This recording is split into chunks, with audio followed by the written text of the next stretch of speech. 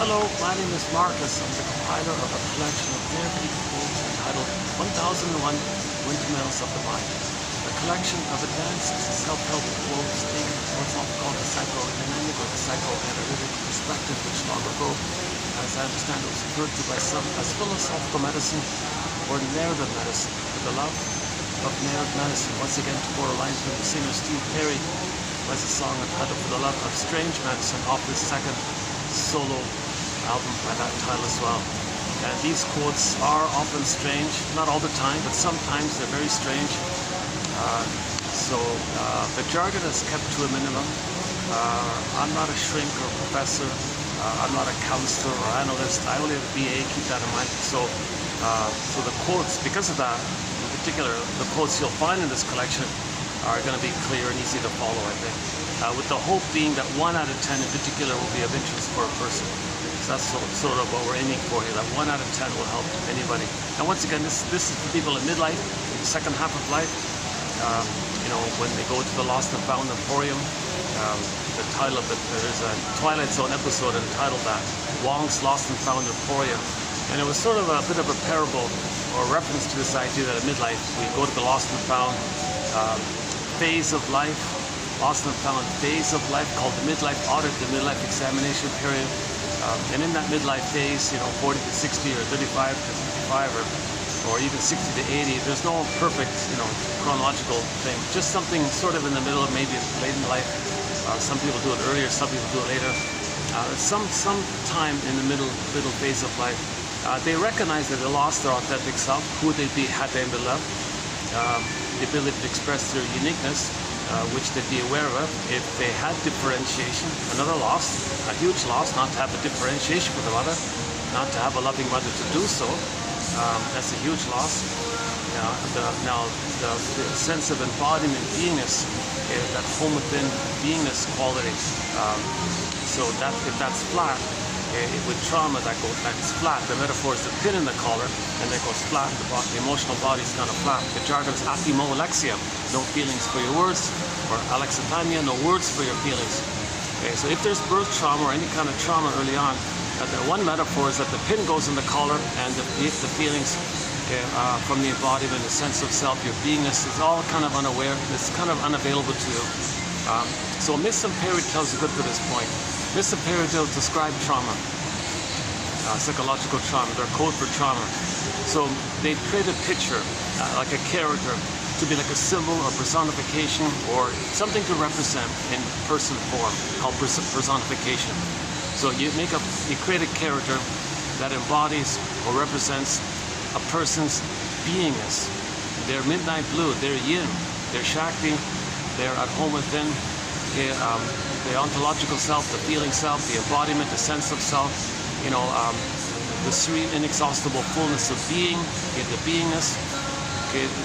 So this beingness and being at home in your body, and there's like a positive feelings by it called the sun.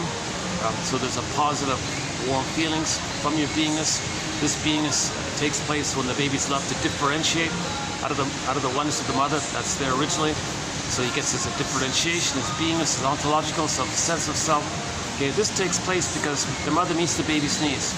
The baby needs to be seen and soothed and accepted. Then he can do those things for himself. He can differentiate when he can do those things for himself. Mother doesn't do those things, he can't be on his own. He's stuck waiting. He's stuck waiting for mother to provide that. And then post that critical time, there's the problem, right? So Massé tells, when they want to talk about the loss of our beingness, due to, for whatever reason, why the mother couldn't meet the baby's needs. She was in pain, she was impaired, she was repeating her past, using the child as a stand-in for her drama and her past with her mother. She might actually shame her own baby to replay how she had been shamed by her mother in her protest with her mother, to tell the world and tell everybody what had happened to her by shaming her own baby, as if to say, that's what happened to me. I'm showing you what happened to me. I'm using the baby as me. I play the shaming mother. I'm telling the world what my mother did to me. So she's in a kind of protest, with the world like this. So she shames her own baby to protest and tell everybody what the mother did to her. Because she's in repetition compulsion. She's repeating what happened to her with the hope that if she protests enough, maybe she'll get corrected. Something will correct. or she's struggling with the mother, so she transfers that to the baby, struggles with the baby, think the baby's the mother. So the baby's needs aren't being met, like the baby's needs aren't being met when there's an old cunning tale going on, where the mother's using the baby as some kind of battle on her end like this. So what does the baby do in that situation? If the baby could speak, it's almost maybe as if the baby would say, "Mother, what are you doing here? Hold the phone. Why are you shaming me? And why do you think I'm your mother? And you're fighting with your mother. I'm not your mother back then. And why are you shaming me, thinking I'm you back then? And you wanna? Does that work, mother? Shaming me? Does that mean you're gonna get healed from your mother? Well, what are you doing here, mother? Are you a little quote-unquote psychotic?" The mother might reply, "I'm sorry, baby. I got this compulsion. I'm in pain. I got to get out of this pain. I got to repeat. So I got to repeat. So you play me crying for love, and I shame you, so that I can repeat what happened to me. And then I'm angry at my mother, so I'll see you as my mother, and I'm angry at you. So I just got to struggle with the mother. It's unresolved business with the mother. I just got to repeat to get out of the pain. So we repeat to try to master the trauma, to undo the trauma, to know the trauma, to process, assimilate the trauma. We're stuck with this kind of pain like this. So sorry, baby. You're right.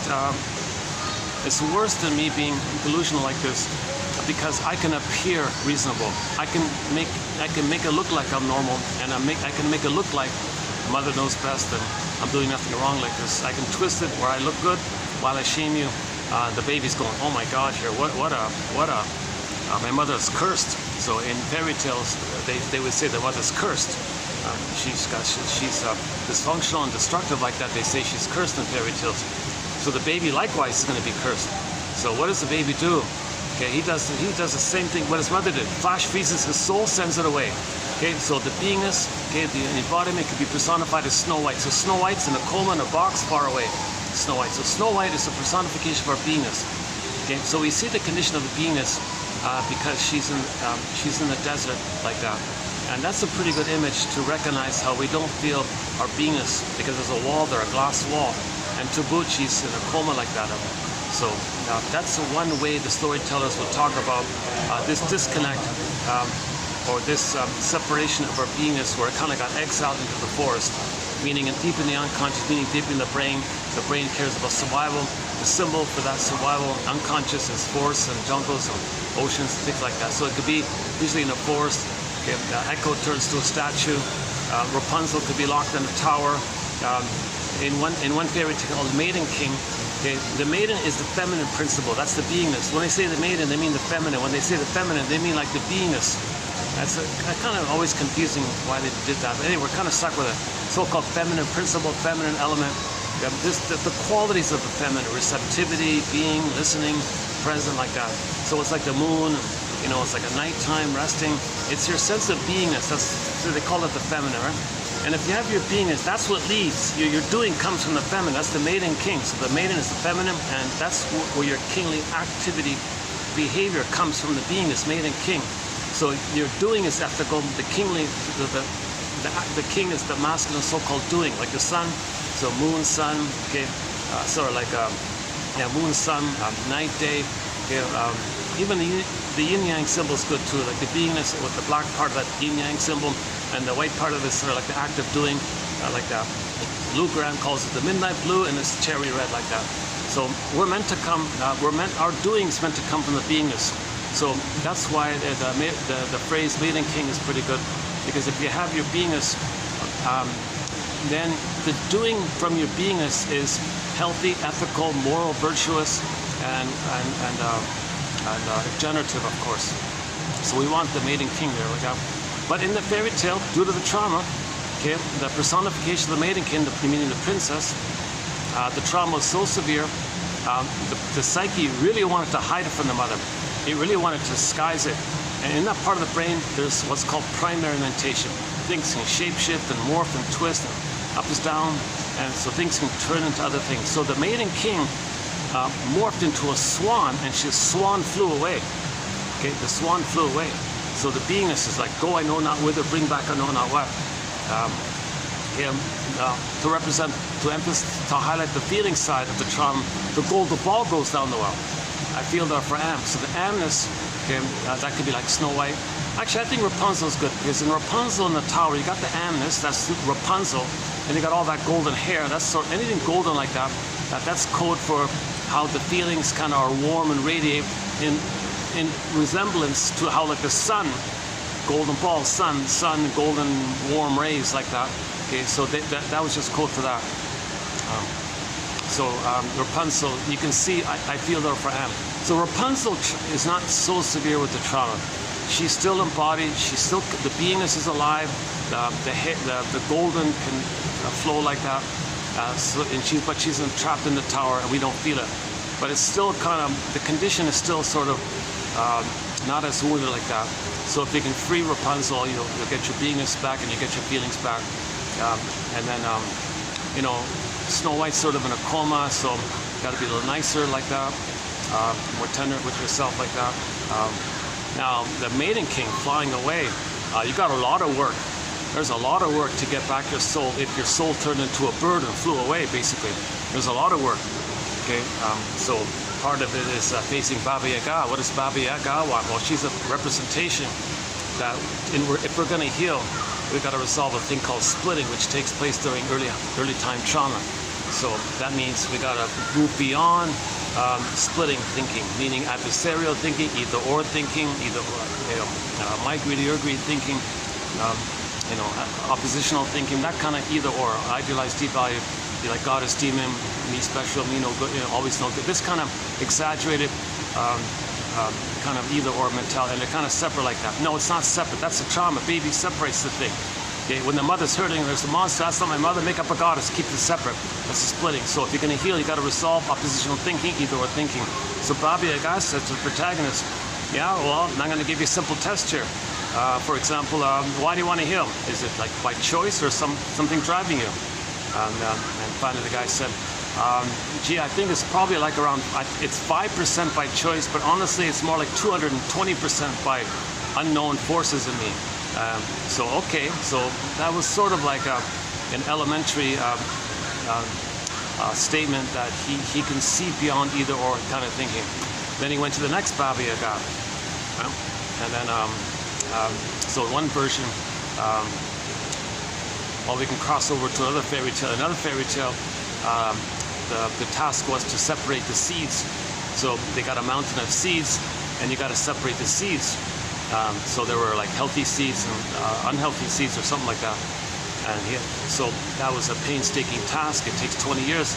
So that's the discipline that we need to discriminate our authentic feelings versus our sham feelings, our defensive feelings, our neurotic pride feelings, our hubris feelings, our entitlement feelings, our egotistical kind of sensations like that. Can you distinguish between authentic feelings from beingness versus any kind of, sensations around your entitlement, your narcissism? That's the sham stuff. So authentic feeling, judgment versus the sham stuff. Can you separate the two? So she had to separate the two, right? Then the other task was to identify defense mechanisms. Okay, meaning just be aware, like just notice what the mind does to make you unaware of the pain of the trauma. So our mind does things to make us unaware of the pain of the trauma. That's psychic pain, emotional pain, to lose our beingness. And feel empty. That's the chasm seen inside out too. That chasm, that painful, empty, abyss-like feeling. It's a terrorizing kind of feeling. So we can't know that. We go in a swoon. We swoon around it, kind of thing. That's one defense mechanism. We go in a kind of trance, disassociative, mild, like hypnotic trance like that.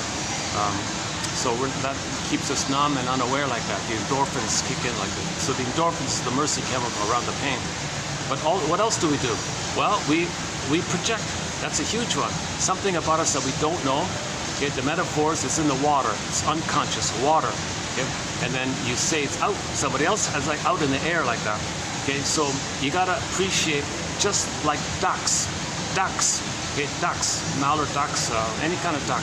They can swim in the water. We know this, right? They can swim in the water. They can walk on the land. They can fly in the air. Okay, that kind of quality we need to learn from the duck. That image is meant to make us to remind us that we live in these two worlds, just like the duck can live in these two worlds: unconscious world and the air world, right? Conscious, unconscious. So we got to do like the duck, live in these two kind of worlds. So when you project, if that's something unknown about you, that's like in the water like that, and you say it's out, someone else has it. Well, that's a mirror to notice with them. So that's living in two worlds like that. Okay, projection is the means of bringing repressed material to contact. We project to not know that it's with them. Something about yourself you don't want to know. It's too painful, too embarrassing. It's just too much to deal with. So you just say someone else is it or has it. Okay, it could be direct, or it could be so-called mote beam. Just someone has like a sliver of it, and you hang your coat on. Oh, they have it. So that's the duck energy. Now, fused in with the duck energy, Baba Yaga said, to be more specific, think about the trickster energy of the rabbit. So she said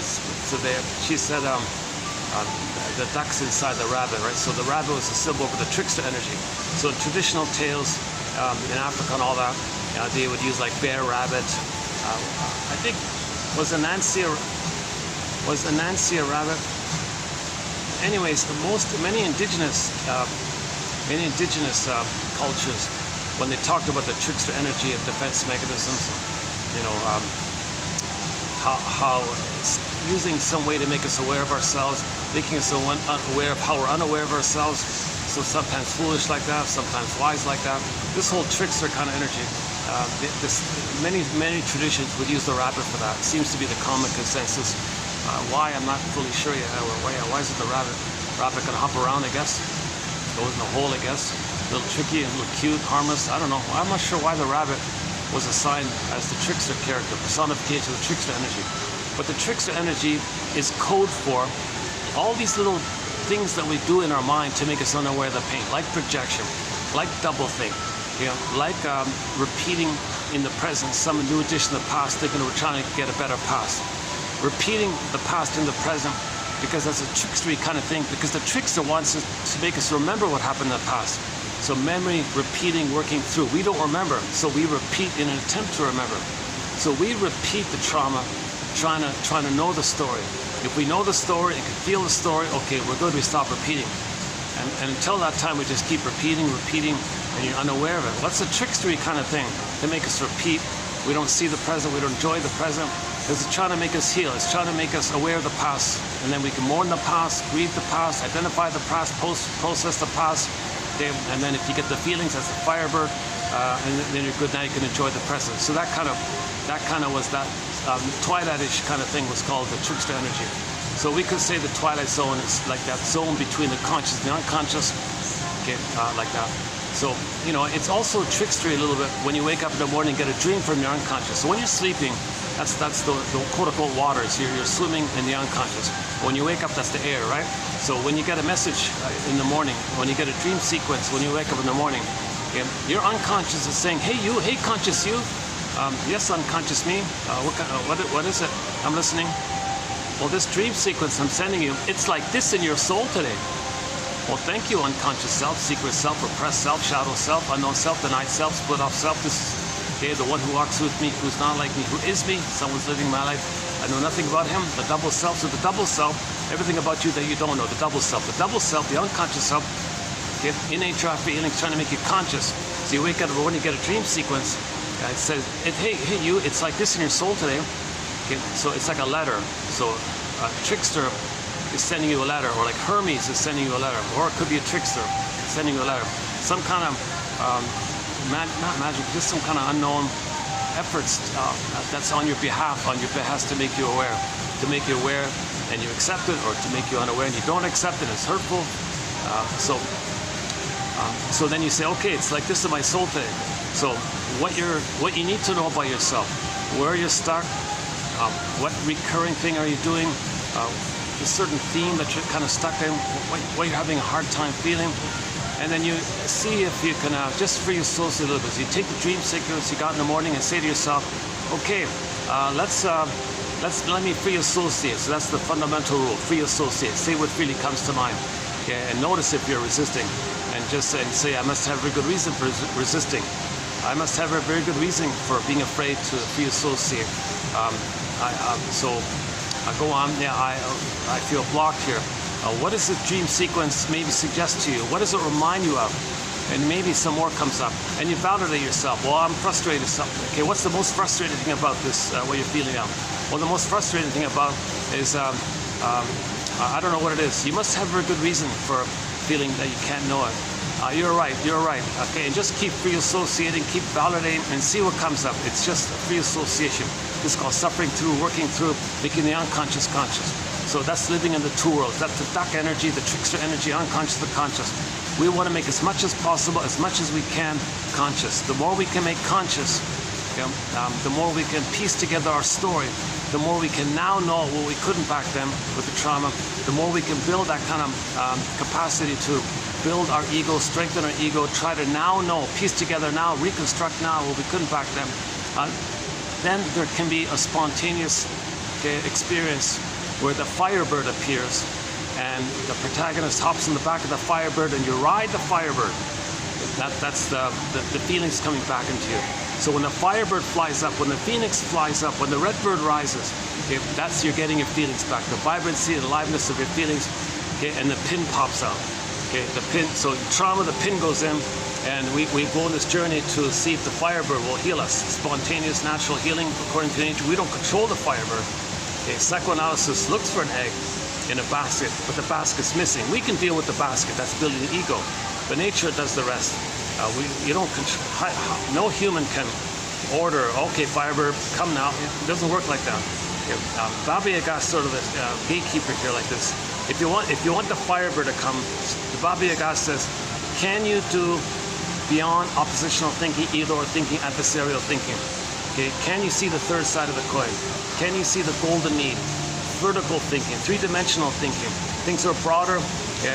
People, like for example, the mother, really didn't love you, but go deeper. Why? Why didn't the mother love the baby? Why did the mother fail the baby? Why did the mother couldn't see the baby's needs and treat the baby as a person? So she was in pain. She was impaired. She was repeating what happened to her. She was in protest mode, or she wanted to repeat what happened to her, so she shamed her own baby to replay how she had been shamed. Or she may have expected the baby to take care of her and comfort her. She had this compulsion to get her needs met, so she parentified the baby. So now she wouldn't do she didn't want to do these things. She's cursed, right? So when a person's neurotic and is harmful to themselves and others, in fairy tales they say it's cursed. Somebody turned it to something like a curse like that.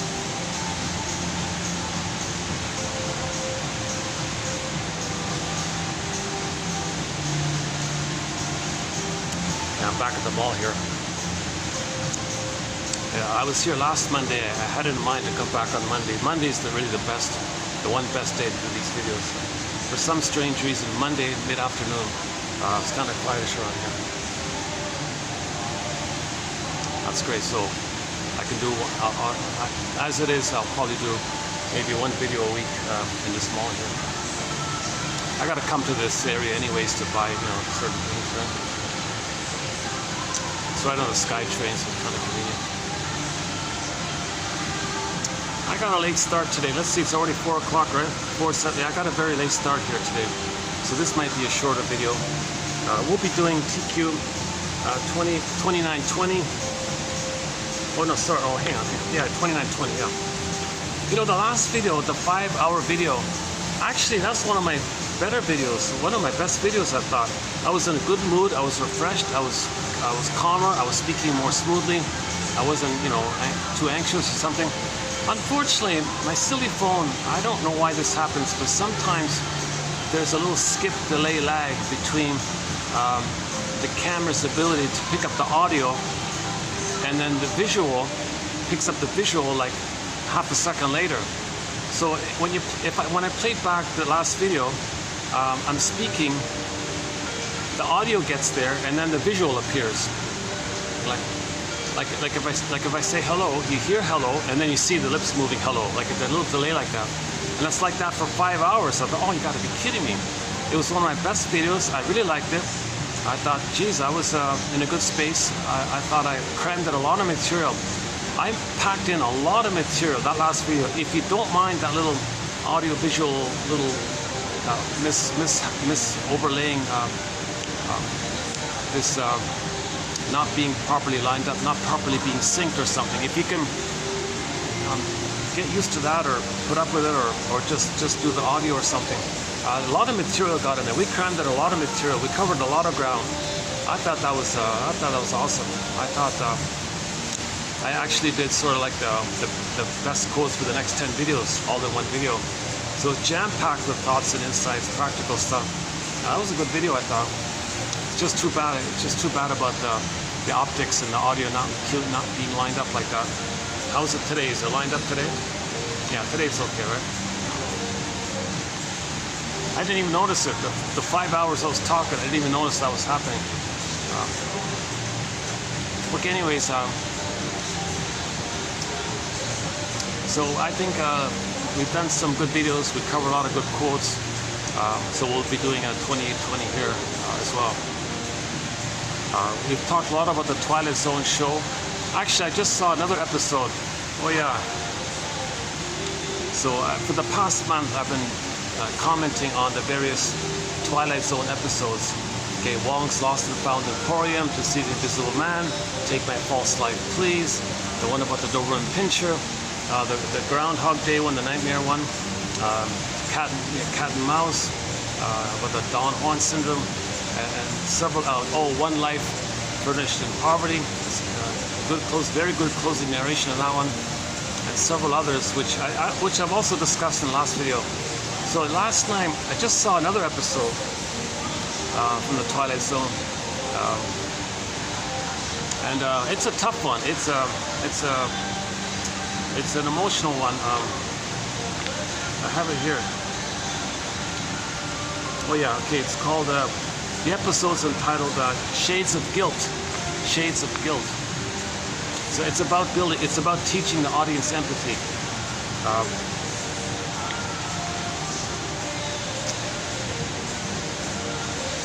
Okay, so the closing narration was, the old saying goes, you don't know a man until you walked a mile in his shoes. Matt McGrady went one better. He got to walk in another man's skin. A simple lesson in compassion, courtesy of the Twilight Zone. And the narrator who was saying this was very emotional about it. I've never seen the narrator be so emotional about it. He was sad and confident, very angry at the same time. It's one of the most emotional episodes. I would put it up there in terms of emotionality with the Doberman Pinscher one. So the Doberman Pinscher one, so the woman had a fantasy that a dog would protect her from the abusive husband. That fantasy got into the man's psyche, and he had a psychotic break, and he saw the dog. It wasn't real. It takes a while to explain all that, but in this one here,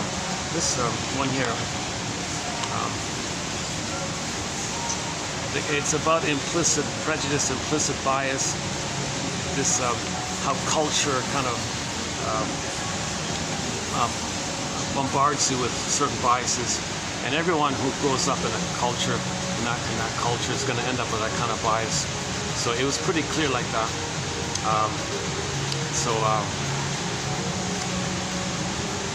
Like the closing narration said, one man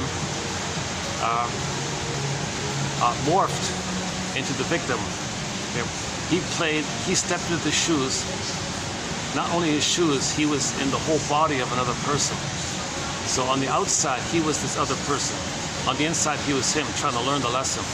And as him playing this other person, he experienced firsthand what it's like for that person to live in a prejudicial society, or racist, whatever you want to call it, right? And then after some time, the key scene presented itself again, and he felt the true empathy. He felt the true empathy of what that man was going through, because he was that man for a few days or something. He was that man. He literally was that man. He was himself inside, but he was going through like no one knew that.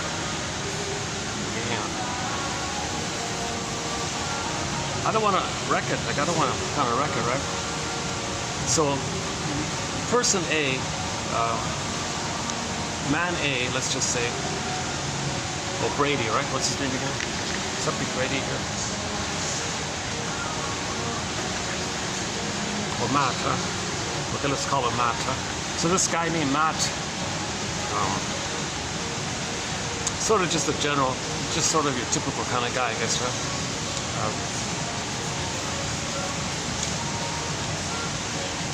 And I don't remember the other guy's name.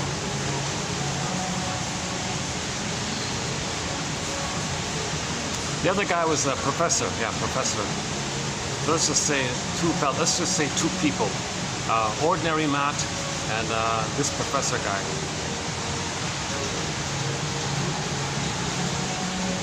But the professor guy had a shade of brown tone of skin, and Matt had a shade of beige tone of skin. That's sort of the issue here. That's what courtesy of the Twilight Zone. A lesson in empathy, a lesson in compassion, a lesson in understanding. They said compassion. It's more like a lesson in empathy. A lesson in empathy, because they say it in there, right? They say it in there that it's about empathy. The old saying goes, "You don't know a man until you walked a mile in his moccasins or his shoes." Okay, so Matt has a shade of beige tone of skin. The professor guy has a shade of brown tone of skin. Okay, so because of Matt's implicit kind of prejudice, the professor experienced an unspeakable, unbelievable crime was inflicted on him, and Matt could have easily saved him. He easily could have helped him, but he saw his skin tone and kind of was a little, you know, just I'd jump to conclusions by that. If the person had a shade of beige tone of skin, Matt easily would have helped him quickly. But he had a shade of brown tone of skin, he panicked and ran away kind of thing. And because he ran away, the professor, unbelievable. It's so sad. There's a real illness that goes on. If you got gangs, like these violent gangs going around with nothing to do. But it's more than that. It's way beyond that. It's Jesus Christ. So the newspaper said, you know, the hate crime of the year, something like that. So the professor experienced one of the greatest hate crimes of the year, kind of thing. Anyways, but this Matt guy, as he was driving away, kind of thing, and didn't help the professor, he had pangs of guilt about it. There was something about him that it felt wrong. He didn't know what it was. Remember the seeds? Remember the seeds? Okay, in the fairy tale, in the soul healing process, we need to spend time distinguishing our feeling judgment versus our neurotic, prejudicial thought judgment. He picked the wrong seed, clearly. It was pretty clear. Despite the context and despite all things, you want to trust your true seeds, your true seed feeling. He didn't, because the culture, society makes people unaware of the true seeds. They put the pin in the collar so you don't know your feelings.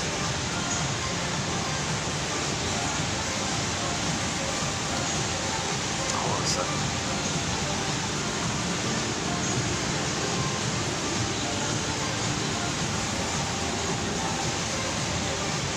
It's okay.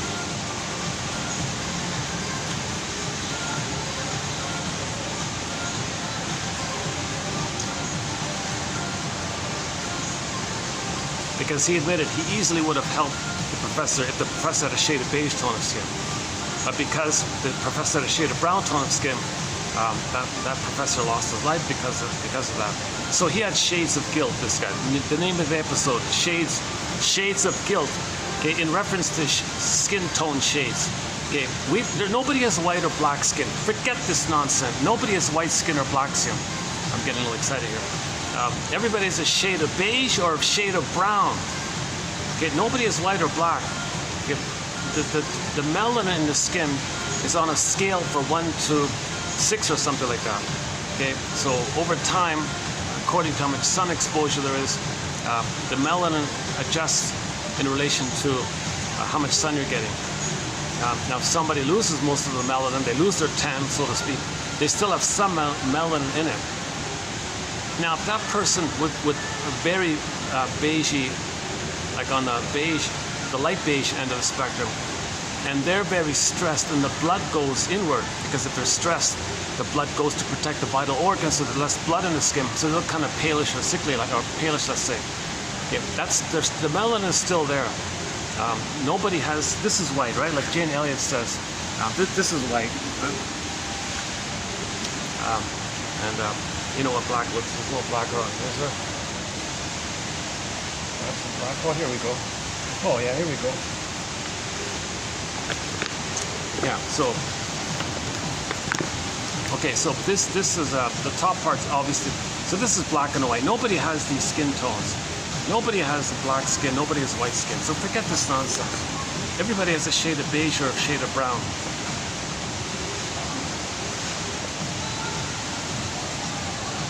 So interesting, I just thought of that. I just realized that. The episode's called Shades of Guilt. Shades of Guilt. So skin tone shades. We all have a shade of melanin, quantity of melanin. So just keep that in mind. We're all from the same hominid. Just some of us lost the time over a period of time in the colder places with less sun.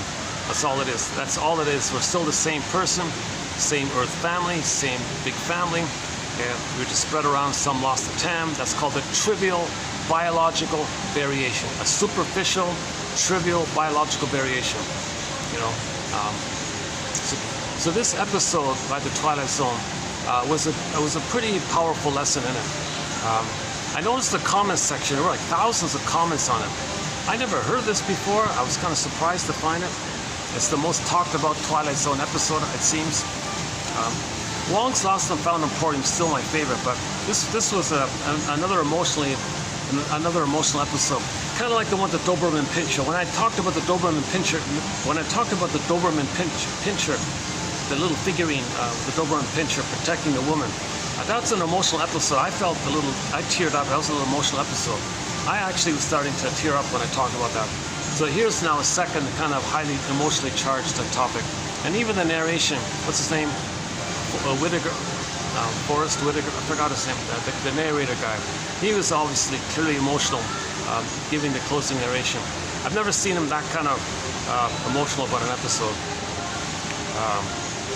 It hit home for him on a personal level. So, okay, so let's back up here. So because of Matt's cultural conditioning to keep the pin in the collar and make you unaware of the proper feeling seed, the proper feeling judgment, he went to the false cultural society, stereotypical kind of thing. But deep inside, his feelings told him, but he pushed it down. The numb was it, but it was trying to come up. So shades of guilt kind of thing. He betrayed himself. He betrayed the fellow, of course.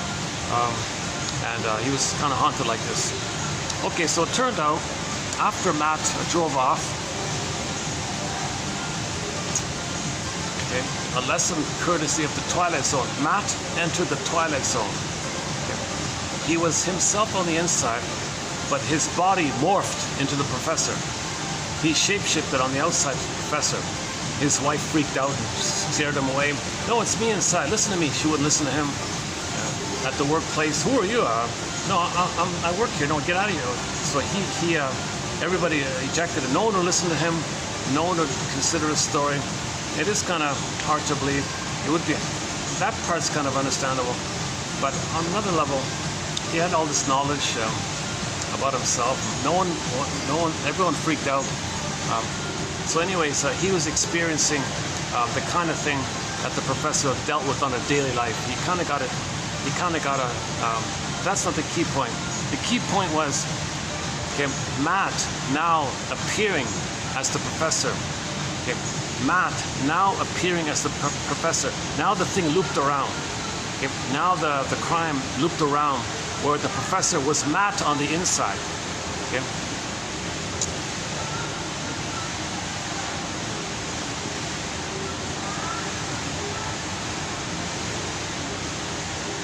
Okay, and then the victim was Matt on the outside, and maybe the professor on the inside or something. Oh, hang on. Wait a sec. When they did the loop around, okay, Okay, oh I see, they flipped it. Okay, when they did the loop around, it flipped. He got to revisit that key scene, but this time in the second go around, he had the experience of living in that man's life, kind of thing. Oh, hang on, wait a sec. They did a little flip. They had to do a subtle little switch around. Hold on a sec.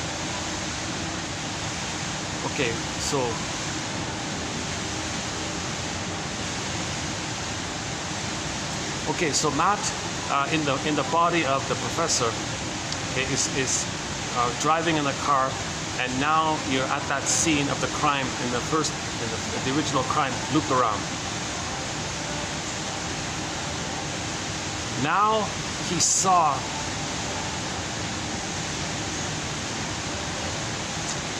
his body on the outside about to be the victim. But then I think at that moment it kind of flipped. Now they switched body switch kind of. Now he's back into himself. Now he's got a second chance. So he can now just do what he did before and drive off, and the professor would die again. But he had the experience that it would have been himself who died. So he started to drive off and backed up and picked him up, and the professor said, "Well, thank you. Oh my God, what changed your mind?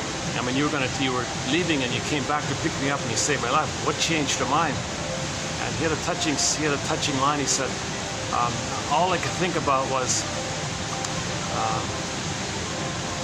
that might have been me. That could have been me." Because he was him for a few days or whatever.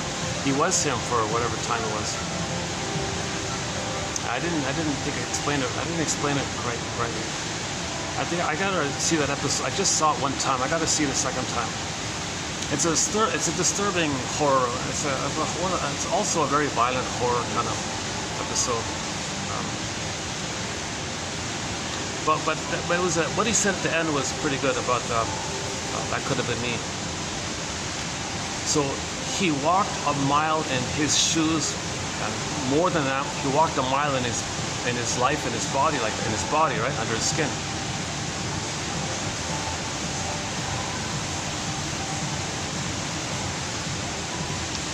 A lesson in empathy, courtesy of the Twilight Zone.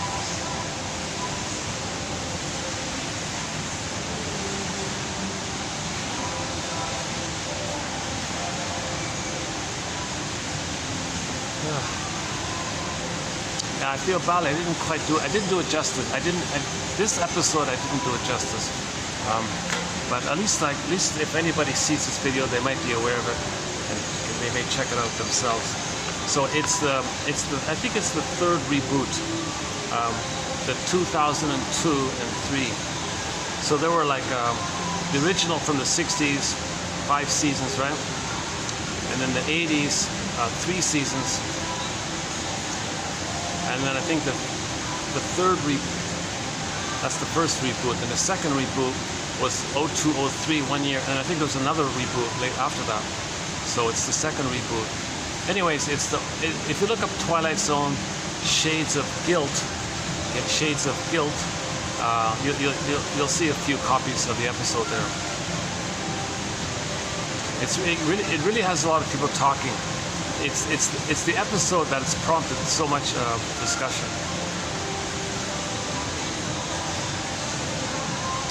I think it's the seed issue. I think the society makes people choose their narcissistic judgment, their hubris judgment, their false judgment, their prejudicial judgment, their brainwashing propaganda judgment. They're making these judgments based on the social brainwashing like that. And that's keeping the pin in. And Robert Bly says the purpose of society and culture and schooling is to keep the pin in. So in the healing journey, Baba Yaga said, all right, here's a mountain of seeds. You got to discern the seeds. You got to discern the two kinds of seeds. Little moments that represent feeling judgments versus the sham stuff based on defensive pride or whatever, based on what you learn that's against your feelings. So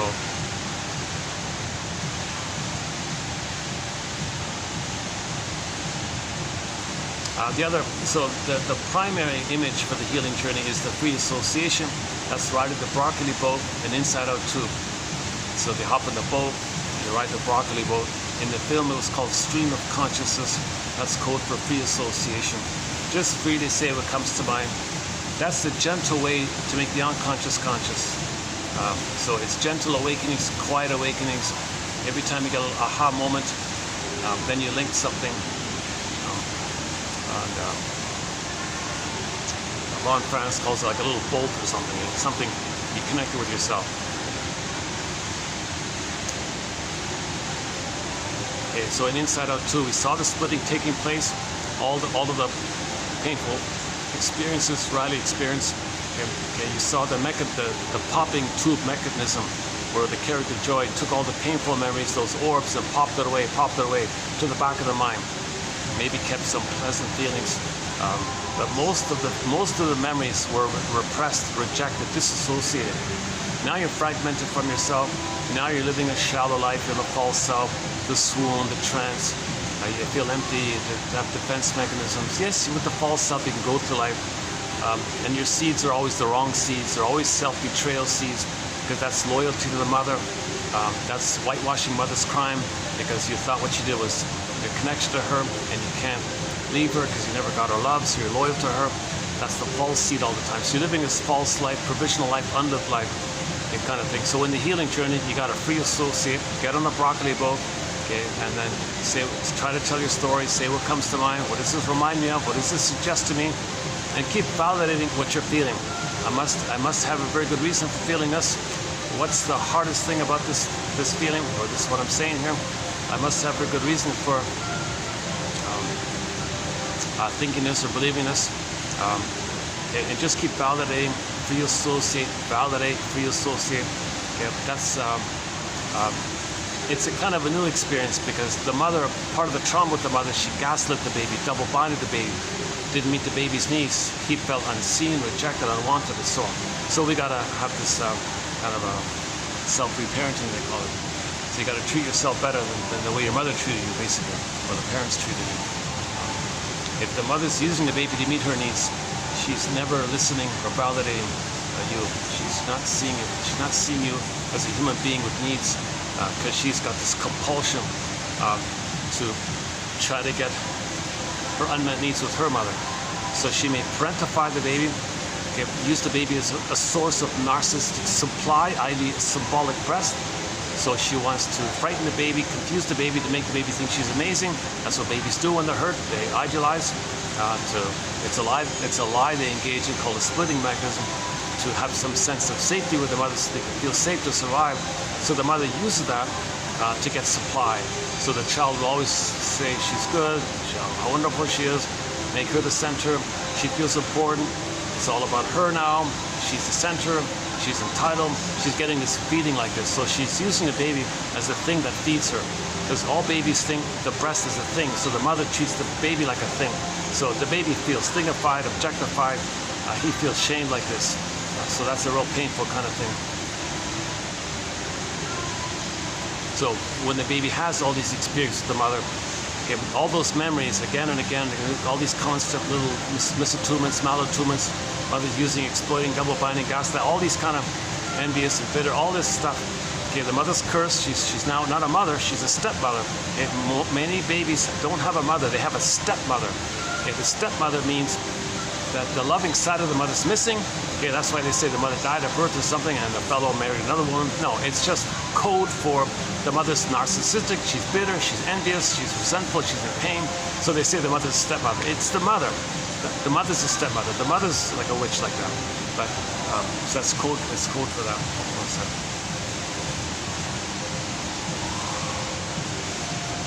Let's let these people pass by.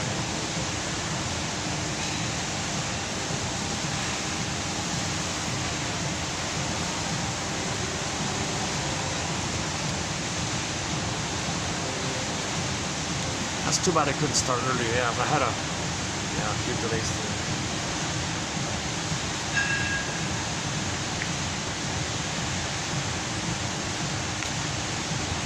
Okay, I'm feeling a little absent-minded here today. Okay, let's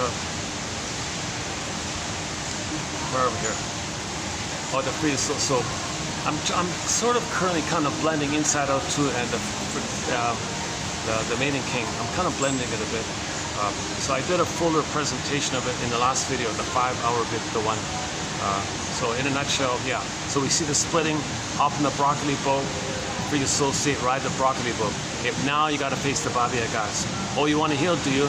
Well, the ability for the feelings to come back is your capacity to see the two sides of a coin. Okay, something that holds the opposite, holds the tension of the opposites. Okay, something that is not either or, something that's inclusive of both sides. It's a both and situation. So Baba Yaga says, well, the Firebird's not going to come unless you do both and. Can you show both and? Okay, so the simple test was, yeah. So why do you want to heal? Are you choosing to heal, or is this something unknown to you that's trying to make you heal? So he said, oh no, I choose to heal 5%, but there's some kind of push in me that I'm not aware of, and that's like 225%. Okay, so that if it's like honest, if you're kind of honest about yourself, that shows, if you show some kind of awareness of honesty about yourself, that's going to reflect something. Okay, that's both and. So that kind of answer is just an example of both and. Okay, then he went to the next Baba Yaga. Okay, so that's the practice of identifying the trickster defense mechanisms like projection, okay, double think, translogic, okay, double think,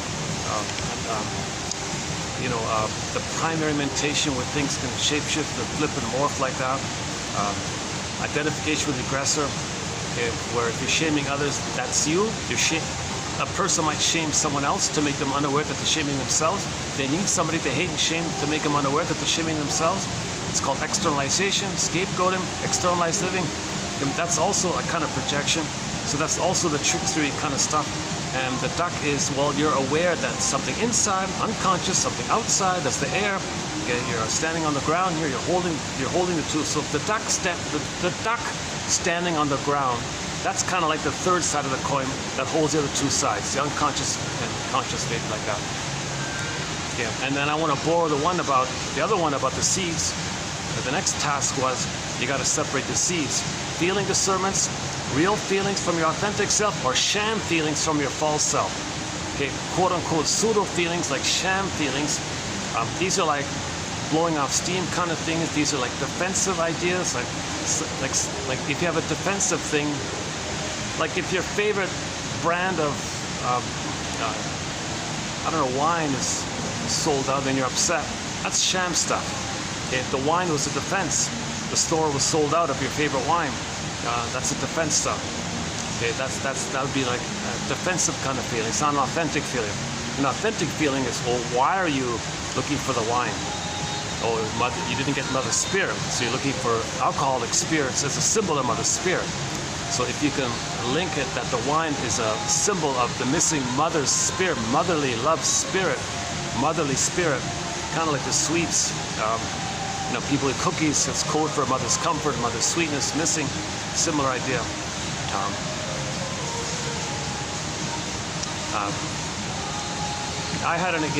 In the last video, I had a moment where I chose the wrong seat.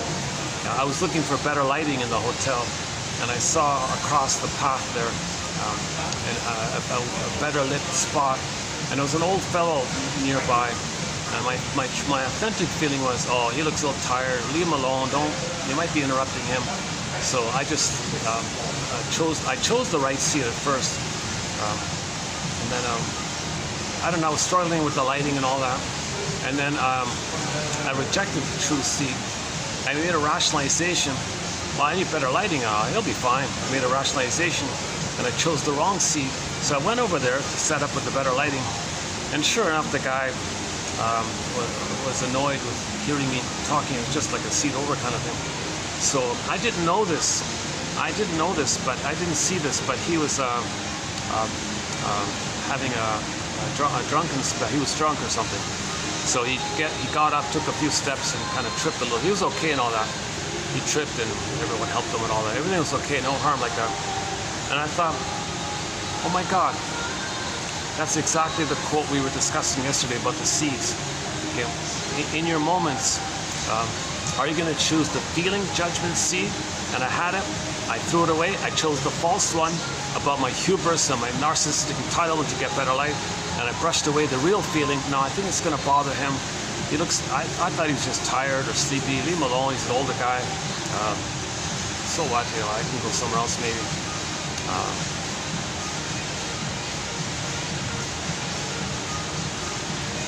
He turned out to be a very hardy kind of fellow. It was nothing for him. Everything was okay like that. But you know, you never know, right? Like, what if he did hurt himself or something? I would have a lot of shades of guilt. I had some shades of guilt when he tripped like that, you know, because I betrayed my authentic seed feeling, like the guy in the Twilight Zone Shades of Guilt episode. He betrayed his true feeling, and it bothered him, it haunted him like that. And he was trying to tell people about it. They told him, "What's wrong with you? Get over it."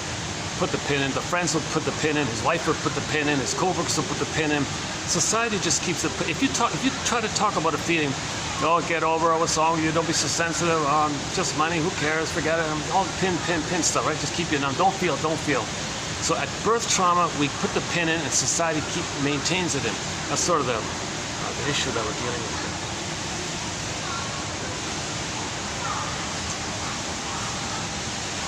Hopefully I know it's noisy overhead. Hopefully you're hearing me okay this time around.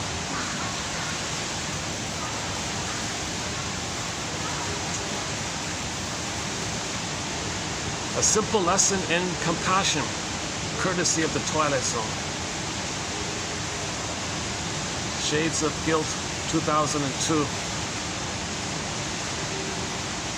Just ran for 1 year, I think.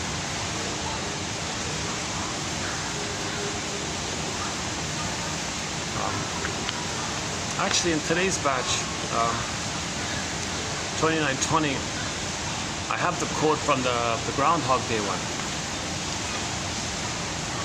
So why don't we jump over to the other Twilight Zone issue?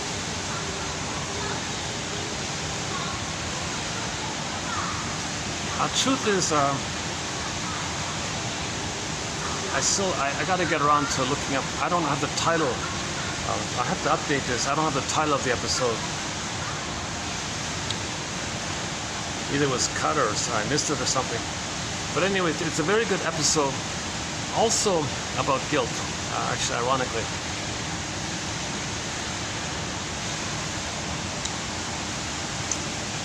They condensed two common family dynamics and put it in one. Okay, so it's about a dysfunctional couple. Okay, the mother was like a stepmother type. Okay. And the father was, you know, kind of, he was sort of around, but not too active or something. So they had a kid. The first kid was a daughter. Now the daughter was being abused by his mother. So he was terrorized by his mother. He desperately wanted the connection to the father to be a source of protection from the abusive mother. So the daughter had a connection with the father. Of course, the father cannot meet the needs that the mother's supposed to meet, so she's disappointed like that. But at least with the connection with the father, she feels some kind of sense of safety from the mother. So she really depended on the ongoing connection with the father, at least for the sense of protection. Because if the father weren't around, she'd be openly exposed to mother's emotional abuse, psychological abuse, etc. Okay, so that was the setup, right? And then the second kid came on the scene, a little boy. And when the little boy came on the scene, the daughter was scared that his presence would break the bond between her and the father. So she didn't want him around. She said, "I don't want you around, little son. Get out of here. I don't want you here. Get out of here. I'm in survival here. And you might interrupt the bond with my father, and my mother's going to eat me in her fantasy." So she was terrorized, and she really hated her younger brother, didn't want him around. So it's kind of like, geez, did that little boy do anything wrong, really? He didn't do anything wrong, right? He was born, and the sister hated him and rejected him, didn't want him around. it made the son feel like, did he do something wrong? Is he guilty? What did he do wrong? So he felt he did something wrong, but has no clue. For the life of him, he has no clue what he did wrong. But that's in his memory. Okay, turn the page. The other one is, the other case scenario is,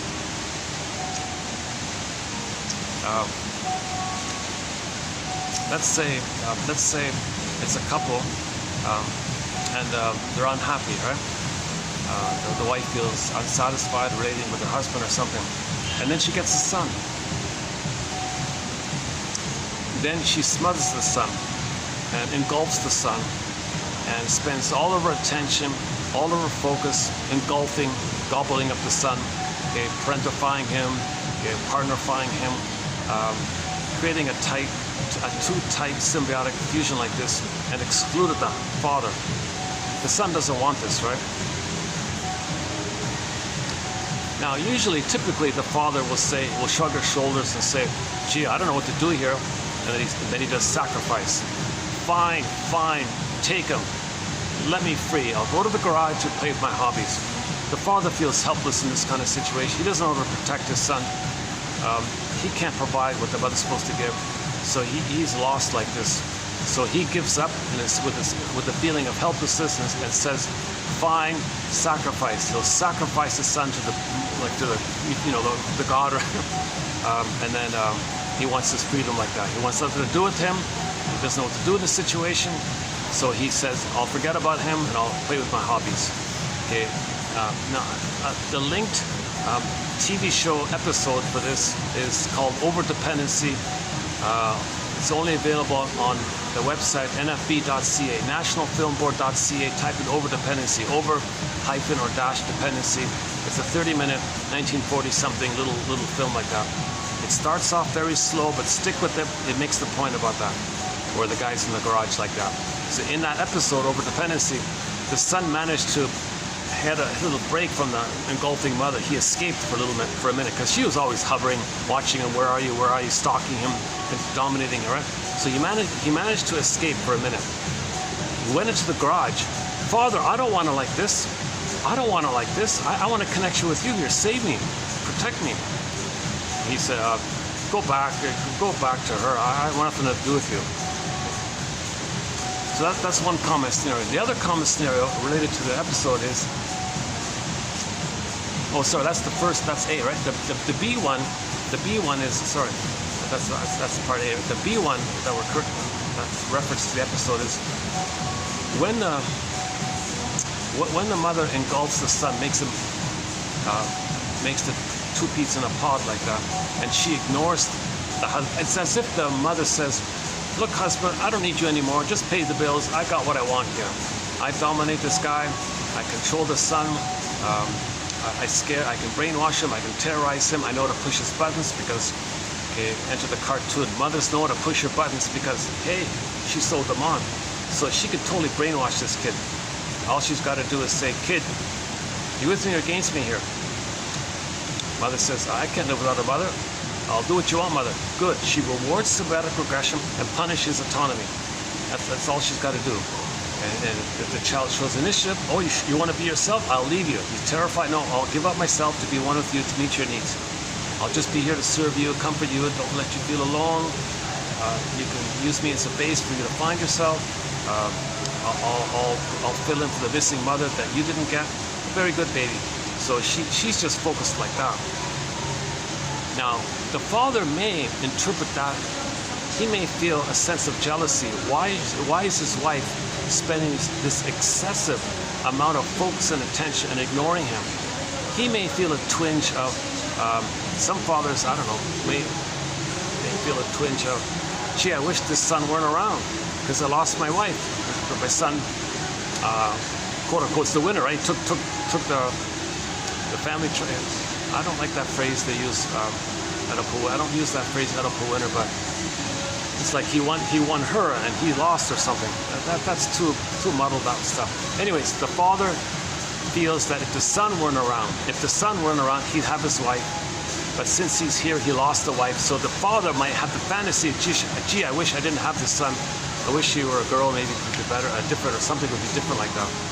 So this poor son, in this second scenario, did he do anything wrong? When this son came on the scene and the father didn't want him around, did he do anything wrong? No, of course not. No, of course not. But the son believes he's guilty. The son thinks he committed some kind of crime. He did something wrong. He's at fault. He's wrong. He's defective.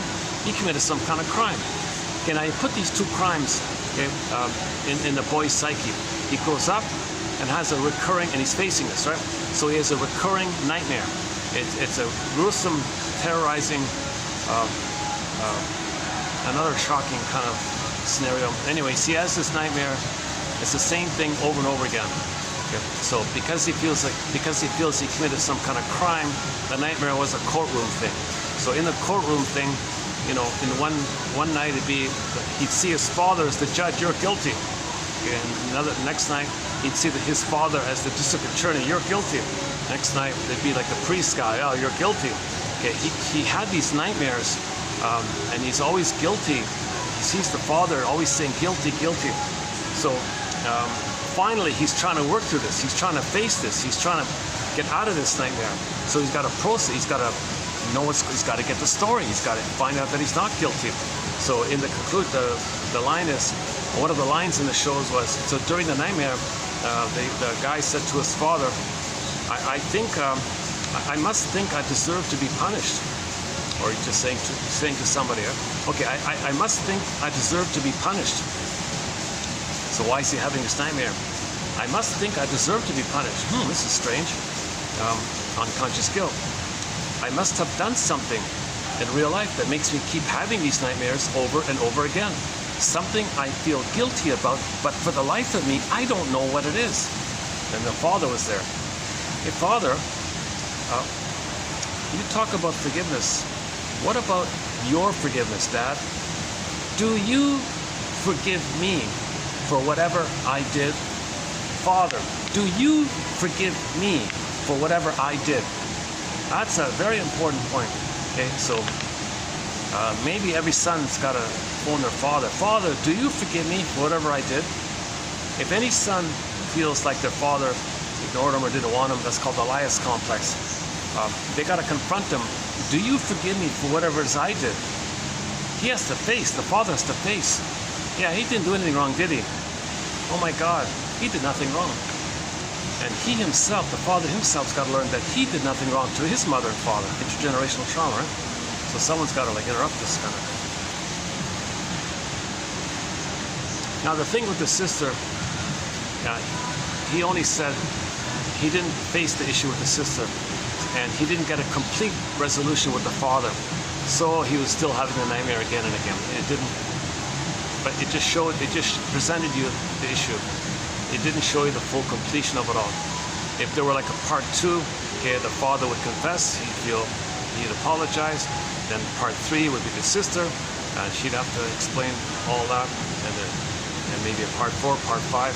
It'd be an ongoing issue where in the dream he's got to confront. Come on, sister, tell me the truth. I did something guilty here. You didn't want me around. You rejected me. I feel defective and guilty. I feel unwanted. I feel like I did something wrong. I don't know, what did I do wrong? Sister's got to say, well, you were born. That's what you did. Whoa, that's pretty intense, sister. How was that wrong that I was here? Then she would explain. Okay, I'm sorry. I thought you might take my father away, and if you took father away from me, I'd be exposed to the wicked stepmother, and she'd eat me. So I was in survival mode. Wow. Okay. So you gotta work through this kind of stuff, right? It's called working through, suffering through process. Memory, repeating, working through.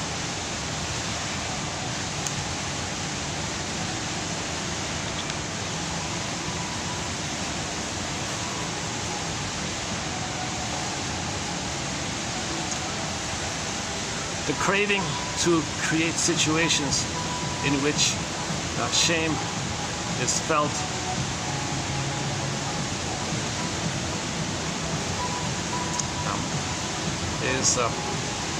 can be described as the repetition compulsion to conjure up again and again a traumatic situation that had not been overcome. Again, the craving to create nightmares in which guilt is felt. Okay? can be described as the repetition compulsion to conjure up again and again a traumatic situation that had not been overcome. Repetition compulsion, okay, is some kind of drive to return what has not been resolved or worked through satisfactorily. Okay, we create experiences through which, so we create this. Okay, the process of, so we're trying to integrate, okay, the positive intentions, we're trying to integrate unrepresented elements and transform the repetition into a story. Okay, there's a good one. We want to transform the repetition into a story. Story medicine. You can make the story, get the story, like from the father, from the sister, get the story, you don't repeat. We don't remember, so we repeat. If we remember, i.e. you get the story, you stop repeating. So there's two positive intentions here with repetition compulsion. It's dysfunctional, we don't enjoy the present. It's neurotic, we don't enjoy the present. We recreate in the present a new dish of the past. That's highly neurotic. Seeing others as in the present, you see others as you and shame them the way you recreate what happened to you in the past. Highly neurotic. Or in the present, you find others who reject you because your mother rejected you. Or if you become the rejecting mother, you find others to play you and you reject them. Highly neurotic. You're not enjoying the present.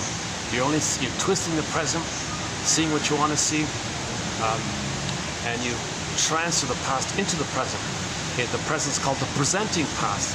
So in the present, it's just still the past, or a new replay of the past. That's highly neurotic.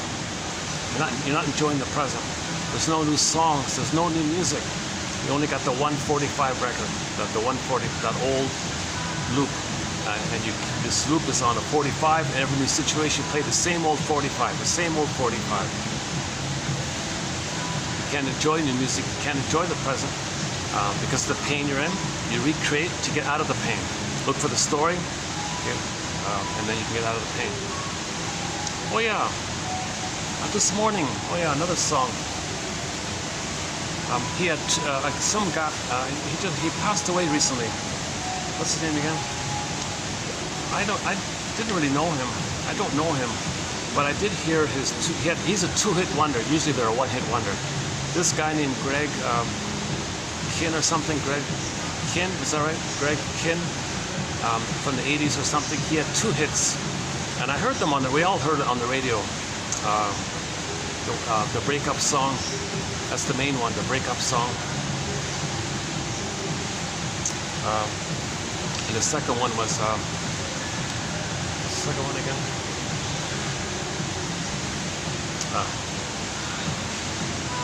Okay, never mind the second. The second one was sort of a minor hit. You know, in a way you could say sort of a one-hit wonder. It's called the breakup song.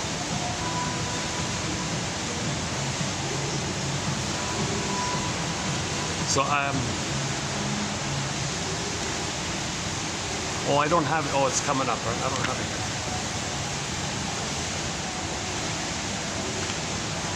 Oh, wait a minute. Do I have it here? Oh, no, it's coming up. Oh, I don't have it yet. Oh, I just found it this morning.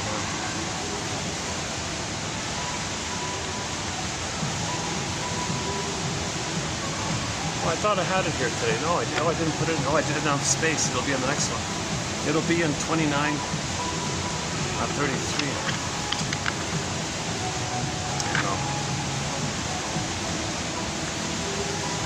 I want to comment on that song because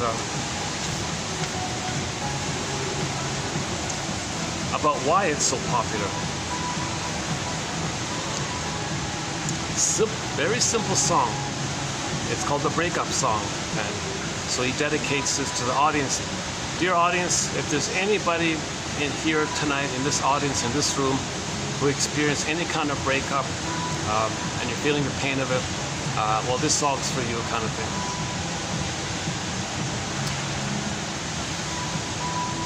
So he acknowledges that when there's a breakup, we may feel what's called derealization. So there was a breakup, and he felt like, what is this all around me? So derealization is a kind of disassociation. You're triggered of all the pain. You're triggered that you lost your mother. So when you lose the partner, it's kind of like the baby losing their mother. He's spaced out. That the environment's derealized. Doesn't think the environment's real. Depersonalized means he doesn't feel himself real. Derealized means you're okay with yourself, but you just think the environment's not real. So he said in the breakup song, maybe you feel derealization. Dear audience, maybe when there's a breakup, did you feel derealization? Like in the lyrics here?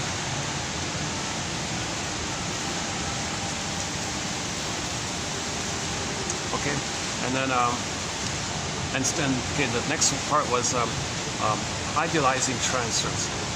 So because he was madly in love with the girl, and they heard the song on the radio, oh, that song, that's an amazing song, that's an amazing song. Oh, they don't make those songs anymore. Oh, that's an amazing song. Okay, he was talking about the girl. So he transferred his idealized, like for the baby, the mother's the world, right? So this girlfriend was the world for him because he didn't get the mother. So he was looking for the world through the girl. So he had her for a while. So this girlfriend was the world.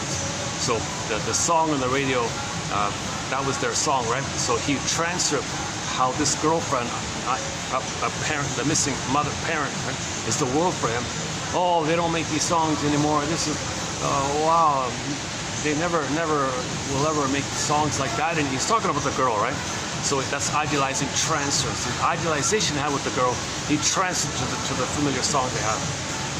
And then the next part was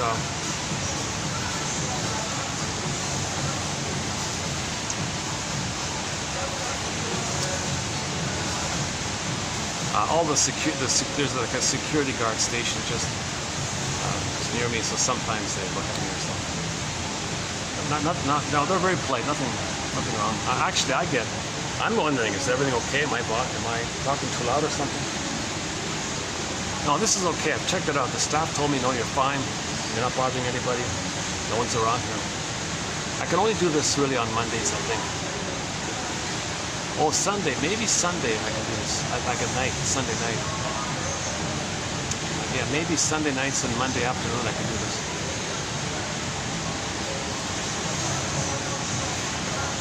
So yeah, otherwise there's too many people in the workplace.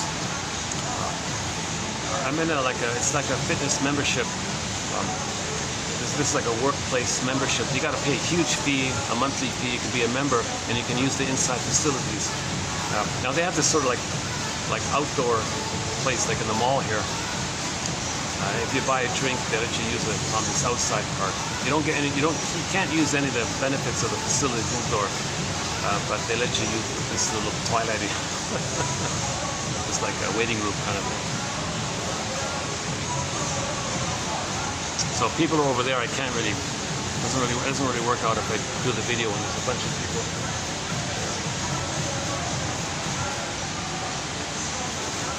But yeah, nice, interesting option if you don't have an office. Be a member of one of these kind of things.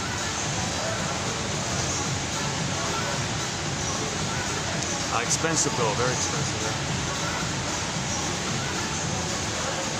I imagine a person could maybe, with the monthly fee here, actually upgrade their apartment, like double their apartment or something.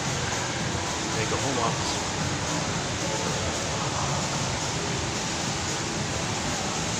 Okay, where were we just now? Oh, the song, yeah, okay. Greg Kinn. I didn't even know his name really. I heard that song on the radio a million times, the breakup song. That's what it's called, the breakup song or breakup song, something like that. Okay, so he talks about when you break up, you might be like stunned, like right? So that's a triggering. Okay, that when the person broke up with the girl, for him the girl was the world, i.e. the prototype is the mother was the world for the baby. Now when the baby lost the mother, Mr. Toon, she was a wicked witch. Okay, he couldn't run, he couldn't fight with the mother. All he had left was to escape in the mind or think the environment's unreal, think he's unreal, called disassociation. He went into a swoon in a trance like that. Okay, so that's the prototype. So when he felt in the present, when the girl said goodbye to him, and he felt that stuff, that's for him to know how he felt originally in the nursery. we recreate together story. See, he repeated it, he recreated it. He found a woman who would abandon him the way his mother abandoned him. So he found a woman who was just like his mother. A little while later, she abandoned him. That's why he chose her, because he reminded her of the mother, brought up the blissful feelings of one with the mother. So he was in a blissful state, thinking the girlfriend was a goddess. She was everything. You're my first, you're my last, you're my everything, sings Barry White. Okay, that's the transfer of that for the baby to the breast mother. The breast mother for the baby is everything, the world like that. So he recreated, he looked for the world, he briefly found it, it was in this honeymoon kind of phase like that. So she left him, and then he felt derealization. He said something about on the dance floor, he said everything's like a blur like that. Like this, the dancers are passing him by, time stands still, he's like a deer caught in the headlights, a little stunned like that. So that's the first part. Yeah, and then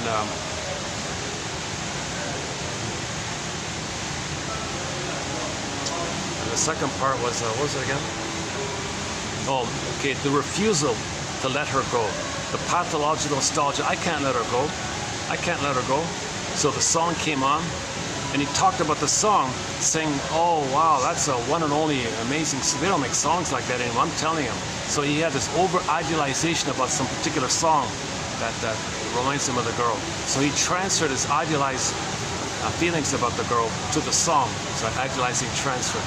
So he's still in denial. He's still in denial of the loss. Yeah. Then came the moan. Then came the moan. Now in the song, here's my theory why this song is so popular. In the song, he makes a moaning sound. He does like a little melodic moaning sound. How does it go again? Oh my God, I forgot the song already. If you hear the song, you'll hear him making like a moaning sound. My girl left me just 1 hour ago. Oh no, oh no, oh. He makes some kind of moaning, groaning, moaning kind of sound. And I think that's the appeal of the song. The audience can say, oh, moan, moan, moan, or something like that. So they were feeling some visceral feelings related to the moan. Okay, so in Twilight Zone, you got someday, moan day. So that's like the moan day. Okay, someday, moan day, doomsday, wound day, thorn day, free day, shatter day. That's a different Twilight Zone episode called Shatter Day. So now you got the moan. So the moaning sound. I forgot the melody. Oh my God.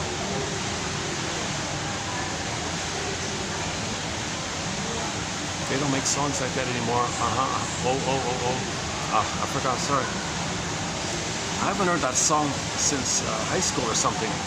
And suddenly I just heard it this morning, so I forgot him. Otherwise, he's just a very, he's not, he's just a regular kind of maybe like a bit of a puer, like a Peter Pan kind of, typical Peter Pan kind of fellow, just didn't really mature or something like that. Not the most mature kind of guy like that. But his youthful kind of enthusiasm was appealing. But I think it's a one-hit wonder because we can relate to when there's a loss, there may be a sense of derealization. Okay, two, idealizing transfer. She's so amazing. I'm gonna miss her.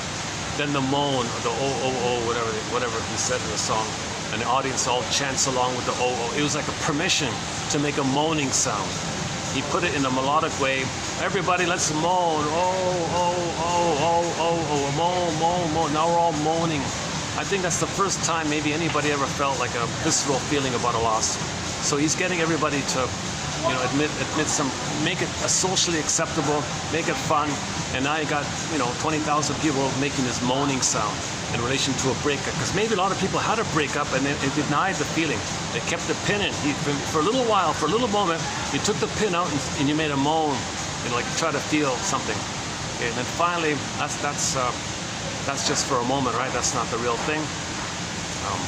That's like a wish or something. You wish you could really moan. So maybe it touches on that. And then part 4 was, denial. Denial. They can't face it. They can't feel the true moan. They can't feel the wound. So next was denial. Okay, he ran for the booze, right? So he put himself in a hypnotic trance, or he self-medicated. Either way, two theories. One theory is he self-medicated using the booze.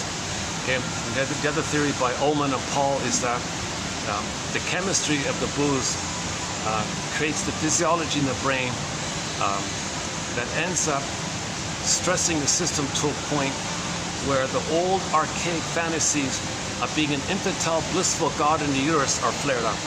So when you take the booze, you're bringing up fantasy. Booze is about fantasies, he said. So you bring up the old fantasies that we had once upon a time in the uterus, where we were a king and a god in a blissful, powerful state called the megalomaniacal self, or infantile megalomania, the glorified, idealized self. So all babies think they're gods and kings in the uterus. Babies have this belief in the mind that they're gods. That's a memory. Okay, the booze stresses you to flip up those memories. Now you're feeling all important. So if you feel like an important God, all powerful and self-sufficient, autocratic, and you're a blissful feeling, then that's a defense against the pain of the loss. So either way, he took the booze to quote unquote medicate, to numb, or to bring up the fantasy that you're a little God. So two versions of it.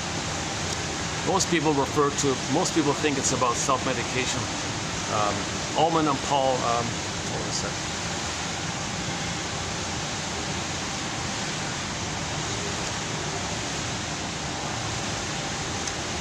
Okay, oh, they're gonna sit right beside me? Oh, Jesus. Ah, there's some characters that are gonna sit right. Ah, they're nice. Okay, I might have to move here, let's see. Unless they're just looking at the place.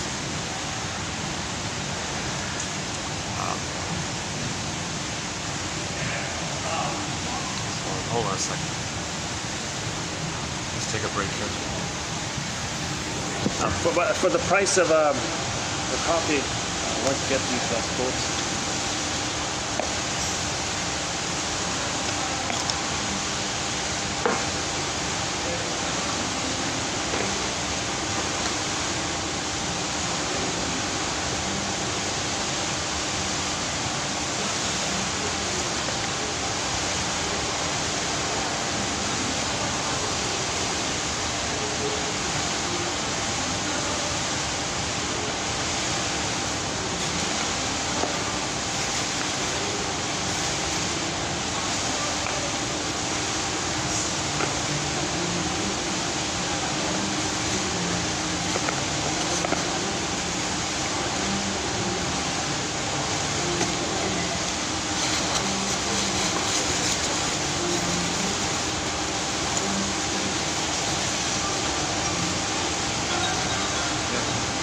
Get some juice here. Hold on a second.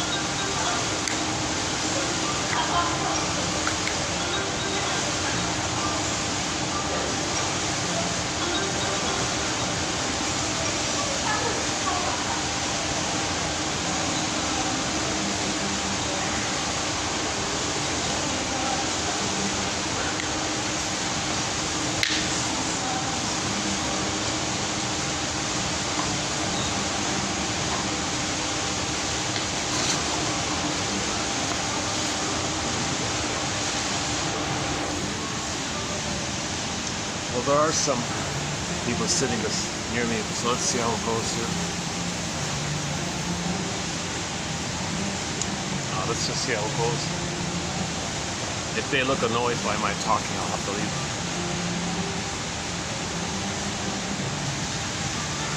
Yeah, okay, so it's a short, simple little song. It's a big hit called The Breakup Song by Greg Kihn, right? He just passed away a couple of months ago, age of 75. It looked like he lived a typical party life. They said he never grew up. He was a little kid. He was a DJ for a few decades or something. It seemed like he was mostly a DJ for some music show or a radio program.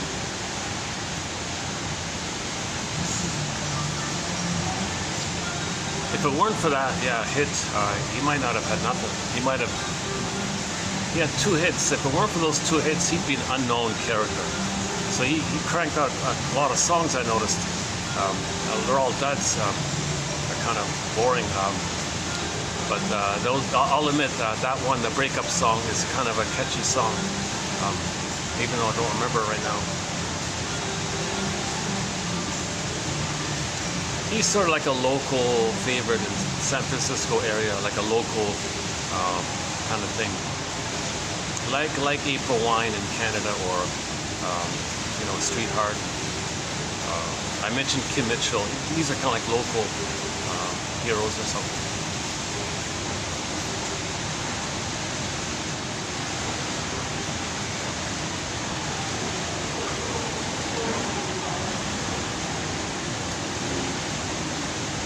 But with that short little lyrics, it starts off, broke up, derealized. The girl's amazing. They don't make girls like them anymore, basically. And then the moans and the moans. Okay, and then the booze, and then that's the end of the song, breakup song. And maybe a lot of people can relate to this in their breakups. When they broke up, is it real? I can't believe it's real. I'm not real, the world's not real. You have this kind of derealized, it's a mild disassociation. You're not fully out of it. You know it's real, but things just cloudy like that, right? You just feel like a buzz or something. Am I really here? Is this really real? You're in denial. You're in pain. You think like when you're a baby and your mother abandoned you. You couldn't flee or run. Okay, you escaped in the mind, called disassociation. That's the flight in mind, called disassociation. So if you're disassociated, where are you? Like you're not real, the world's not real. You might be float. Sometimes they say they float a little bit or something. Jesus. So you had that kind of experience. A breakup, nothing's real. Oh, but I miss her. She's the greatest. Okay, the moans. Okay, then what do you do now? Okay, he's not processing it. He's not mourning it properly. Okay, so like a lot of people, they look for a band-aid to numb themselves. So you binge eat, or in his case, he drank the booze to self-medicate, or to trigger up fantasies that he was a little god in the uterus. And if you're back in the pathological nostalgia, if you go back in time, so to speak, bring up that time, swim up, bring up those good old days, bring up the time before the pain where you're a blissful little god. I'm not a blissful little god. That's a defense against the reality. So that's denial. So derealization, idealizing, maybe a bit of moans. Okay. And then denial. How does it deny? Well, pathological nostalgia, escape, numb, tranquilize, endorphins, numb the pain, either by the endorphins or by bringing up the blissful feeling that you had in the uterus where you felt little God. And the song ends. So it's not a healing song, but it just validates that maybe a lot of people kind of don't know how to process loss, don't know how to grieve, don't know how to admit it. So we go through the kind of chaos that we experienced originally as a child. Originally as a child, when he lost a mother, he was derealized, he was numb. He may have the hope to idealize, or maybe one day I'll find a loving mother. Maybe one day I'll find that they call the romance fantasy. Maybe that's not my mother. Maybe the real mother will save me like that. So he has this idealizing kind of thing. That's also a defense, rescue fantasy maybe. Or mother will change her ways fantasy, or maybe the real mother will appear fantasies, idealizing. Where's the real mother? Where's the good mother? There's got to be a good mother. And maybe now maybe he does feel some kind of moan. His body's aching. Yeah, the moan is the body. The body bears the burden, right? Okay. And then how does the baby make himself unaware of the pain? Well, he may cling to his pacifier, even though he's not physically hungry, or he may thumb suck. Or let's say he turns to the baby might suck his thumb. If the little child is That's a sign of trauma if the baby's sucked. That's a sign the mother's messing it up. If the kid's using his thumb as a stand-in for the pacifier, and the pacifier was a stand-in for the missing nipple, and he's using his thumb like that, that kid's being abused. If you see a little kid sucking their thumb, he's kind of being abused. We don't mean like a momentary or occasional thing, but if it's a routine like that, in the Mork and Mindy show, I remember there was an episode where the Mork guy was doing it, and the Mindy said, don't, or Penny, or what's her name? Shirley said, yeah, the Laverne character said to the Mork character, Mork, don't do that, you're going to break your teeth, you're going to damage your teeth.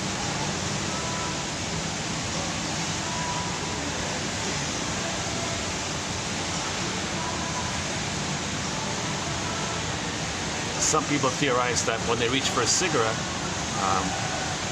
the psychological side of it, beyond the chemistry, is that the cigarette might remind them of the pacifier, which links them to the missing nipple. Okay? So you got basically the cigarette trace it back, okay? takes you back to the nipple kind of thing. Maybe that's just a small part of it. It's mostly the chemistry, right? Whatever chemistry is going on with it. It's a kind of a tranquilizing effect, or a fantasy-inducing effect.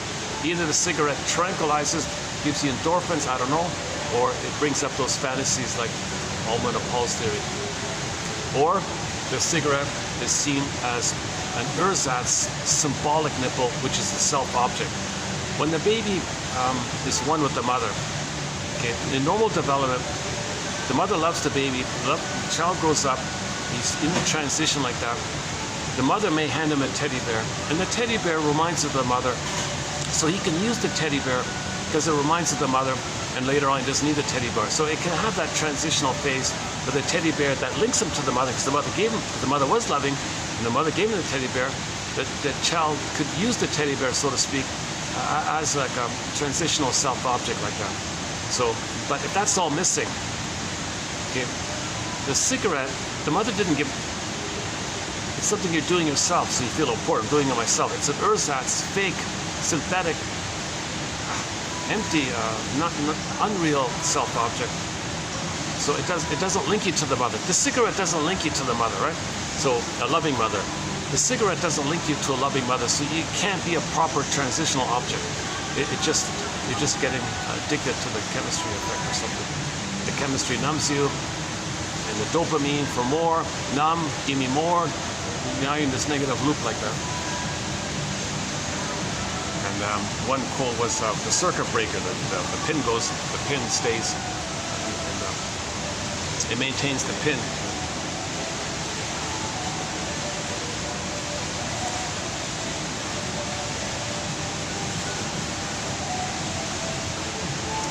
Yeah, it's funny. The last video was a fun video. It was a good video. I was in a good mood. Today I'm feeling really different. I'm feeling somewhat different for some reason.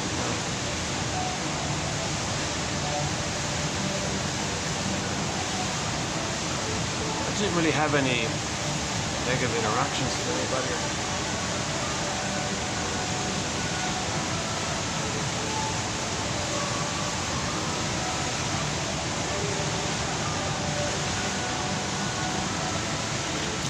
Okay, let's maybe continue with our pool. Oh, let's check the battery here. Let's see. Battery holding up.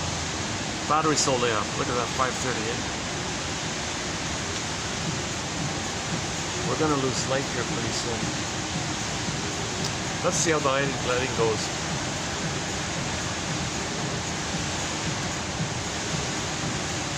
Okay, this one's from Robert Bly. So he was saying a little bit about how myths and fairy tales, you know, are helpful in the sense that they might validate what you're feeling. So he himself said that the Grimm's tale, Hans my Hedgehog, he felt kind of validated by that, because he said in his childhood the father rejected him. So in the fairy tale, the fairy tale, the father rejected the son because the son was a hedgehog. And they said, all right, hedgehog, you hide behind the oven or something. I don't want to see you. that was code for how the father didn't want to see the son. And in the fairy tale, the hedgehog said, "Fine, I'll leave here." He all he wanted from the father was, give me some go to the market. When you go to the market, bring me some bagpipes, and do me another favor, put some iron shoes on the rooster, and I'll leave you alone. Father was thrilled. Finally gets rid of the kid. So now the rooster has the iron shoes on him. Okay, the hedgehog hops in the back of the rooster. The rooster flies. As the rooster's flying, the boy's playing the bagpipes. So imagine the boy, half hedgehog. That prickly stuff, you know, that's like maybe the PTSD, a little prickly like that. I was thinking like a little touchiness. He's traumatized like that. It's a little prickly like that. He's cursed because no one loved him, so he's cursed. When you're cursed, you turn into an animal. So he's half animal, so he's cursed. In fairy tales, when a character turns into an animal, that's the curse. He can't be himself. He's got to be some kind of more simpler survival mode. So that's the animal. So he's half boy, half animal like that, right? And he's got the prickly. That's maybe the trauma, the PTSD. Anyway, he's trying to escape from the home. So he's going to finally be free and take care of himself and leave the abusive home.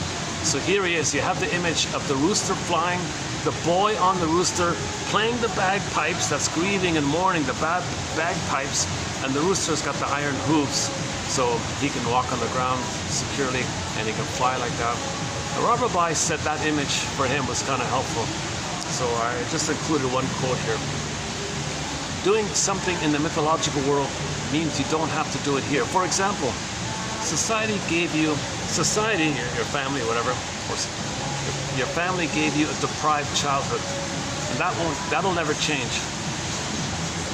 But you have to know that in the mythological world, a mad-looking hedgehog boy with his bagpipe, sitting on a long-beaked, red, wattled rooster with long silver and gold tail feathers hanging down, and watching, and then while you're flying, playing the bagpipes with this beautiful bird or something,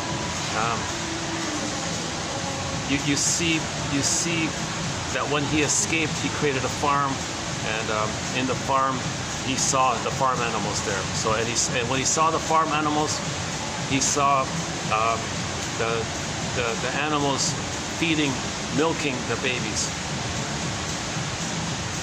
So that's like he's accepting nourishment. He's taking care of himself, kind of thing. So he took some farm animals, and he saw the mother animals nursing the babies like that. And he's flying in the air, seeing it all, playing with the bagpipes. So I'll pick up on it later if I learn more about it.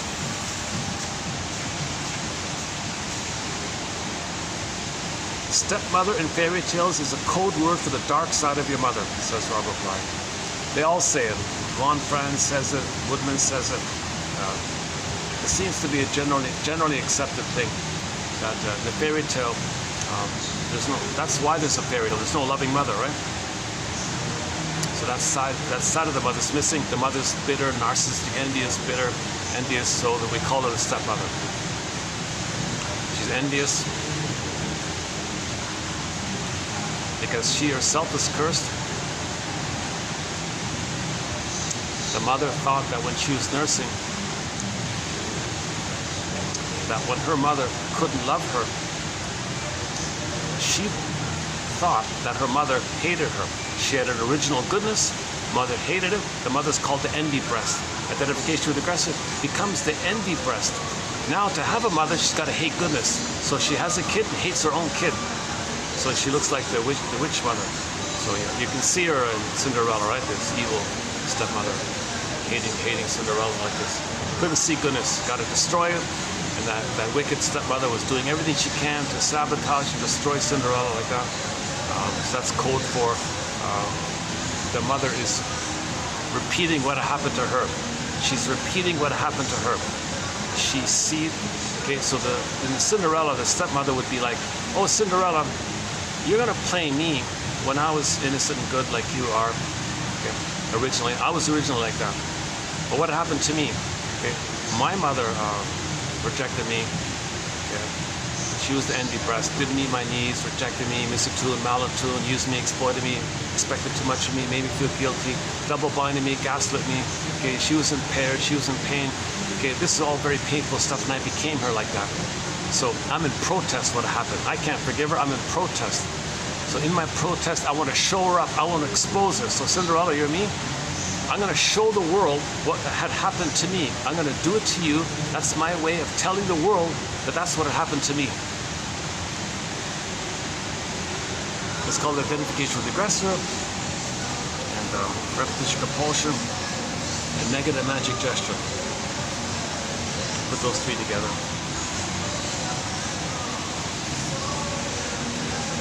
Or the fourth one is the Faustian pact. So the mother made a Faustian pact. She'll get the power of the mother, so she'll be the active one, so she doesn't feel like victimized by her. So she sells her soul, makes the Faustian deal, so she'll be the active one who shames her soul. That's the deal. Okay? So what she's got to do is she needs someone to shame, okay, to make her unaware that she's shaming herself. If she transfers her sense of self to the other, thinking the other is her, so it's a trick where she projects herself to the other, thinks the other's her, so she's shaming herself, thinking the other's her. So she's shaming the other, who she thinks is her, and she's shaming herself to make, but she's unaware. Okay, that's the Faustian deal. She sells her soul and someone else's soul, but she's got the power of the mother. And she's addicted, she gets the little white flower, she gets shattered from it, she gets a perverse pleasure from it, she feels infantile from it, she feels like a little god like that, so on.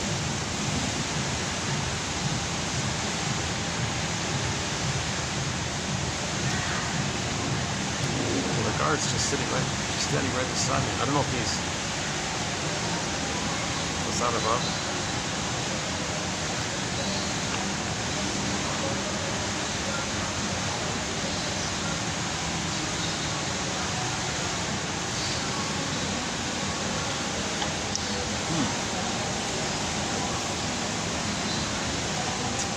I'm not sure if everything's okay or not. Why is it just steady right there? Okay, let's just keep going. I think it's okay.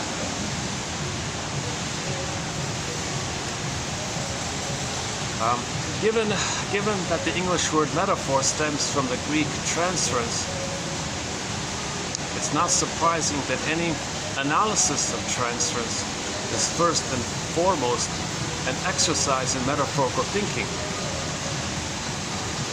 In the grip of transference, a client might experience his analyst to be just like her parent. Transference and metaphor have the same meaning when translated into English, i.e. carry across. Carry across. So the past, you carry across to the present. You carry across, transfer, displace, carry across. Now in metaphor, you say something that's code for, and you carry across something that's true, but you explain it in some other way to help explain the other one.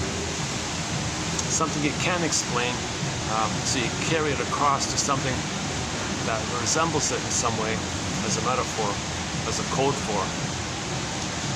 For example, the child was being abused at home, right? And then there was some kind of public or community picnic or something, so everybody was outdoors like that. And this kid who was being abused at home was being very naughty at the picnic, breaking things and whatnot. A very motherly kind of person approached this naughty kid, pulled him aside kind of thing, and seemed to be genuinely concerned and said, "You can talk to me, what's going on here? I really care, what's going on here?" Now this kid never had this experience of someone listening to him or caring about him. So he was he froze up, had a hard time putting into words what he was going through. He didn't know if he could say it, he was afraid to say it, but he had to say it, he needed to say it, he couldn't say it. So when you're in that dilemma, maybe a metaphor can help. So the kid blurted out the metaphor. The problem is my father. The farmer shot my dog. Okay, the kid doesn't have a dog, and there's no farmer nearby or whatever. But he created some kind of symbol that was not real, but pointed to something emotional that was real for him emotionally. It was kind of for him emotionally real that he was being hit by his parents or something. So he created some kind of mirage, a metaphor, like carry across.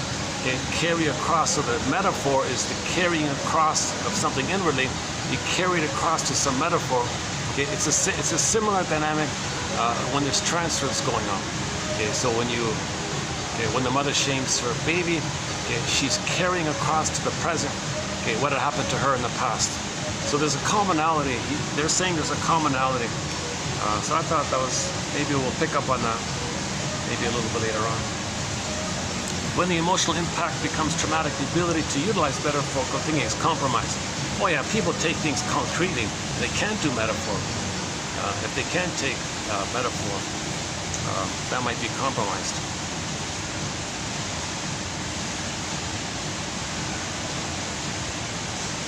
So this will be when someone refuses feedback, they can't take an interpretation, they can't free associate, they can't make an I statement. Trauma would lead to that kind of state.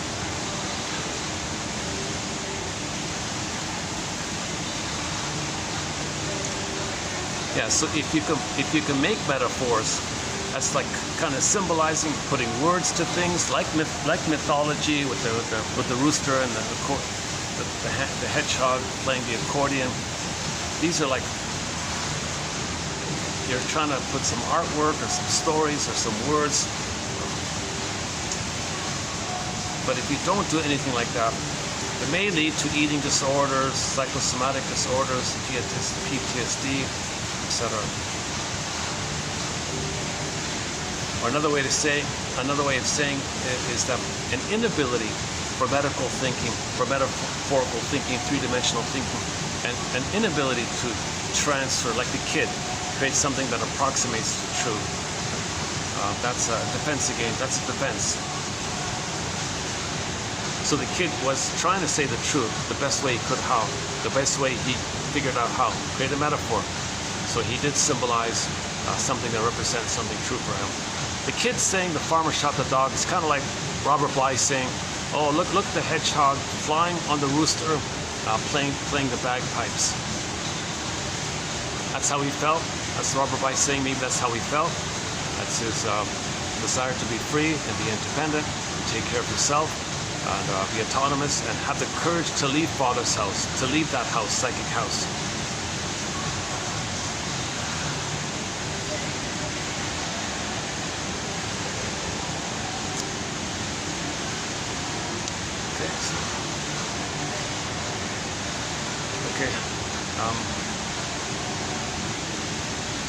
C.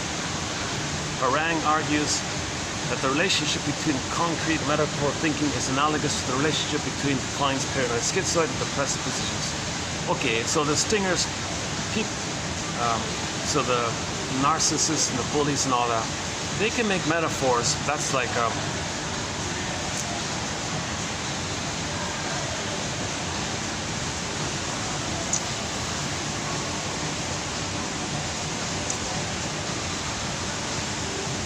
it's not metaphors about their honest, it's not metaphors about their real feelings kind of thing. He means like healthy metaphors. Like, Harang advises therapists to eschew transference interpretations and express genuine curiosity about sensory experience when working with concrete clients. Okay, so a lot of clients cannot free associate, they cannot make an I statement, if they can't tell you what this reminds them of. If they're like, I don't know, if they're really quote-unquote concrete or something, well then start with the body sensations, because they're in survival mode, and start with the body sensations, and maybe you can link it to a feeling later on. So I got a pain here. Okay, tell me about the pain. Where's the pain? Yeah, the pain's there, very stiff there. So you start somewhere. They can't talk about emotional and psychological memories. They can't. So start where you can start. In other words, you start wherever you can start, kind of. So he's saying sometimes you may start off just talking about the physical. Oh, tell me about your aches and pains. Wow, you're interested in, you really want to hear that? I want to hear them because the emotions are there. Okay? These aches and pains, okay, that's you trying to get mother's love. That's you crying for mother's love. Psychosomatic symptoms, that's you still trying to get mother's love. Okay? You're angry at mother, or you're crying for mother, you're trying to, what do you say? Squeeze, wrench, what do you say? You're trying to wring, you're trying to coerce mother to love you. So you get this pain. That's like, mother, you see, I'm doing everything I can for you. I'm trying to convince you to love me. I'm loyal to you. I get these symptoms. That shows my loyalty to you. So dysfunction and psychosomatic symptoms, that's loyalty to the mother. That's, you still are tied to her. The way to get out of this, okay, is to say, okay, to ask yourself, why didn't my mother love me? Okay, you got to face that painful truth that your mother didn't love you, right? Meaning from the baby's point of view, his needs weren't met. We mean it like that. From the baby's, have empathy for the baby. If the baby is not getting his needs met, he's terrorized fighting with a monster. So we can't say that the baby was loved if he was fighting for his life with the sea monster, with the Cyclops, with the Boar Queen, with an alien, the monster, the guy with the horns. He's not being loved if he's fighting with a monster, right? So we got to say now, okay, we didn't get mother's love. Someone's got to face this painful truth. It's called the betrayal trauma. The greatest hurt of all, mother failed me. The greatest hurt of all, mother failed me. She didn't love me. John Thurrott had the line, quote, why didn't my mother love me? Okay. So go to the Elan Golem's quotes as well. 2901 to 14. We did a very strong batch of quotes by Miss Elan Golem from her 2 books called Trapped in the Mirror and Unloved Again. And we'll talk about the constructs. Okay? So the constructs are, if the pin is in the adult mind's missing, if the beingness is missing, the adult, the conscious ego is missing. You're dealing with frozen child, freezing parent. That's trauma. You're in the past. The present, you're still in the past. So in the present, you operate from those constructs. So you identify which construct. If you're negative like that, that's the freezing parent construct. Now, if you're still like the child, you're guilty, no good, it's your fault, and all that stuff, yeah, that's the frozen child one. So identify which constructs at play, because that's the sign of trauma. When it's trauma, we repeat. So the present's still the past, because in the present, you're playing one of those constructs. So you want to pause, okay, recognize those constructs of voices, shadows of voices from another era. Look at that, eh? Those constructs are shadows of voices from another long gone, bygone era. You're trying to get love from these shadow voices, of voices that were no, and even if your parents were around, alive, would they confess that they'd say things like, how dare you talk to your mother like that, or how ungrateful are they? They would attack you for it. They wouldn't confess. The mother's not going to say, sorry, I made you to find me. I didn't love you. I used you so I could find myself. The mother's not going to confess. 1960, Anne Sexton had the line like that. So it's a paradoxical thing. If you can get your mother's story, you know she didn't love you. Now you can feel the wound about that. Okay, and after the wound day, okay, you get to the thorn day. The wound and the thorn are kind of then that's the firebird, your free day, the firebird. If you want to get your identity back, you got to say your mother didn't love you. If your mother didn't love you, you might get your identity back. Because that's honoring your mother. You're honoring your mother when you say she didn't love you. If you say your mother didn't love you, that's called honoring your mother, because that's telling the truth. Okay? The truth is honor. So if you got to call a spade a spade. If you're going to heal, you got to call a spade a spade. So the mother didn't love the person. That's calling a spade a spade. Then you might heal. Baba Yaga, okay, then we'll let you pass to the firebird release. But if you lie, if you BS, Baba Yaga gulps you up. You don't get anywhere. That's a key set of quotes, 2901 to 14. Or better yet, go to that second book called Unloved Again. It's an excellent book, and I highly recommend it. Ironically, she had to self-publish it. Can you believe it? I don't know if it was by choice or I don't know what happened there. But luckily, the publishing company is still around. It's called iUniverse.com. written as one word, letter I, just I, the letter I, together with universe, iUniverse, written together as one word, .com. In the search engine, just typed in unloved, or her name, Elan, E-L-A-N. Her last name is Golomb, G-O-L-O-M-B. Okay, type in her name or the book, Unloved Again, and you'll get the PDF file for, I think it's $3.99, price of a coffee. I would highly recommend that book. That's an excellent book, little known book. I'm surprised it's not a major best-selling book. That's an excellent little book. It's a distillation and a continuation and an update from her classic book, Trapped in the Mirror, from '92. So in '92, she wrote her first book called Trapped in the Mirror. Okay, thousands of, million bestseller, thousands, whatever. It was a big hit. Okay? And then 24 years after that, 2015, 2016, she published her sequel, which is a condensation, a distillation, and an update. And boy, it's really good. It's excellent, and I really like that book. So she talks a lot about the constructs. That in the present, you're going to operate from these constructs. That means you're still in the past. Okay, in the Twilight Zone, there's a very good quote from the Twilight Zone about this. Hang on, let's take that one up here. In the Twilight Zone, there's an episode called One Life Furnished in Early Poverty. It's not really an enjoyable episode, but the closing it has one of the best closing narrations of it. It's also sort of a time travel kind of thing. Okay, here it is here. Okay, he means emotional poverty. So the main character in the film, as a kid, he was abused and the bullies. He had a violent environment, a bad neighborhood, whatever. So he had a miserable childhood. You can kind of understand why he's such a bitter, angry, nasty guy in life. So what's going on here? So he did a time travel thing. And courtesy of the Twilight Zone, a lesson in how you're the master of your own fate. Courtesy of the Twilight Zone. It's rather bittersweet how we spend so much time trying to justify ourselves to the shadows of those who are long gone.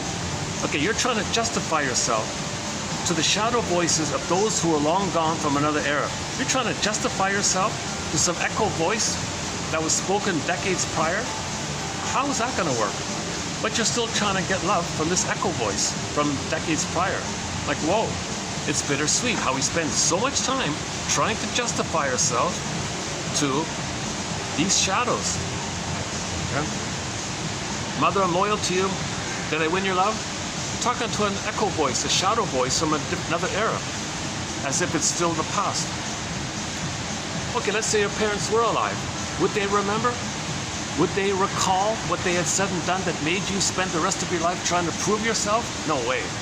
99.9% of the chance, there's no way the parents have enough self-awareness to apologize and come clean, because they didn't separate the seeds themselves. They don't have the discerning capacity to know their feeling judgment from their neurotic pride, hubris stuff, their narcissistic pride. So they'll be in narcissistic pride. They don't have the feeling. They got the pin in the collar themselves, so they'll attack you for trying to get the truth from them. Because maybe they use the kids for narcissistic supply. So if they were to admit the truth, they would feel like how any baby would feel if they had no mother. They can't do it, so they gotta attack you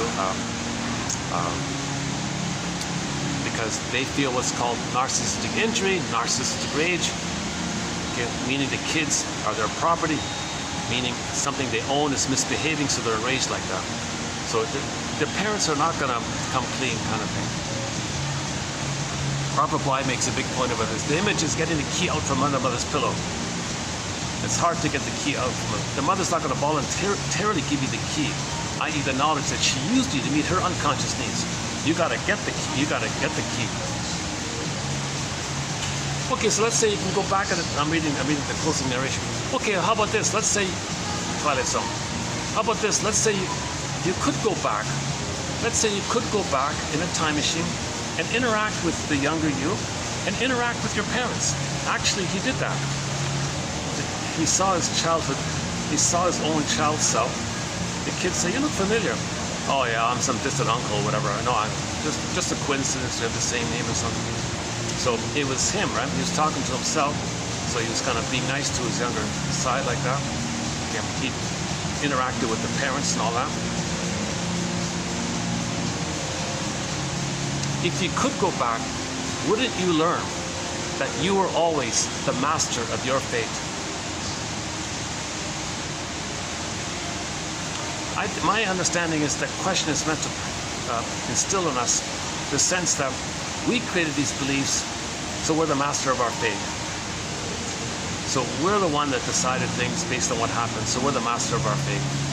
So he saw that about himself when he went back. He saw how his child self made these decisions, so he was the master of his fate. And if you learned that great truth, wouldn't it free you of a useless burden, dead cargo from the Twilight Zone?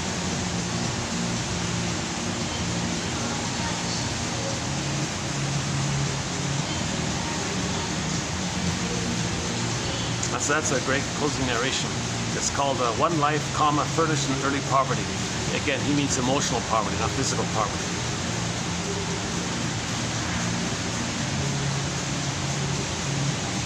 Okay, all right.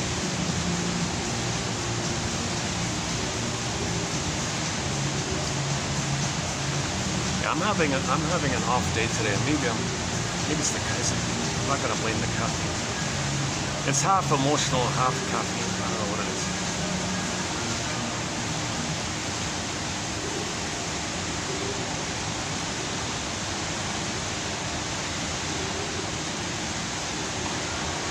We had a quote from Anne Schaaf recently that said, what is it again? Hold on a second, let's dig it up quickly. Maybe this is what's coming up for me.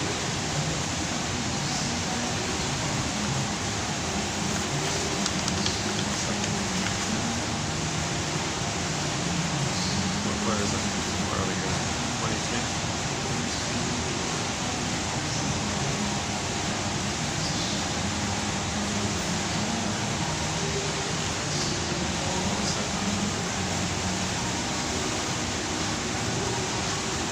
Hold on a second.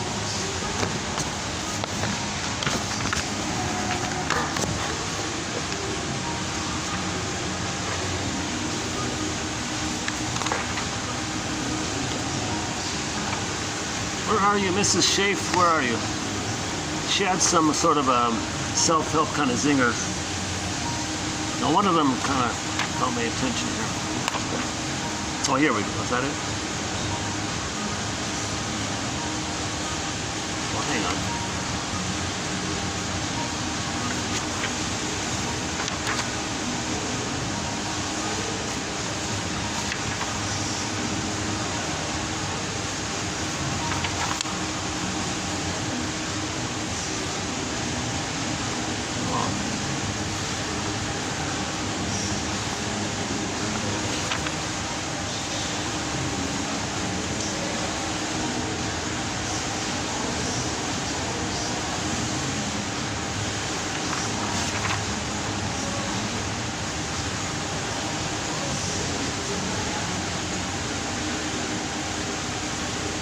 Hey, what's going on here? Are these in order? Maybe they're out of order here.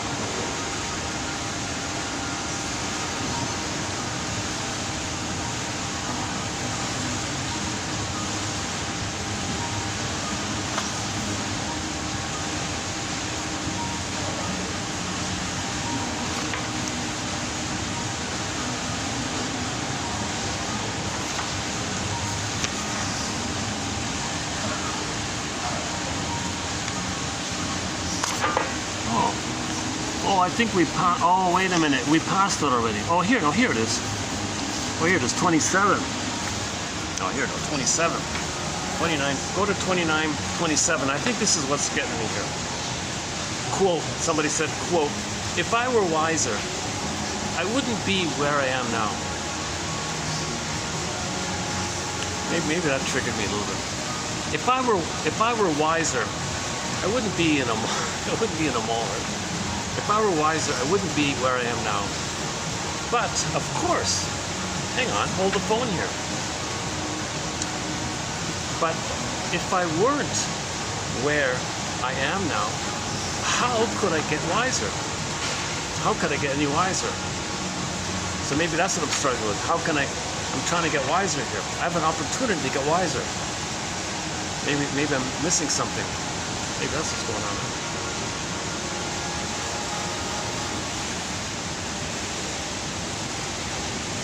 Okay, so go to 2927. You'll get some self-help singers by Anne Shea.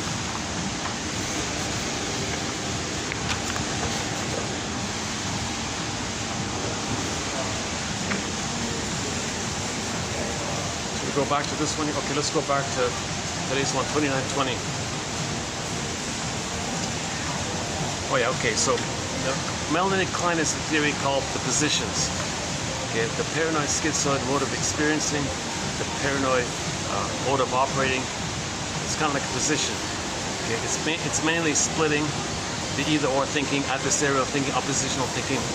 That takes place briefly for the baby because he's so small, no mother's perfect, so the baby copes with splitting. He needs heaven, mother's doing it wrong, click, he's in hell. It's heaven or hell for the baby. It's either or for the baby. If for the baby, it's either or.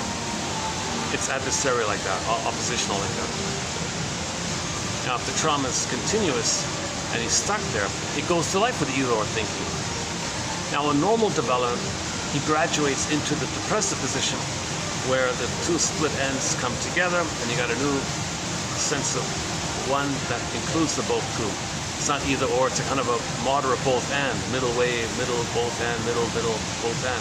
It's kind of a broader, more inclusive learning human area. Not God or demon, come on. It's a mother's a person and you're a person. Okay, she's wounded, you're wounded. Members of homo traumaca, same family, loving, trying to love. Love or cry for love. But when we cry for love, we're curious to recognize how are people crying for love? How are people crying for love? It's sometimes very coded, the way people are crying for love. You know, so if they shame others, they're saying, hey, look, those people I'm shaming, that's me. That's what happened to me. So I'm crying for love by finding a proxy to represent me for crying for love, and I'll show you what happened to me. That's my anger at my mother, and I'm exposing her. So I cry for love, bear me, and I'm angry at my mother, and I'm gonna show you what you did to me. That's a twisted, that's the paranoid schizoid mode of experiencing. Okay, it's just so unreal, this either or stuff. Okay, there's a lot of like coaxing and prodding to see people either as your frozen child whom you shame, or your freezing mother construct who you're trying to save and please. Okay, so back to frozen child, freezing parent. If the person is in the paranoid schizoid mode of experiencing, basically trauma before 18 months. I'm kind of modifying a little bit in the stinger mode before the grandiosity phase dissipates, 18 months. If it's before the end of hubris, okay, 18 months. If the trauma is before the infantile megalomania phase.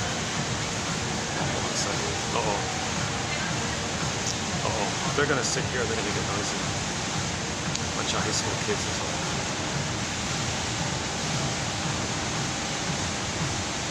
Hold on a second. I'll have to move if they're gonna settle down there.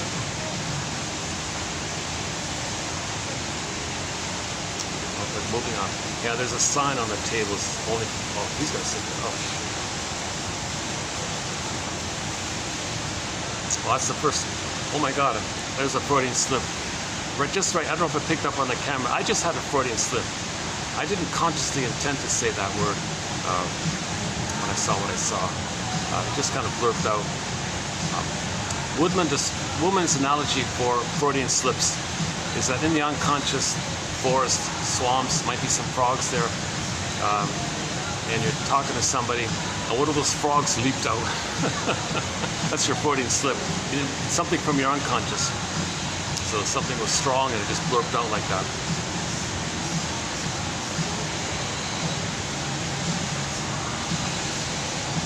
I don't think the camera picked it up.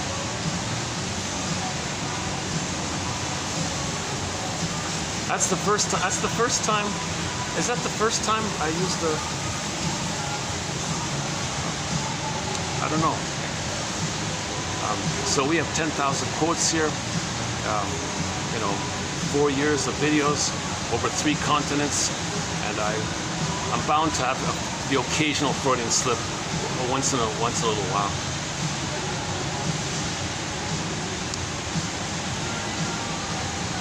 Yeah, so so in the mind, we got frozen child, freezing parent. Yeah, you as a victim, as a child, trying to save the mother, feeling guilty, oh, the mother, you're not good enough, and all that. And the mother's gaslighting you, okay, attacking you, and all this.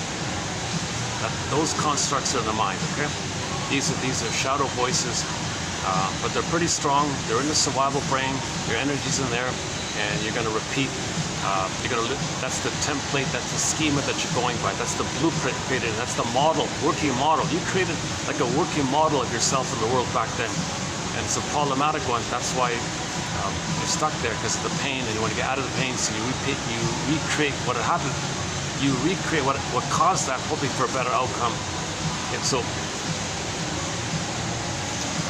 if you're, let's say, for example, somebody comes from the trauma post 18 months, they're mainly going to be the clingers, the pleasers, the caretakers, the duped rescuers, the self-sacrificing ones who want to please you and take care of them. That's the frozen child one, huh? Still trying to save everybody's mother. They transfer the mother onto everybody, so they want to save everybody. That's saving the mother, based in a reductionistic way, in an overly simplified, abbreviated way. So in the mind, if triggered up in them is the frozen child one, well, they got the freezing parent in the mind. So they want to project or see or attribute into someone else their frozen parent one. So if somebody in the present is a little bit negative, fine, they'll use that person, fly their freezing parent one to that person, and interact with them as if they're back in the past trying to save the mother, cure the mother. Mother was hurting him, so find someone who's narcissistic and try to save them. Now the narcissistic person is going to shame you and belittle you, because the narcissistic person is identified with the freezing parent one, and they project their frozen child onto the caretaker one. Okay, so if the person's coming from the freezing child one, the stinger one, their frozen child underneath, they're going to find out to someone else. Okay. Then that other person is them in the nursery, and they're the shaming mother attacking themselves, but they got to attack someone else to make them unaware that they're attacking themselves. That's the Faustian deal. They sell their soul like that. Okay, plus the stinger, after the stinger shames himself, i.e. the person playing him, he really is angry at his mother. Then he flips it around. Sorry, mother, I'm going to flip it around for a minute here. I really am angry at you. So I'm going to see the proxy as you, and I'll play myself fighting with the one he just shamed. So the proxy is playing his unloved self, then flip-flop, the proxy he sees as his attacking mother, and then he plays himself fighting with his mother again. Okay, so in the stinger mode, he felt no good, mother's dangerous, right? So he might play the dangerous one, right? See someone else, needs to shame them to make him unaware that he's repeating what happened to him, shaming himself. Then flip-flop, hocus-pocus. The other is the dangerous mother. Now he plays himself. Now he's like a little more energized. He's going to fight with his mother now, because he's still battling with his mother. So he needs someone to play his mother who's going to fight with. So he shames someone and then is angry at them and hates them. So he shames an innocent person and thinks he's the victim. The child, he's angry at the one he just shamed. So there's a famous line that said, men hate whom they hurt. Okay, so he's going to hurt an innocent person. That's his soul. Faustian deal. He made the pact. Faustian deal. He's going to shame his soul, find someone else playing his show, okay, and hate them, shame them, whatever. And he's going to hate them now, because as he's shaming the innocent person, he thinks the innocent person is his mother hurting him, and he's playing himself, hating the one, meaning hating his mother. So hocus pocus, auto-hypnosis, double focus, primary process thinking, primary process mentation, myths and fairy tales, things can shape-shift and morph and twist, and this turns into that, and hocus pocus, there's no time. No time. So as he's shaming the innocent person, he thinks, while he's shaming the innocent person, he thinks that's his mother hurting him. Now he's angry at the one he just shamed. That's why some men hate whom they hurt. Okay?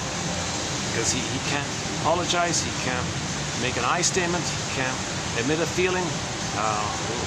Like any narcissist, they're in survival mode, fighting with the breast, and they can't relax to apologize. They don't have any differentiation. They don't have the psychic structure to apologize. They don't have the psychic structure to love and mourn and apologize and have empathy. Okay? The psychic structure needed for the quote-unquote more human side of being human is what's called differentiation. But for a person to get differentiation, they first need to be loved enough. Then they feel safe to have themselves that hatches out of the egg, the symbiotic oneness. So narcissism didn't do that. That's why they're so angry all the time.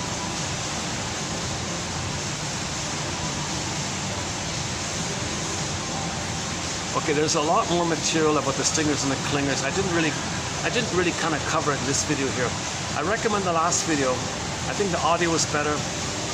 It didn't sync up with the visual, but if you just turn off the visual maybe, or if you can put up with the skip. I think the last video was 10 times better than this one. That was an excellent video, one of my best videos I thought. I'm not sure why I feel that. I just felt like I was clearer, I was calmer, I was in a better mood, I was more relaxed. I had a friendly atmosphere around me, I think. Combination of factors, and I did a good job, I thought. It's hard doing these things in public sometimes, so. If I were wiser, I wouldn't be here, but hey, if I weren't here, how can I get wiser?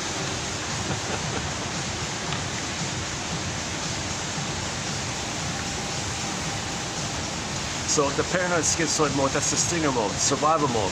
My greedy, your greed. They're operating out of the amygdala, that part of the brain that only cares about survival. So that's Freud, and they're addicted. They're addicted to shame and greed and envy and spite. Okay, grievance collecting, injustice collecting. Okay, grievance collecting. Okay, they're addicted to this this battle with the mother. There's no intimacy, so they look for intensity. Okay, so there's no affection. The psychic structure needed for affection is differentiation. They don't have differentiation. They got the sarcasm. They got that void there, so they're one with the mother. That's why they were so desperate to agree. They were so tempted to agree to make the deal. Okay, the deal is called, the Faustian Pact deal is called identification with the aggressor.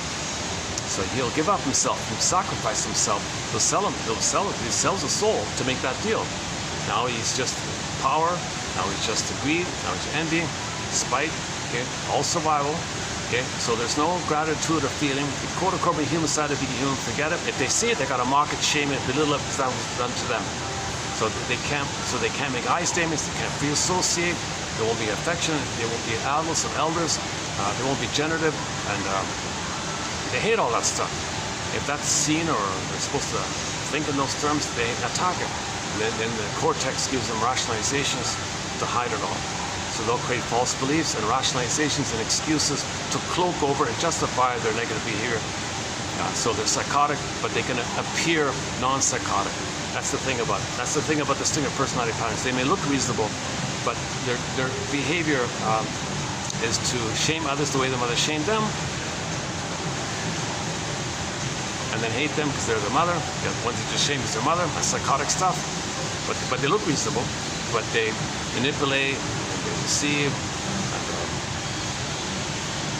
They have thousands of tricks to try to get narcissists supply to be fed by others and not see them as people because they're the breast. But they want to be fed and not acknowledge them as people because they're still at the place where the breast belongs to the baby. And the breast for the baby is what they call a part object. Melanie Klein's theory, it's called part object related.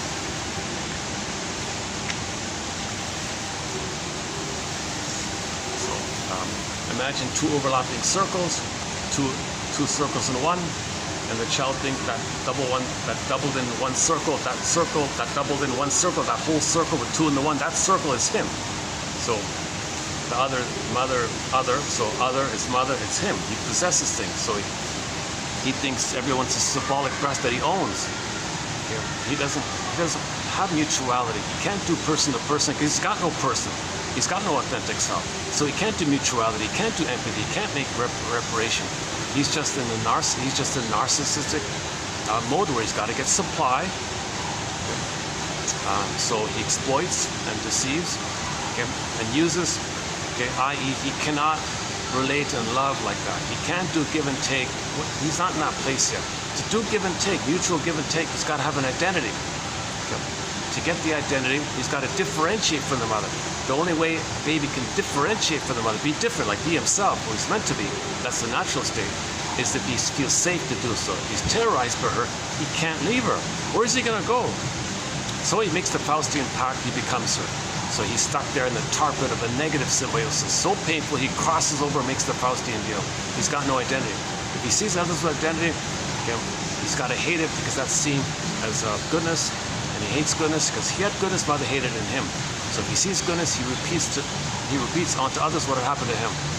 So if others were loved and they were different, he's got to attack it, or so he may even think that if someone is different in any way, that might be seen as that they were loved. So there's your prejudice. They'll hate people who appear different because if they appear different, that means they may think they were loved. Maybe they weren't, but but they either or they were loved or not loved. If they appear different, they just think A, one version is they were loved, so they hate it. B,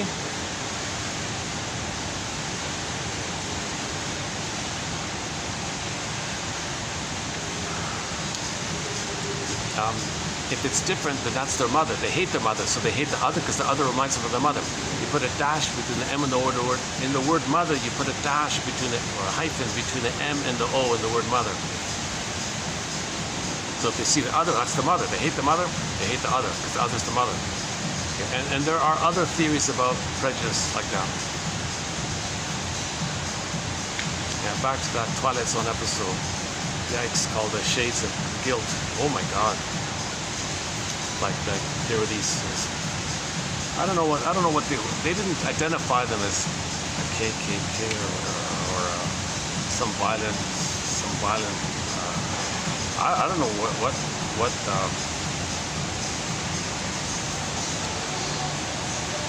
It really was an extreme kind of thing. I mean, you don't like in the 80s. That's still kind of maybe did.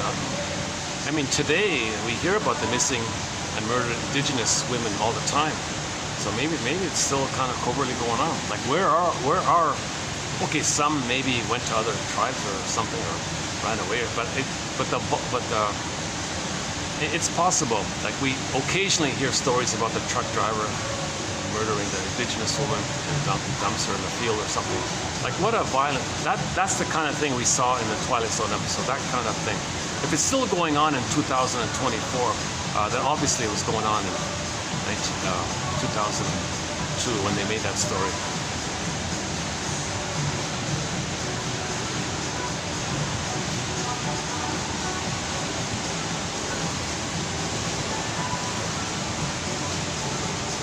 And the fact there was no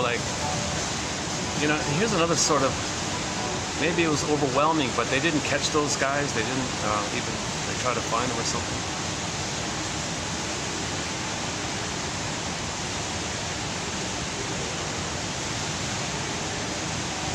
That kind of implies maybe it's just too much to deal with. Maybe they were satisfied with the point they made.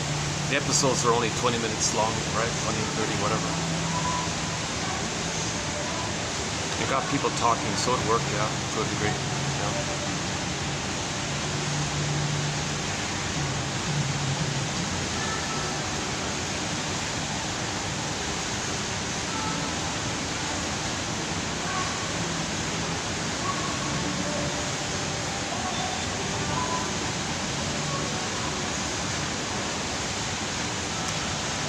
So a clue to distinct a personality or the paranoid schizoid mode is the hate and the greed and the envy and the spite and the grenby, okay, and the schadenfreude, all this negative stuff. The humor's dark. They gotta shame others because others are them,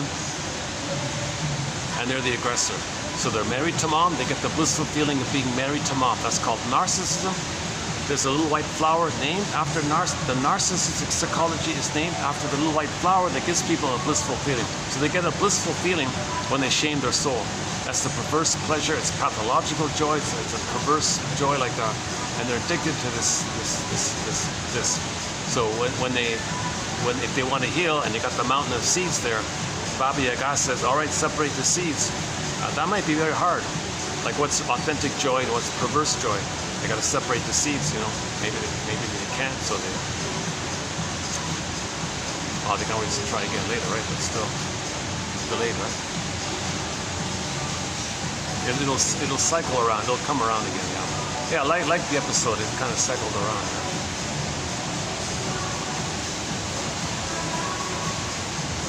Now that episode really gave me the feeling that many of the Twilight Zone episodes really do have a kind of a therapeutic mind in it, you know. In particular, Wong's Lost and Found Emporium, Take My False Life, Please.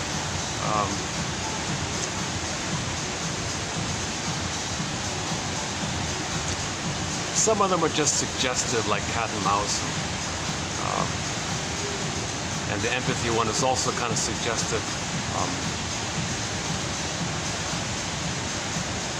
But some are a little bit little analytic, some are just suggestive, like persuasive, like that.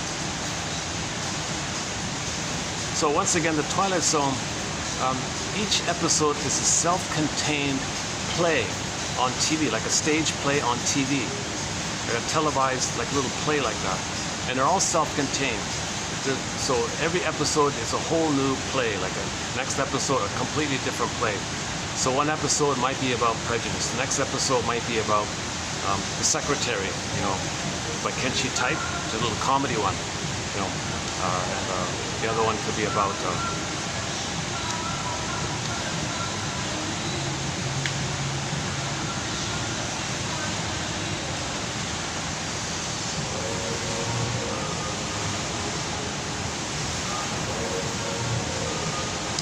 like a grieving one, like the ghosts.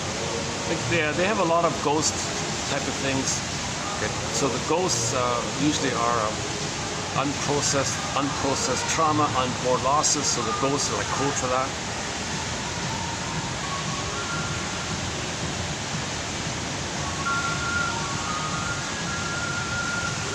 Sometimes a person's consciousness enters into another person. Like the Fawn's one, the Spirit is Willing one. I mean, the Happy Days episode, season 11, episode 14, the Spirit is Willing. The Fawn buys a haunted car, and the girl's psyche from that time enters into his mind, and he's one with that. He's interacting with the lady in the car.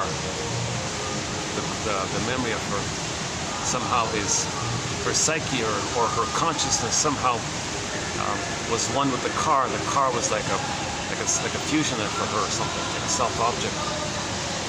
So when she passed away in the car accident, her consciousness somehow went into the car. Fawn's bought the car, and her psyche went into him, and now he's related to her. They do things, some of the things are like that. But that one with the Doberman Pinscher, that's a psychotic break one. See, the fellow treated the wife as a symbolic breast. What he wanted the wife to read his mind and meet his needs, even though he doesn't know what his needs are. He wanted that kind of magical, symbiotic mind reading with the wife. Okay? That's code for the baby is one with the mother, and the mother picks up the signals and meets the baby's needs, and it's all pre-verbal. The baby doesn't verbalize and articulate, "Mother, I'm cold," or something. You know. Mother picks it up and responds automatically. He tried to create that in her. He thingified her like that. So he thought the way to do it was he wanted that supply. So he thought the way to do it was to hurt her, like create a trauma bond. And she was a codependent, and she always said, "My fault, I did it wrong, what's wrong with me, I'm no good." So she put up with it. She used the frozen child, he used abusive mother. Okay, so the fellow is a parent copy. Her mother was abusive, so she chose an abusive man to try to save her mother if she could save him. So she stayed thinking that's love and trying to save him to win love, to get the love that she needs.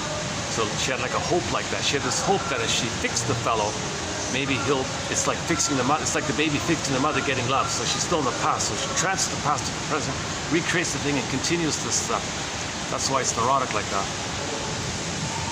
Now it turned out that she was so conditioned to think that she's guilty, and that she should save, that she's always wrong, she should save the mother. So the sister sent her a figurine of a Doberman Pinscher, like a glass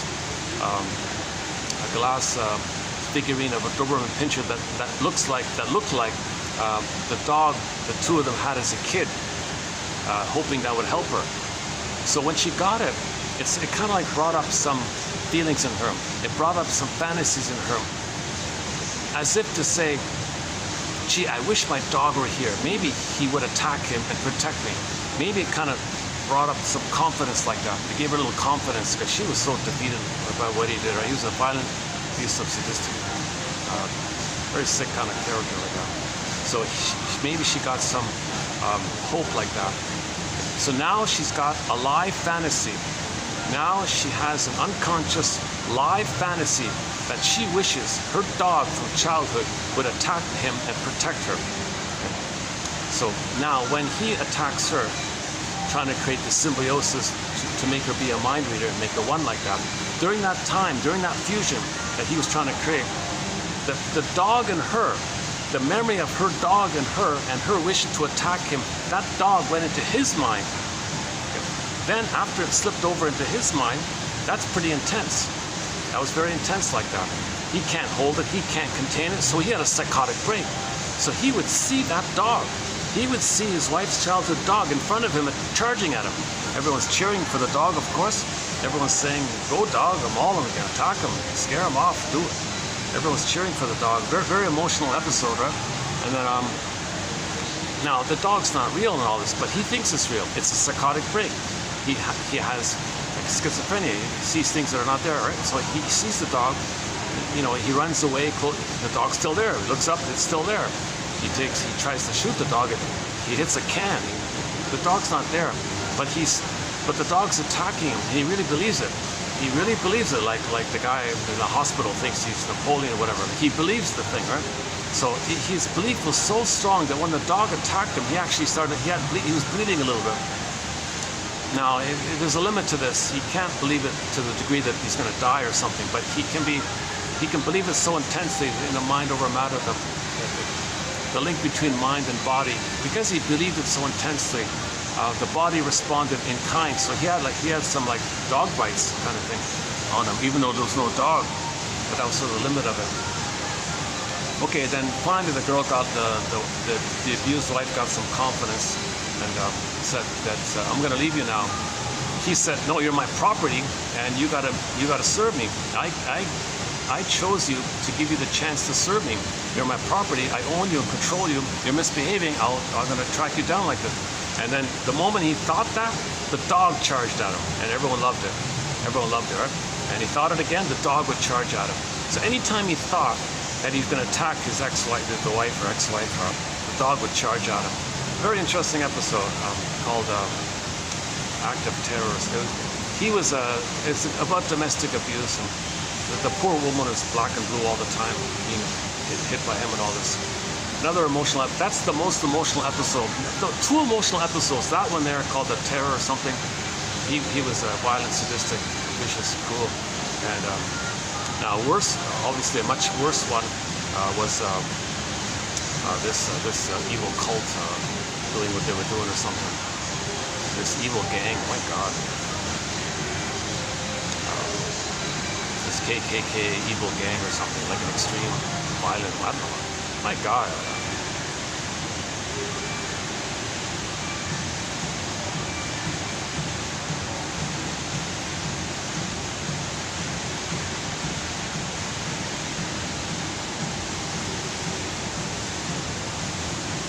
See, if the attackers felt that their mother murdered their soul, okay, as above, so below.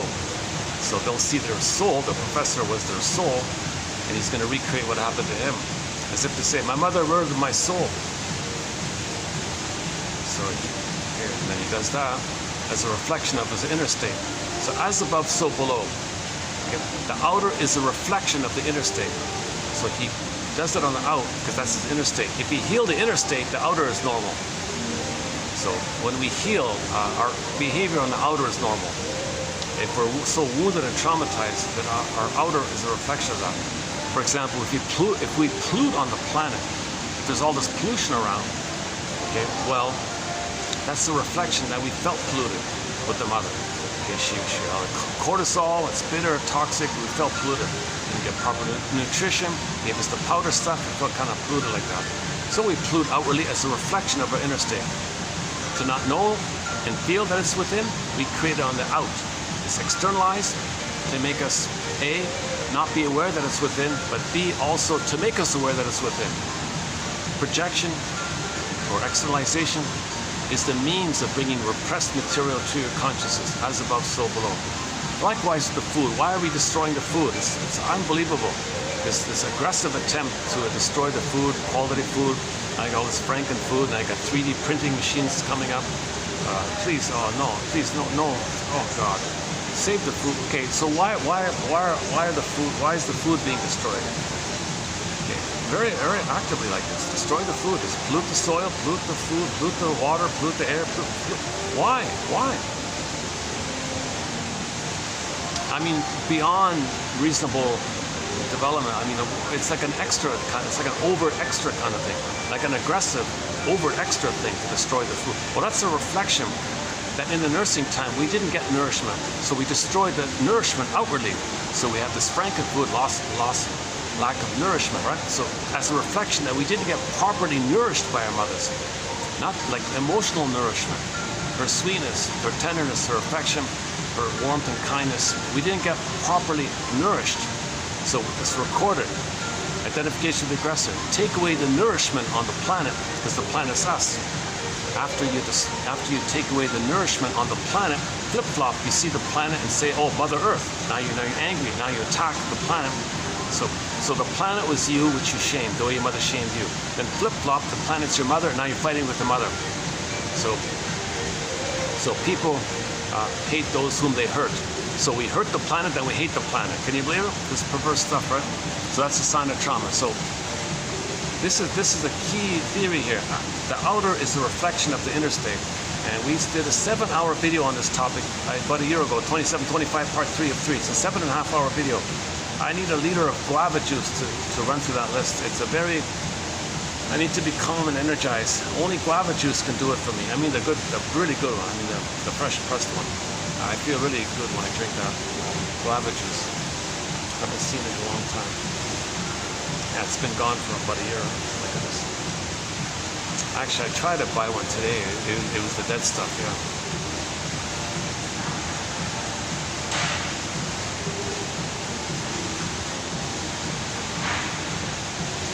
But the lighting's still holding up here.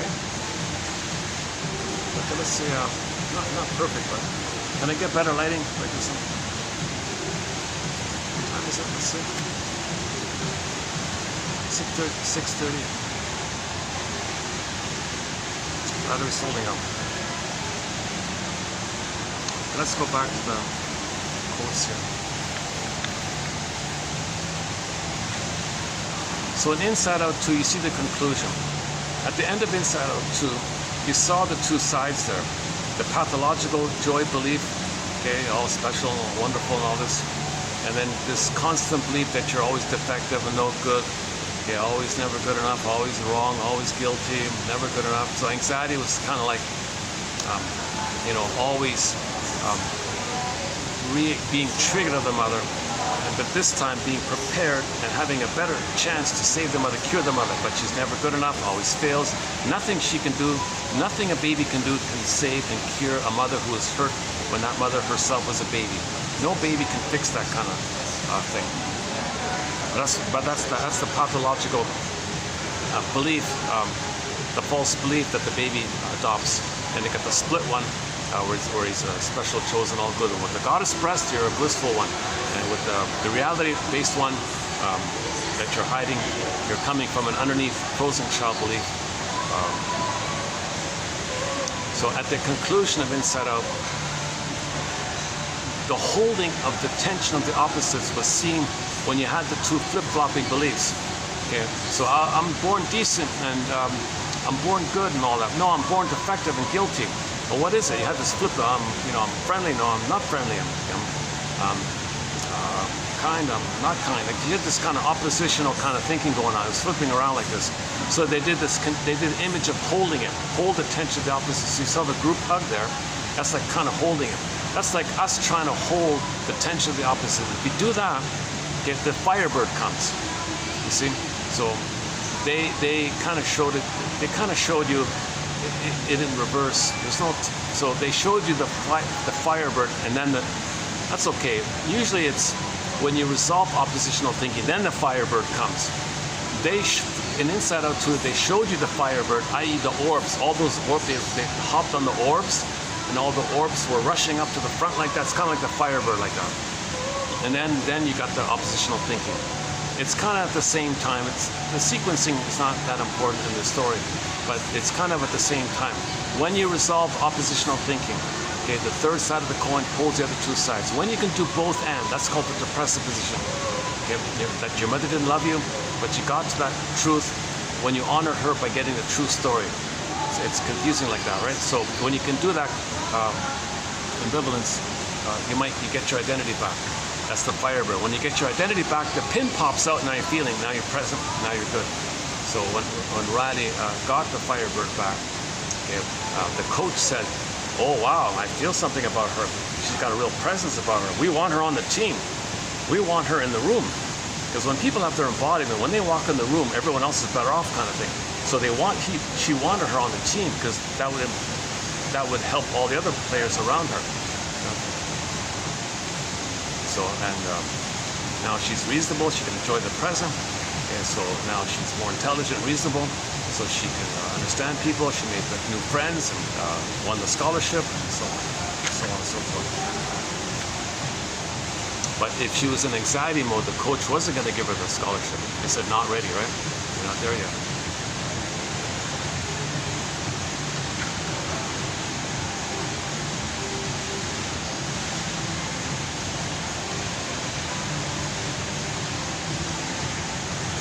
Okay, so reassociation, dream interpretation, facing oppositional thinking, okay, dividing the seeds, okay, the authentic feeling moments versus sham feelings of your false self, dividing the seeds.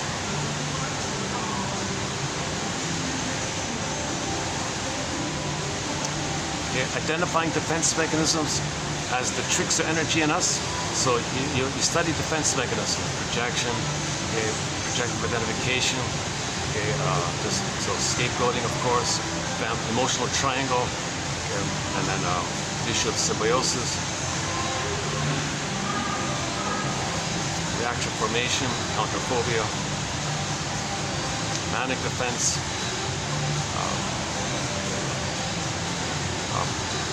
repetition compulsion, of course, and then transference and repetition compulsion. Because of the repetition compulsion, because of that, we transfer that one.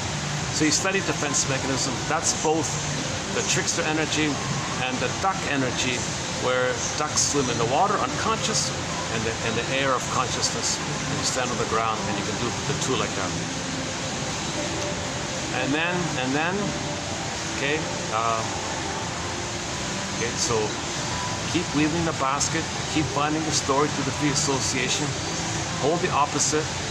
If you can hold the tension of the opposites, that's when your identity comes up. That's when your feelings come. That's when the Firebird comes up. Okay, so you want to resolve the splitting. You do it by understanding and story building, and then the feelings comes up, and the pin pops out. Now you're feeling, now you're in the present. Now you can enjoy the present. Now the past can be captured and identified as the past, and now your life force is for the present. Now you can enjoy the present, and when you enjoy the present, you know what's unique about you. When you express what's unique about you, that's Shirley Temple, that's the blue jay of happiness, is from within. The pleasant blue jay, pleasant feeling of flies like that. Yep. Now all the capacities of the authentic self and real self. Okay, so mutuality, of course, the fountain of love. Okay, with another, Dao, two people.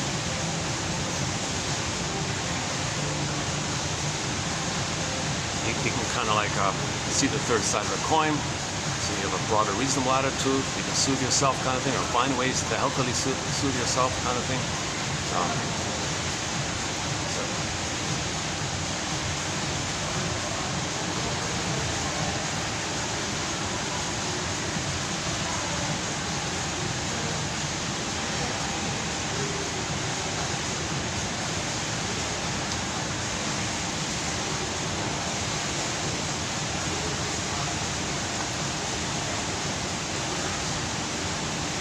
let's keep going with the quotes here. The analyst is perceived by the client as a person with stable ego boundaries who can distinguish between non-metaphorical and metaphorical thinking. It is precisely with these ego functions of the analyst that the client now begins to identify in the developing working alliance. Oh yeah, so you pick up the way the analyst thinks and all that, his attitude and all that, you kind of absorb it in and do it for yourself. So he's teaching you how to fish, right? He gives you interpretations. You kind of pick up on that and you can interpret for yourself, kind of thing. When that takes place, when you internalize the shrink's analytic mind like that, mentalizing mind, processing mind, okay, when you kind of pick it up and do it on yourself, it's kind of like, I'll take it from here. Thanks, shrinker man. Thank you very much. I'll take it from here. I can do it myself. Then you're free. That's when the therapy finishes. When you can continue and analyze yourself. So he teaches you how to make inferences and pre-associate. Could it be this? Could it be this? That kind of spirit and the attitude. You pick up that spirit and you do apply it to yourself. And when you internalize that, yeah, however long it takes, I don't know, then you're good to go, kind of thing.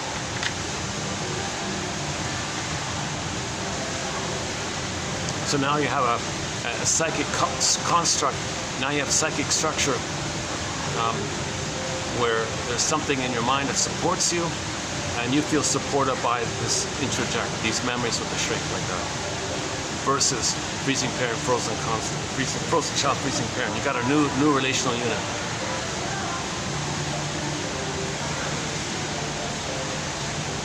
Health is the balance between concrete metaphorical thinking.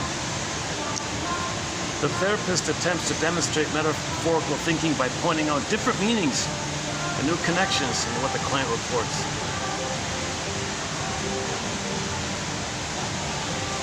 So look for the positive intention. People are trying to meet their needs. Name those needs. When needs are met, you feel pleasant.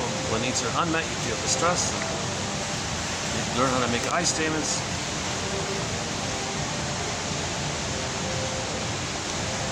How exactly does a person succeed in imposing a fantasy and its corresponding affect upon another in order to deny it in himself? Interesting question, eh? How exactly does a client succeed in imposing a fantasy and its corresponding affect, emotion? The affect can be like the feeling or the sensation. They include both and just call it affect. If you feel it, that's the feeling. If it's a sensation, it's a sensation. But the umbrella for the two in general is called affect. That's my current understanding. Upon the analyst, in order to deny it in himself. So you felt shamed and all that. Well, you see the other person is shamed. How exactly really does that work? Well, you believe they're your ashamed self. And when you interact with them with that belief, and you believe it, that they possess your shame self, it puts a kind of a tug and a push and a pull where other people feel compelled to respond to you, trying to get along with you, so they might accept the premise or they might not. But there's a push like that. They believe it. They interact with you firmly that you are the no good self, and that might tap into a person's personal feelings of no good. Then they, oh, that's true, maybe I'm no good. And aha, I knew it. So it's called projective identification, when you want to prod, coax, nudge in others to demonstrate, believe, feel what you see in them that belongs to you. It's an extension of projection. In projection, you see in them what belongs to you to make you unaware that it belongs with you. But sometimes you want evidence of it. You want to amp it up, so you coax them to demonstrate. Then aha, I see it. It's very clear now. Oh, very clear now. I don't have emotional power. So Woodman said, there was some town somewhere. She drove through some kind of town or something, and she talked to some people at a cocktail party. And one of them said to her, you know, I'll tell you a secret, Miss Woodman. That part of town, you got all these poor people like that. I kind of like it, she said. But I don't have to see the poverty in me. If I see this physical poverty in that part of town, whatever, it helps. I feel better about myself, because then I don't have to face my emotional poverty. It's externalized. So she helped create that. She liked it and reinforced it. So she wouldn't participate in cleaning up that section or helping those people, because then she have to face it within. But if it's externalized, then she doesn't have to admit that it's within.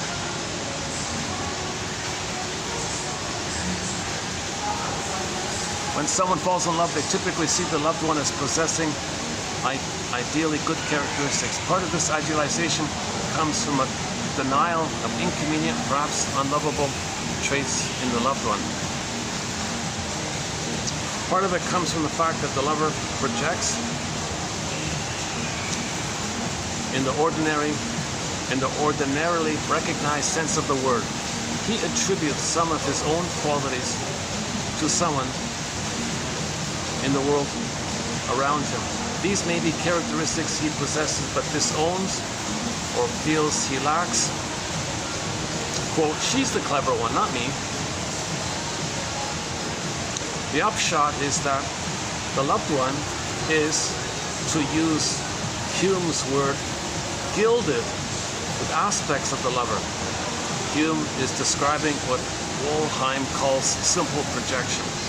We recognize the gilding, quote, what's so special about her? And often that involves characteristics the lover would like for himself.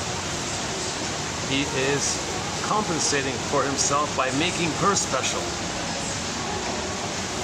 Okay, if I understand this example correctly, he wants to deny his positive traits.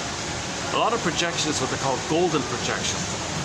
Who had you been loved?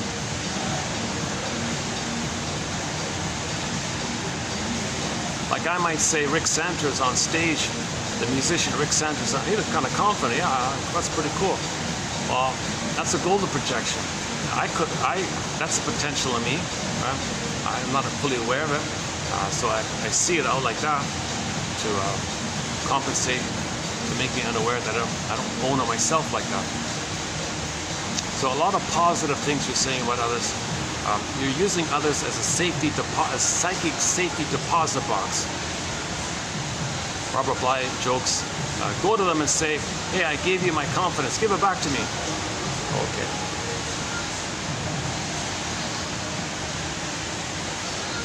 Just to make you aware of it like that.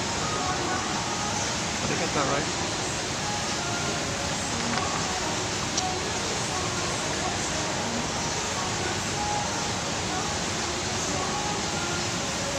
He attributes some of his own qualities to someone in the world around him.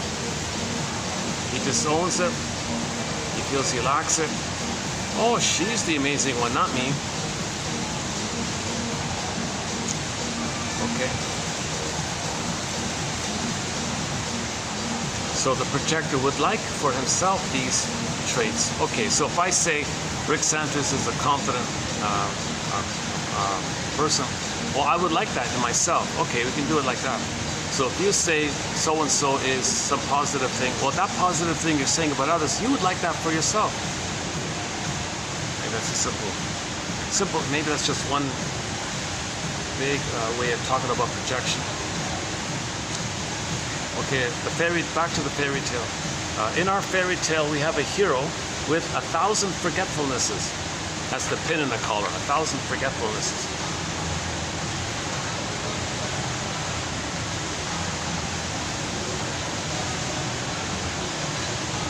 So in Maiden King, when the guy's on the ocean, on the water like that, he sees the beautiful princess approaching him. Oh, hi there. She says, I've loved you all my life. Oh my God, wow. And then so he got like a glimpse of the soul like that. And then the next scene was when he looked for her, the memory of what happened in childhood clicked up. So the pin went in, he went to sleep kind of thing. So she flew off and was angry at him. That's his soul. So the Maiden King was angry at him, afraid of him. But she loves him, but is afraid of him. So our own soul loves us, but our soul is afraid of us because we keep rejecting our soul. So he kind of got a glimpse of his soul, but then pushed it away like that, but with the pin thing. So if he saves her, well, she saves him, kind of thing. The young woman he sets out to rescue ends up rescuing him, holding the tension of the opposites. A union that is seen in the title's tale, The Maiden King. So we leave you, the reader, with the story, which will be interesting to you, whether you like our commentary or not. We leave you with our impressions of material that is too big for either of us to handle, Woodman and Bly, in the hope that it will serve as a starting point for your own exploration. As Whitman said, we take a few steps, leaving the rest to you. So I'm referring to the book called Maiden King by Woodman and Bly. So the first half of the book is Bly's take, the second half is Woodman's take, and they each offer little ideas about it. It's funny, it's a short little fairy tale. It takes a massive book to discuss it, right?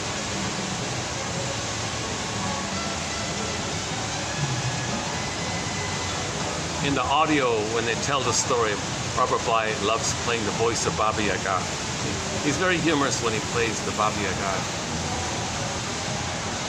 So Baba Yaga is a symbol related to protecting you in the sense that you're not ready to heal. Yeah, you're not ready. So are you ready? What's the test here? What's the test to know whether or not one's ready?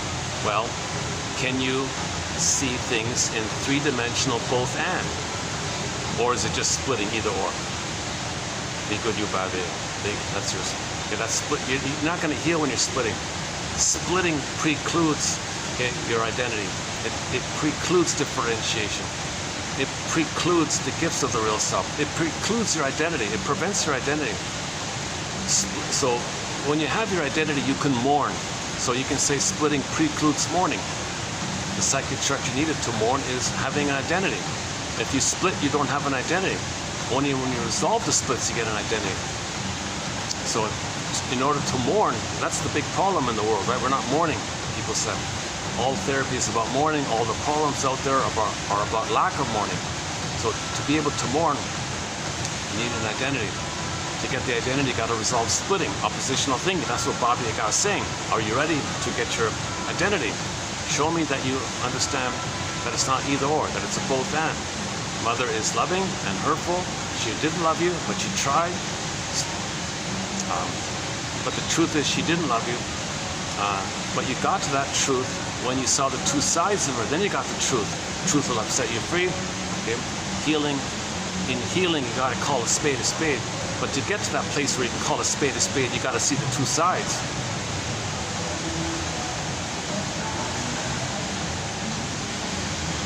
Another paradox here. I'm gonna have to check in with that guard if it's okay here.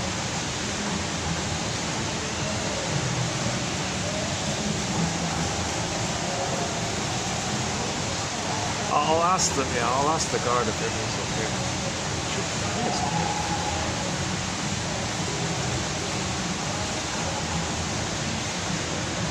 Oh, I get it. On Monday, that thing above is closed. Oh, I see. Oh, that's what it is.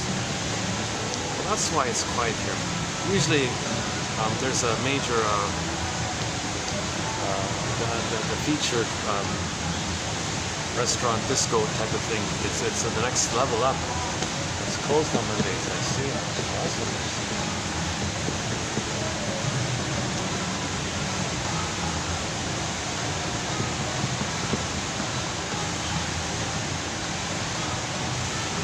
That's why Mondays are quiet there.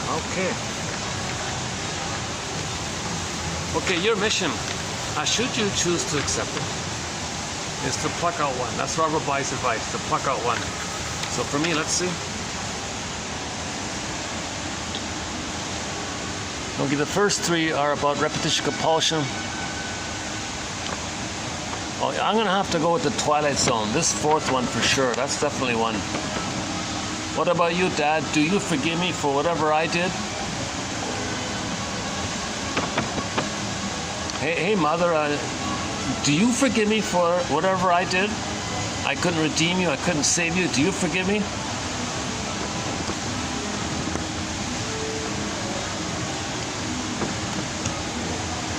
I think this is an important one. Stepmother in fairy tales is a code word for the dark side of your mother. That's a key one. So for me, let's see, 4, 6. Okay, 4, 6. These ones are, I'm going to have to update these kind of ones here. Yeah, I like this question here. How exactly does a client succeed in imposing a fantasy and its corresponding affect upon his analyst in order to deny it in himself? I like that question. Okay, so that's, where are we here? 6, 7, 8, 9, 10, 11, 12. 12. Okay, so where are we here? 4, 6, 12. Okay, 4, 6, 12. Not so much that one. 4, 6, 12. That's okay. I'm gonna say with 4, 6, 12. Yeah. Okay, so I found 3 quotes. I just did my mission. Mission accomplished. So you see if there's at least 1, sometimes 2, sometimes 3. And then email it to yourself. Make it a separate file of it. Create your own 1001 Windmills of the Mind. Each person doing this can customize and have their own personal, customized for them, tailor-made for them by themselves, their own 1001 Windmills of the Mind. I think that's exciting, kind of exciting. So out of the 10,000 here, everyone's gonna, the idea is that everyone would create their own 1001 Windmills of the Mind. I think it's excellent exercise, 10 minutes a day. So it'll take about 3 years, I think. And then maybe that's when patterns, like 3 years, year 1, year 2 years, a pattern sets in. You might keep on going after that. So for 3 years, 1 a day. That's Robert Bly's advice. Read psychoanalysis every day for 10 minutes. So every day we have, roughly 10 minutes worth of reading. So the exercise, take out 1, and then just use it as a prompt, as a stepping stone, to free your soul state from it, like a springboard. What does this quote remind me of?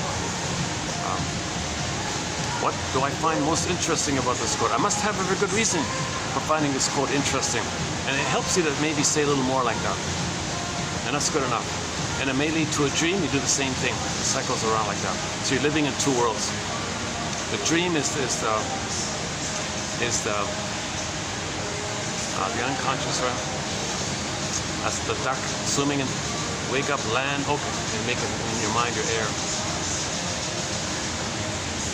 Oh yeah, they had the quote about, Transference had the quote about, what was it, Bly or one of those two, that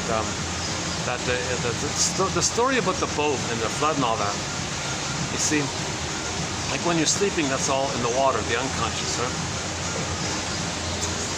But in your daytime, you don't want to be just so unconscious. You want the adult mind, the adult reasonable mind. That's like the quote-unquote ark, the boat. So when you build the adult mind, that's like the ark. If you don't have the adult mind, okay, you drop down to the frozen child freezing pair, and that's the flood like that. You're just flooded in the unconscious, and you're not in the present. With the adult conscious mind, you're just back in the past. That's like you're flooded back to the past kind of thing. Yeah, that was talked about recently. We'll have some more quotes from the one and only Marie-Louise von Franz. I really liked her thing about the seeds. In one fairy tale, I think the Vasilisa one, right? Was it the Vasilisa one? Baba Yaga or somebody gave her the task to separate the seeds. Had all this mountain of seeds. Your job, young lady, is to separate the seeds. And she said what that means is discerning and distinguishing your authentic feeling, self-feeling judgment seed versus the sham, neurotic, hubris, defensive fake thought or fake feeling, a feeling related to your defense mechanism, not a feeling related to your beingness. So the feeling related to your defense mechanisms, those aren't considered your authentic self-feelings. Although we notice something, it's related to it's like a defensive feeling versus the feeling. Something like that.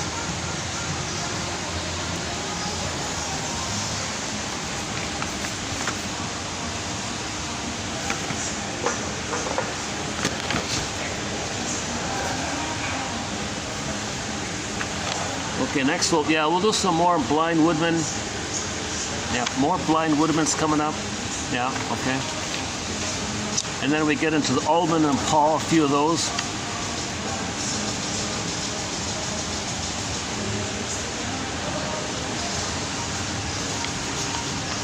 Okay, almond and Paul. Yeah, we got several with almond and Paul. And some miscellaneous ones here. Oh, some about sweating. Yeah, I'm interested about that myself. This one's still a question mark. I'm not. Oh.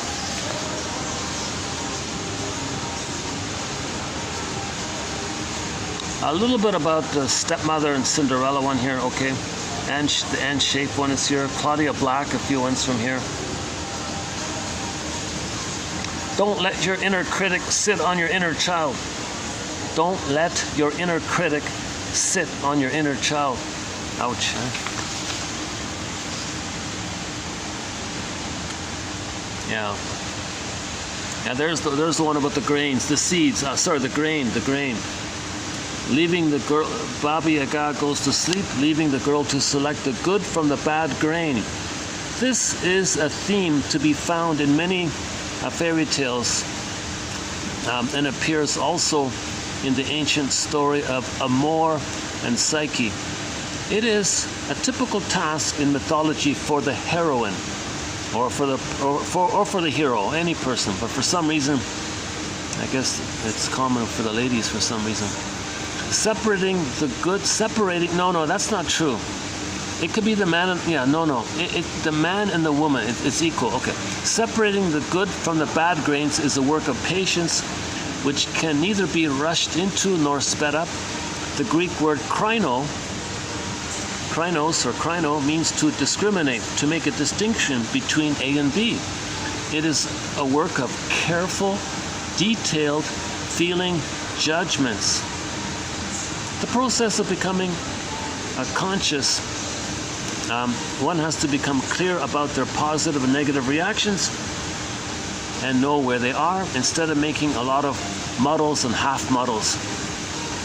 This task of sorting grain, it is as though Baba Yaga makes a test, saying that if the person could make the right selection, they would not fall into some muddle, some faux étoile, some mash, some transference, counter-transference, just some recreating the old fight with your mother, the muddle. She calls it the muddle here. Okay. To penetrate into the depths of his or her secret small effects, and to bring consciousness and selective discrimination into that hidden nature of him or her, which operates in the background.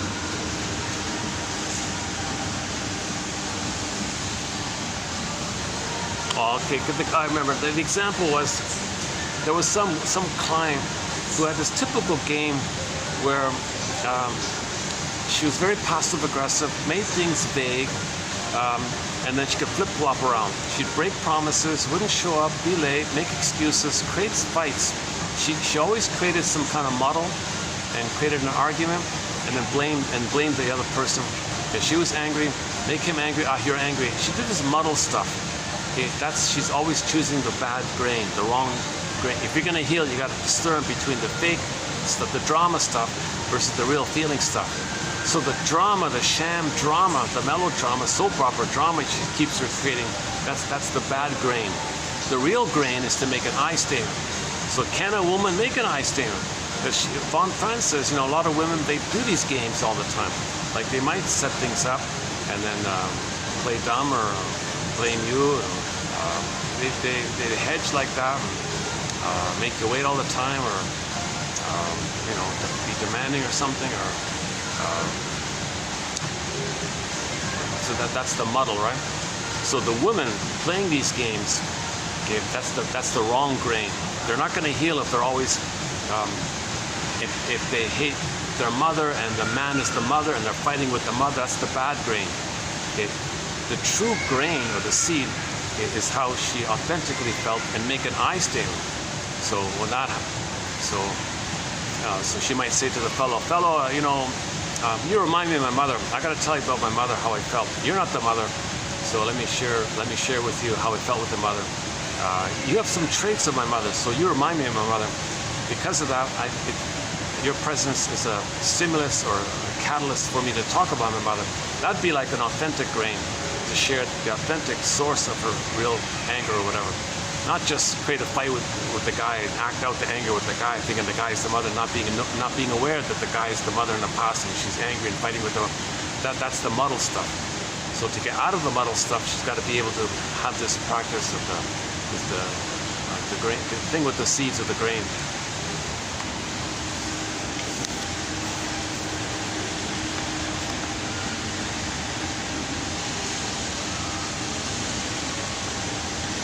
Well, here's a good quote about trauma, by Bannett. Traumatic events, by definition, overwhelm our ability to cope. When the mind becomes flooded with emotion, a circuit breaker is thrown that allows us to survive an experience, and to survive the experience fairly intact. That is, without becoming psychotic or frying out one of the brain centers.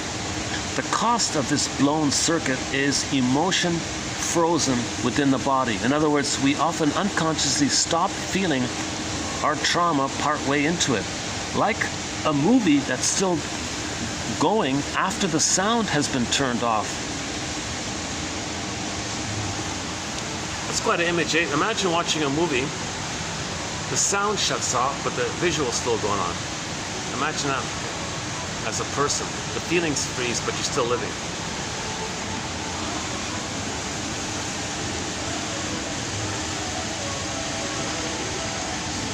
When we freeze, we detach, we leave the room, we lock away whatever part of the experience is most threatening to us. We stop being present to the traumatic experience, also called disassociation. Disassociation, depersonalization, derealization can get us through the immediate trauma, but unfortunately that frozen emotion can get trapped in the body, resulting in all kinds of ill effects over time. Someone who experiences repeated abuse growing up, for example, can experience a psychological and a spiritual impact, an emotional impact that gets stored in the body and remains there long after any physical damage was, which may have been done. If we've gone numb often enough in response to abuse or injury, numbness becomes a habit. It's a dangerous habit because the pain and suffering are still there, stuck in our bodies. Walking around with that kind of unresolved pain is the root cause of addiction. Okay, so trauma and the pain of trauma is the root cause of any addiction. Smoking, drinking, emotional eating, whatever. Narcissism, of course, is an addiction. The bully pattern is an addiction. Egoism is addiction, etc. That's the unresolved pain of trauma. Attachment trauma, relational trauma, interpersonal trauma, betrayal trauma. All this unresolved trauma and unresolved pain, now you're trying to medicate or bring up fantasies that your little god to compensate. Self-help questions. Are you aware of any way in which you may have locked trauma in your body? Are you aware of any way in which you may have locked trauma in your body?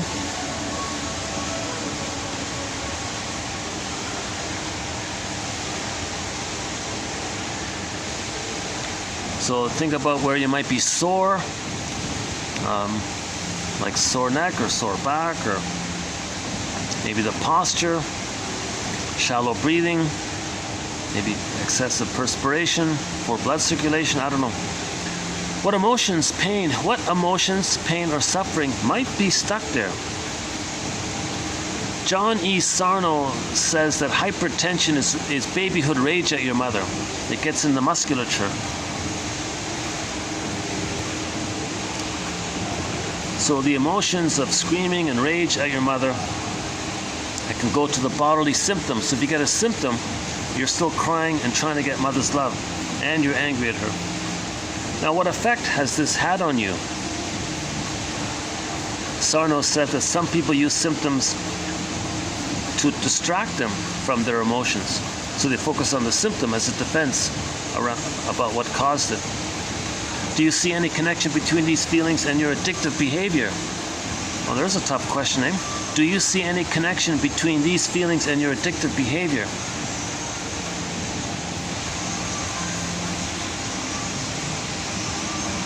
So emotional eating, let's say.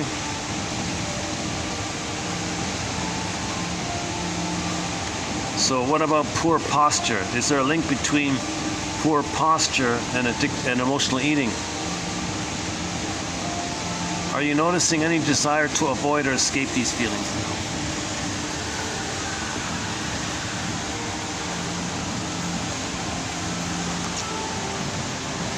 And the one about the cursing, yeah, she talks about the cursing one. So in a fairy tale, when there's a curse, somebody turns into an animal, he's cursed, right? Or half this or half that, or that's code for neurosis. Psychologically, we'd say he's neurotic and dysfunctional because you're doing some kind of primitive, regressed, backward kind of thing, like, so they would use an animal like that. A human being in a neurotic state might very well be compared to a bewitched person. Okay, so if you're cursed, you might also say he's bewitched. Nothing to do with the comedy show. What's her name? Samantha? No, nothing to do with the TV show, Bewitched. Cursed, neurotic. So if you're neurotic, you're bewitched. If you're neurotic or dysfunctional, you're also considered to be bewitched, cursed, dysfunctional. If you're uncongenial or destructive towards yourself and others, if you act in a compulsive, driven way, so a person might be turned into whatever, a lion, a bird, a duck, a bear, a raven, dove. Oh, the raven, yeah. Another one, I don't have this quote here, but she said that in a fairy tale, if they throw like an animal skin on a person, that's the curse. And in the healing, when the ravens were flying, they threw up shirts. The birds would fly in their human shirts, and they became human. Interesting images. These bits of fairy tales are really kind of something, eh?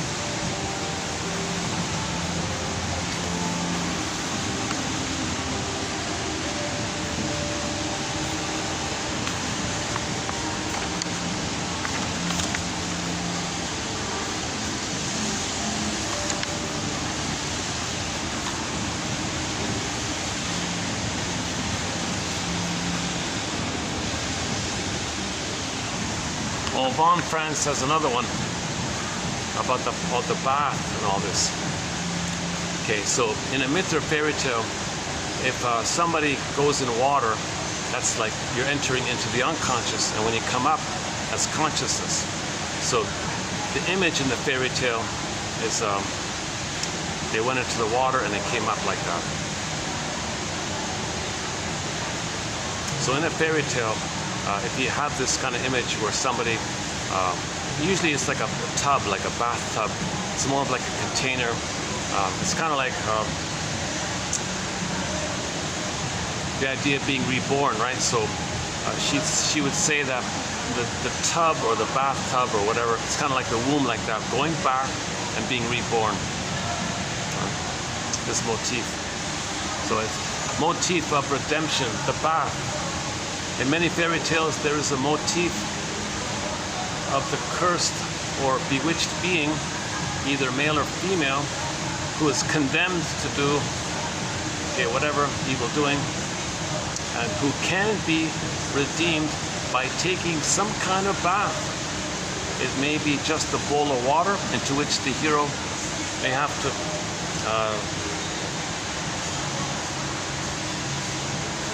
so you step in the bath and you come out, step in the bath, you come out, kind of thing.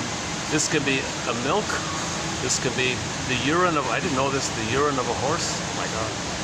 Usually it's milk, right?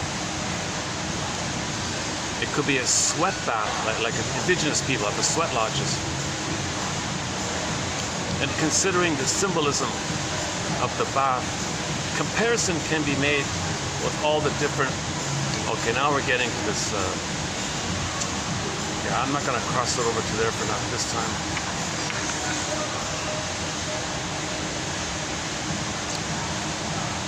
Okay, so the bath is the womb, the eternal womb. It is the maternal place from which one came and to which one returns a new form. So we came from the womb, and if you go back in the womb, you're reborn, something like that. So meaning you face the unconscious, you do unconscious work, shadow work, all the stuff we're talking about, dream interpretation, free association, healing oppositional thinking, defining the seeds, knowing defense mechanism, building your story. That's all unconscious. And then you might be reborn when the firebird comes up. So you come up to the present kind of thing.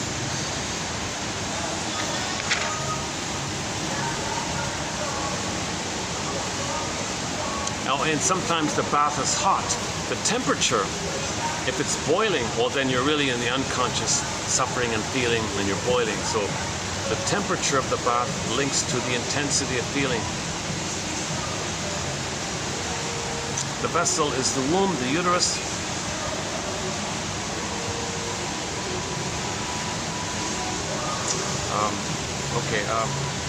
We keep within a certain field and try to feel the weight by the emotion of the client. Okay, so the therapist is aware of the emotion of the client. That's linked to the temperature of the bath. There is thus enough of the unknown so that the complex or the trauma, whatever, the mother complex or whatever, can manifest itself. Okay, for otherwise, one would be lost in the infinity of the unconscious. So the timing and temperature is important. Then coming afterwards is the stewing or bathing in hot water. Now maybe it's a cold bath. So it depends on how much feelings the person can take. It'll reflect that. If you really want to heal, the bath will be hotter, right? The symbolism of temperature naturally refers to emotion intensity, shown up as a projection so that the client has to stew in his own juice. Okay. So when you own your projections, you see, you're stewing in your own juice, so to speak, in a healthy way. That's called constructive wallowing. Tina Gilbertson calls it constructive wallowing. Constructive or healthy wallowing. Healthy or constructive wallowing. It means it like that. Because if you don't say, oh, he's an idiot, and you take that away, well, in what way do you somehow believe you're an idiot? Oh, wow.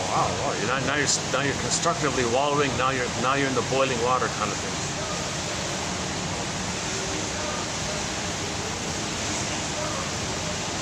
When the normal outlet of projection is closed, then the agony begins, the suffering begins. Suffering means like healing suffering. Healing suffering. In Greek myths, when they say suffering, they mean this healing process. Suffering through, working through. And since it is no longer possible to make the outer world the scapegoat, one is forced to suffer oneself from the impact of the complex, which has no other exit.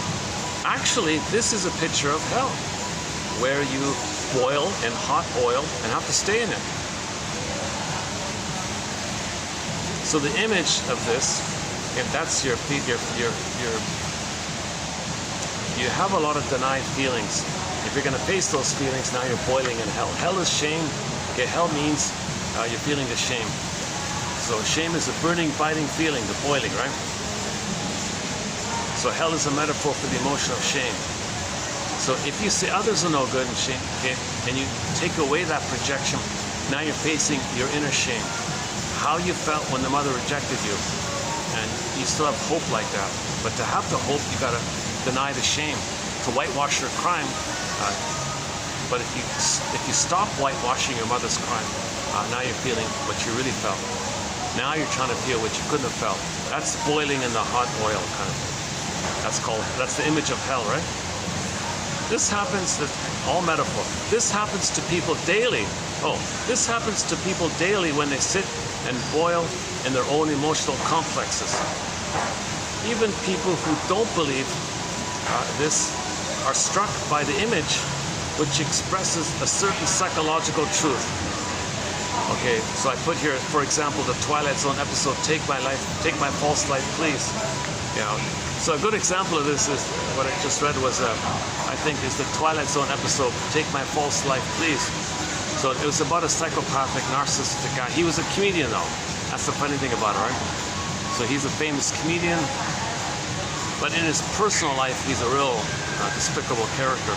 But on stage, he manages to make everyone laugh by telling, by making fun of other people, everyone laughs. So he has this kind of sadistic audience. He tells sadistic jokes about others. It's a perverse laughter like that. Not all of it, but he tends to make fun of other people and everyone laughs. So it's a kind of a sick kind of humor kind of thing. Paranoid schizoid type of humor. Okay. So finally, okay, so healing, innate drive for healing. Twilight Zone, he's sent to hell. Okay. He was sent to like a hell scene. Okay. The metaphor is he's going to face the emotion of shame and boil in the hell scene, the hot thing, the hot place like that. So he was assigned that in the hell scene, meaning facing shame, he's going to be on stage in hell, telling his jokes to the denizens of hell, right? And he's got to do it for 20 years first, and then we'll see afterwards. So that's like 20 years is the typical midlife audit, the typical midlife period where you face shame. So in fairy tales is the hell scene, facing shame. So he's on stage doing his normal routine. Nobody would laugh, boring, nobody cared. He said, oh my God, here, how do I make you people laugh here? So he had to go. So they said 3 nights a week for 20 years. Three shows a night, 7 days a week for 20 years. Wow. But here's the hell. He couldn't scapegoat others. No one would laugh. He's on stage like that. He's stewing. He's boiling, right? His scapegoating's not working. His scapegoating's not working. And he's kind of stressed out a little. He's stewing like that. Then there's a heckler, the heckler in the audience. Tell us about you, sir. Tell us about you. What do you want to know? Yeah, well, what about that woman you hit and all that? Oh, no. Come on. So this heckler knew about him. And tell us about when he hit that woman or something. Fine, yeah, she had to go to the hospital and needed an operation or something. They would all laugh. The denizens of hell would all laugh at something about him. He had to face his shame. Yeah, and tell us about what you did to your mother like that. Oh yeah, well, she wanted to move in. She wanted money for her own place. I sent her away, and she died in the cold of hypothermia. And they all laughed. Can you believe it? Yeah, and tell us, you stole some young starving artist's routine, and you stole it for yourself, and he's poor now. Easy pickings, all right? And they all, oh, easy pickings, they're all like. So the heckler was his inner knowing. The heckler was him. And he had to face the truth. The heckler was his true inner voice that he denied. Now he's got to face it. So he's facing the shame, or he's facing the truth, and he doesn't have the option to make fun of other people. The audience is going to laugh at him. Okay? So the audience is going to laugh at him. Now he's facing the shame when he faces the truth. He doesn't project, he doesn't externalize, he's got to talk about his life, how his behavior caused all these problems, which he denied. But the inner truth knows, which he denied. He pushed down the inner truth. But the inner truth came up with the heckler. The heckler was code for his inner truth. Now he could only address the heckler. And see, and he had to face this every night, 3 times, 3 shows a night, 7 days a week for 20 years. He'd have to face his shame. He can't blame, he can't scapegoat, he can't say it's their fault, he can't say they're wrong or this and that. He has to tell and report what he did. He's got to face the truth of his entitlement, his narcissism, his greed, his envy, his excuses. And when he talks about himself, the audience is going to laugh at him. See, they're going to laugh at that. So they're laughing at him now. Whereas usually he spent his life getting others to laugh at others or something. That's a good one about the hell one. And he's literally in a hell scene. He's sort of in this, like in the waiting, like he's sort of in hell, sort of in the like in the bullpen or something. He's in the bullpen of hell or something. I don't know, something like that. And after 20 years, we'll know whether he did the mourning process and faced it, and he learned from it or not. We'll know in 20 years. If he fails, well, he's still kind of like a denizen of hell himself. So those denizens of hell never face their shames. That's why they're there, right? So I think that's the interesting metaphor. That hell is a metaphor for the emotion of shame. So shame is related to the feeling, related to the rejection of your identity. Babies feel that their mother rejected their identity. The baby thought he was defective. The baby thinking he's defective, that there's something wrong with him, the emotion is shame, a burning, biting feeling. And guilt. Insult to injury, he's guilty because he thinks he's being punished at the same time. Because he's defective, he thinks he's being punished. Whoa, now he's got shame and guilt. The baby's desperate. Mother, what do you want? What do you want? How can I please you? How can I save you? It doesn't work. Guilt is constant, always in debt, always defective, never good enough, nothing he does is good enough. Oh my God, mother, what else can I do here? What's he got left? Identification with the aggressor. He'll become her and sell us and forget about himself. Now he makes the Faustian deal. So he really, it's very sad like that, right? Mothers are not supposed to abuse their babies. Babies expect to be loved by their mothers. It's not natural for a mother to have a baby and, break the bond like that, separate them, reject them, make excuses. So babies need a continuity of connection with the mother. That's why you're supposed to leave the cord, leave the placenta. Don't remove those things. Hand the baby when he's born to the bosom. Let him latch on and start suckling. Leave the smells, leave the hormones, leave the cord, leave the placenta. The phrase is lotus birth, lotus stem pod, baby cord, placenta. Leave it all there. You're not allowed to remove the cord and the placenta. See, that's the trauma that's still going on today. It's being removed. Once you remove the cord, shortly after birth like that, you did it. Okay? You took away his mother, he's falling, he freezes up his soul. When you sever the cord placenta from the baby, he thinks he just lost his mother. Where he's abandoned, he's a goner. Pin goes on the collar, frozen body. Okay, he disassociates or something.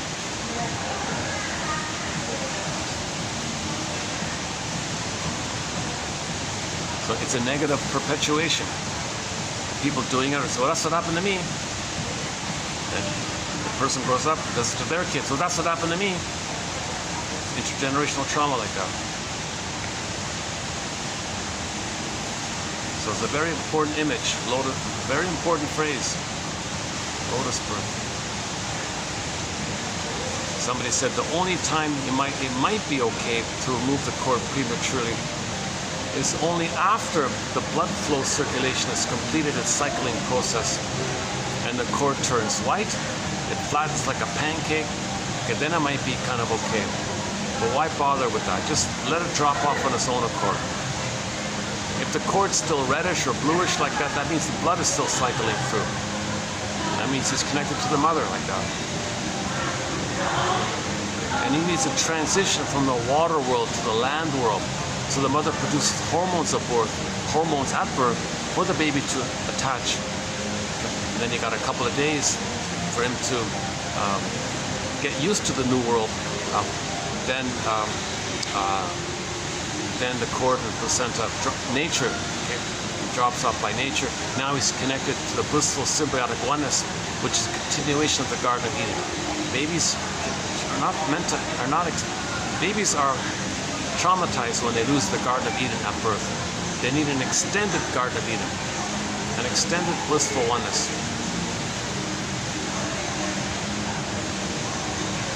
So let's say there is attachment trauma, birth trauma like that, betrayal trauma. Okay, then roughly at midlife, it comes to your attention. Then you begin the process to enter into the Twilight Zone, the Wong's lost and found emporium, the Twilight Zone. The midlife audit, the midlife examination period, free associate, dream interpretate, piece together your story, make inferences, resolve oppositional thinking, adversarial thinking, find the vertical thinking, the three-dimensional thinking, the both and thinking, get the depth thinking, okay, it's metaphor, symbol, duck, trickster, defense mechanisms, okay, separate the seeds of the grains, okay, and then continue free association, continue dream interpretation, face Baba Yaga's tests, and then nature does the rest. When the Firebird comes, hop on the back of the Firebird and ride the Firebird. Stay with the beingness, stay with the feelings come. Be present to yourself when the feelings come in. It's strange, accept it, hold on, like hold the phoenix, like hold the Firebird, grab something, or like stay with feelings. Okay, then now you're free. And on Saturday, the false self can finally shatter away, dissolved away. Okay, so once again, in Twilight Zone Saturday, you got the healing process named, identified in 7 parts, each part named after the days of the week. So first you face the someday, this someday stuff. Someday, I'll expose my mother, she'll apologize and correct it. I'll show the world how she treated me by treating others the way she treated me. It'll be like a protest banner. Look what my mother did to me. So you're protesting, you're angry like that. Or maybe you have the hope that some symbol of mother can be mother's mother. The actual mother that was needed back in the nursery. That some current symbol can be the actual mother in the past. Doesn't make sense. But you have this kind of someday hope, this relentless, unreal someday hope that something in the present week will be the mother from the past. Doesn't make sense. Or you show her up and she'll change her ways in the past. Will be. You got to face this someday. Then you face the moan. Now you got to moan. Okay, play the song, the breakup song by Greg Kinn, right? He makes some kind of moaning. I forgot the melody of it. But he does some kind of moaning sound in it. I think that's why the song's so popular. It gets everybody moaning. Now you face Moan Day. Okay, next Tuesday. Yeah, see that's where the song ends. So they didn't do Tuesday. Tuesday, it's this belief that you made, that it's your fault and you're wrong and you're responsible for the lovelessness your mother experienced when she was a baby. Whoa, that's quite a responsibility. You feel you're guilty for that? Really? The baby's guilty for the lovelessness his mother experienced when she was a baby? It's the baby? The baby thinks that's his fault? Nonsense. You gotta correct this Tuesday. You gotta update this. Babies do this to try to get along with the mother. Now we gotta update this. So you face the Tuesday. And now you're getting into the truth here. Now you're getting into the constructive wallowing, the suffering through, the working through, the wound day. Now you're really getting to the wound. Now you're really getting, when you mourn the loving mother that never existed, that your mother was a stepmother, your mother was an alien, a witch, your mother was a, okay, whatever. Okay, from in your imagery point of view. Okay. So you didn't get mother's love. You admit it. That's the reality. Oh my God, I didn't get loved by my mother. Holy, fill in the blank. Wow. Whoa, that's a real wound like that. Working through, suffering through.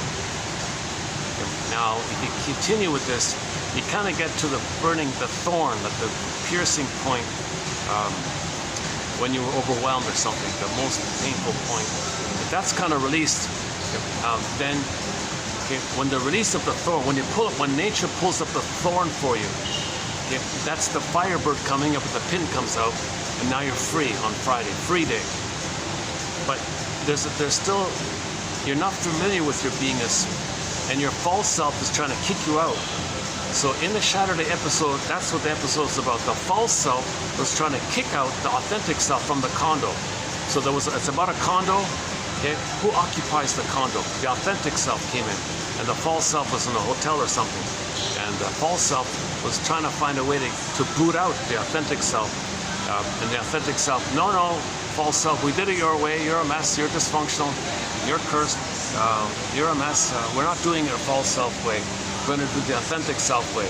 And the false self was fighting. So within us, there's this conflict between the false self and the authentic self.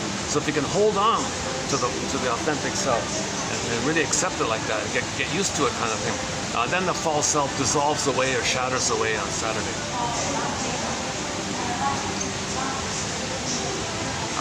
A miserable choice for an actor to choose it, because there's nothing authentic. I didn't find the choice. The episode was sort of, I don't know. It felt a little bit cynical to me, the way they did it. But preserve the idea and put aside the cynicism that I think was there. But the idea was good. It's based on a short novel by some guy from the 60s or something, and it got finally shown as the pilot for the first reboot in '85. So that's great that they found that, yeah. Someday, Monday, Tuesday, Wound Day, Thorn Day, Free Day, Saturday. The lingering false self shatters away. And you see it, you see the false self dissolving away into thin air, because it wasn't real. The false self was never, it's a construct in your mind that your little God in the uterus, that's a false self, it's not real. The baby was not a God, it's just this blurry image he made. It's very ironic, eh? Maybe he thinks he's a little God, so important. Like, it's amazing, right? He's a helpless little baby, still being fed. Oh, he's a little God, because he thinks the mother's him. The power of the mother is his power. So that's called infantile megalomania. His mag.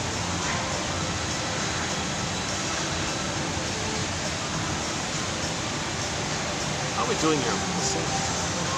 Today's a strange day today. How do we start? 7:40. Okay, 7:40.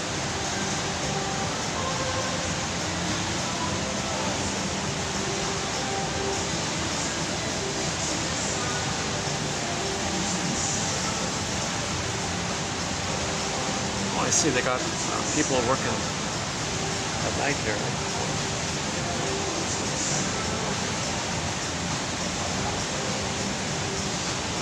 I'll wrap this up in a minute. Yeah, let's wind this down here.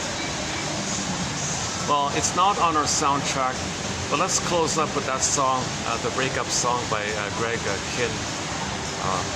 I forgot the melody. I forgot how it goes. Oh my God. I just quickly looked at the lyrics and said, oh my God, derealization, idealizing transference, the moan day. Okay, now he's trying to self-medicate and deny the pain, or use alcohol to trigger fantasies that he's a little God. And that was the end of it. Interesting, in the last video, there's another song about grief, like a breakup song. There was another breakup song called Olson, O-L-S-U-N as in Nancy, by Sir Tab Renner. Sir Tab, S as in Summer, E-R, T as in Tom, A, B as in Bob. Sir Tab Renner, E-R-E-N-E-R.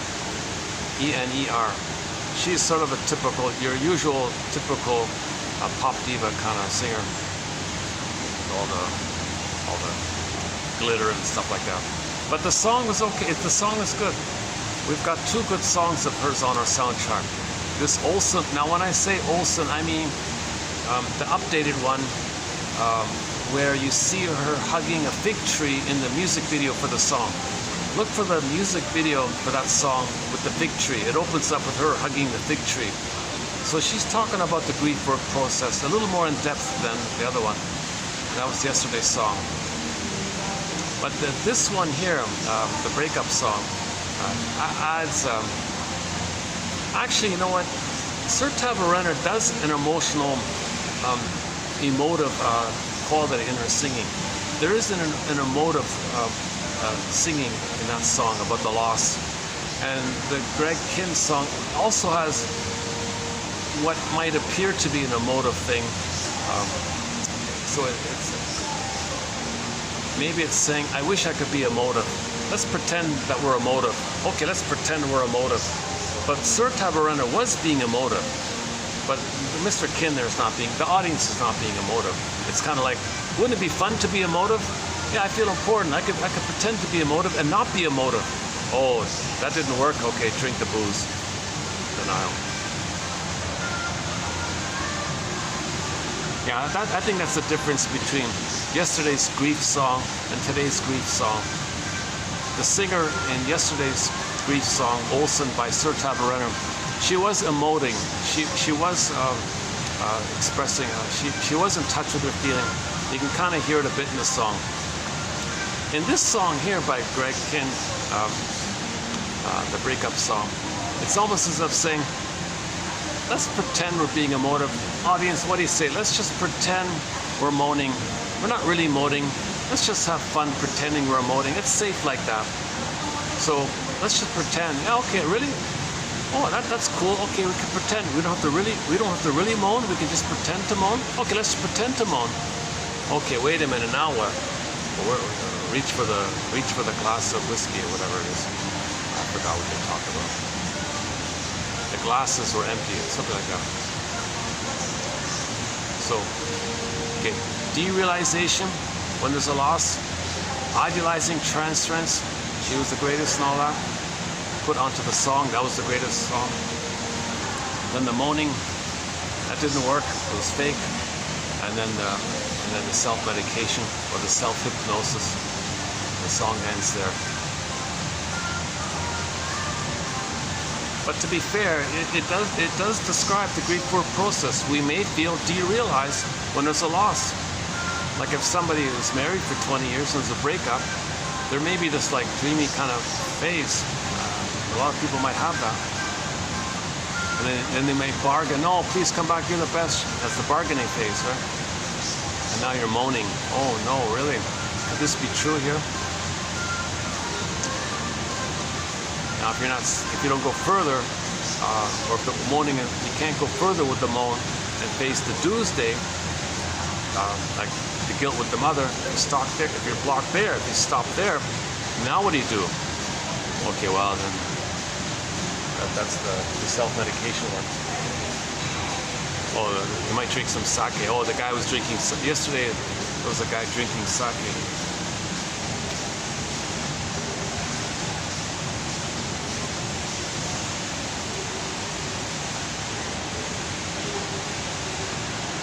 That's wild, eh? You take some rice, it turns into strong alcohol, eh? Wow. Grain, oh the grains, oh my God. Back to the grains. I kept saying seeds. She says it's grains. I gotta check the fairy tale. Is it grain or is it seeds? When Baba Yaga gives the task to Vasilisa to separate the seeds, was it grains or seeds? I gotta check that out, yeah. To be updated. To be updated.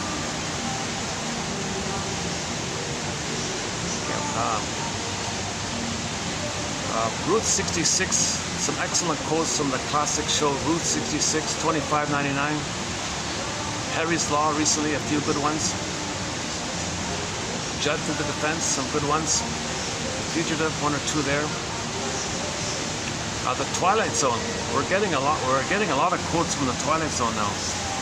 From the cat and mouse one about the Don Juan guy, the advice to the girl was, you see, she thought she could redeem the playboy and make him be a normal guy. Forget it. He said, no way, no way.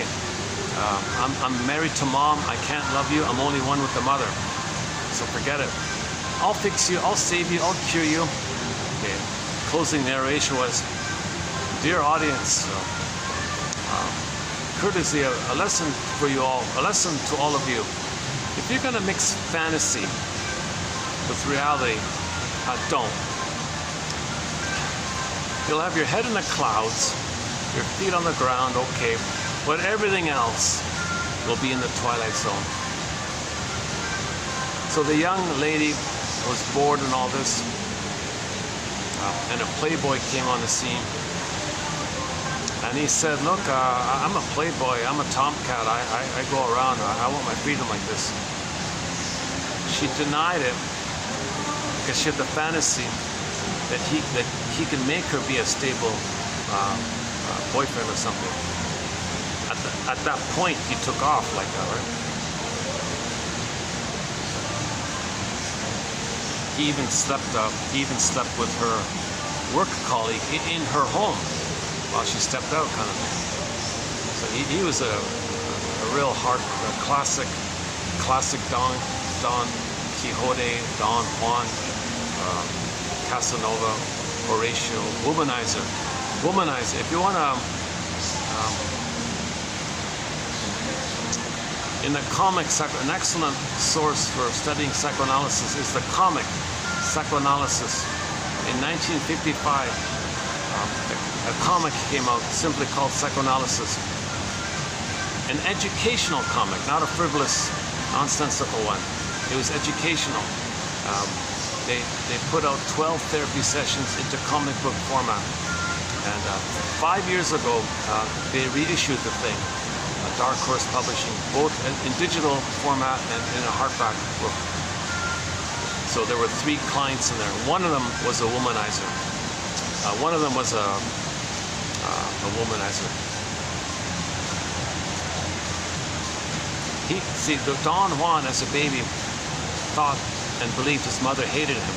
He became her. So he imitated her. As a baby, he was allured with the promise of mother's love, rejection. He became that. He goes around alluring with promises, sweet words and lies, and rejects. And he goes around doing that. So he's addicted. He was addicted. You see? He's addicted to the oneness of the mother in his mind. And he made the Faustian pact where he's got the power where he's going to be the dumper instead of being the dumpee. So he finds others who represent him, and he's going to dump himself. Others play him, and he's the mother who dumped him. And he repeats the thing over and over again. Now, he said, I remember he said something that's for himself. He never learns. He repeats and repeats, and he never learns. He said to the woman, you women never learn. No, he never learns. And the conclusion was, now he's got to face it like that, in a very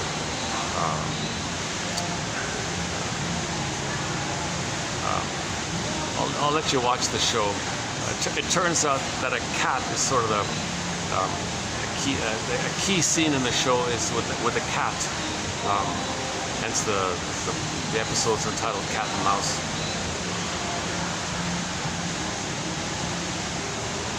But he said to the woman, because she wanted a commitment with him, right?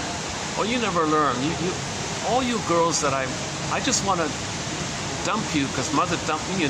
Don't you learn?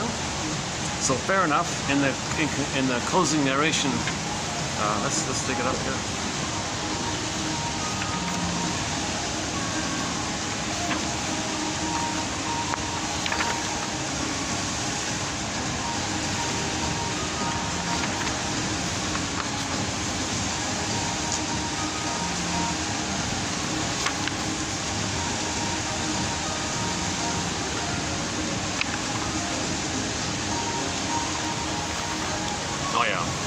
A lesson on romance versus reality, with a word of warning for those who want to mix the two. Don't. Or you may find your head in the clouds, feet on the ground, and the rest of you somewhere in the Twilight Zone.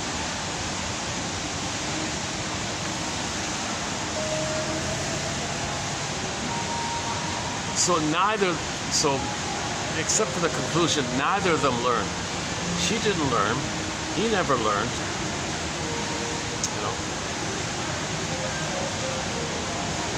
He never learned that he's treating others the way his mother treated him. He never learned that, right? And she never learned that it's not her job to fix him. Just like it's no baby's job to fix a traumatized mother who was abused when she was a baby. How can any baby fix a mother's trauma of when the mother was traumatized, of when she was a baby herself? But this woman is in that mode. I'll fix this Don Juan, I'll make him be a regular guy or whatever. Cheesy episode. Sort of a B-grade kind of episode.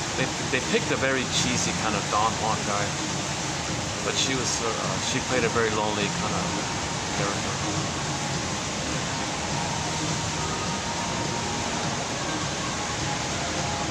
A very good episode from the Twilight Zone is the one called Memphis.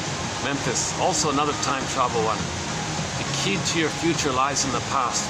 So this guy was going to have a huge problem with his future. So he went to the past, addressed the past, came back to the present, and his future got better. The key to your future lies in the past. That's a good one there. Memphis. Yeah, right. We have some quotes from the show Nashville.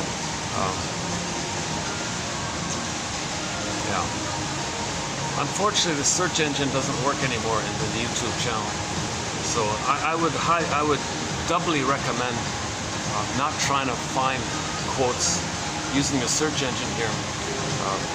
Somehow they took it out. Basically, it's gone. Basically. So.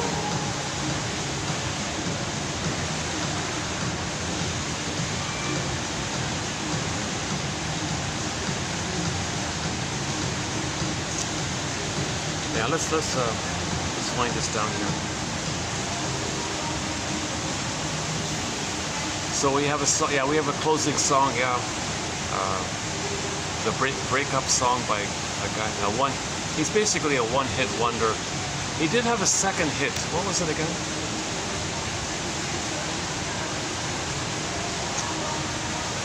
Jeopardy. Oh, that's what it's called.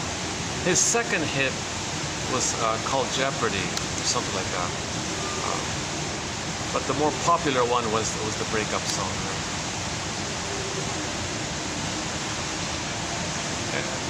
I listened to the rest of the greatest hits album.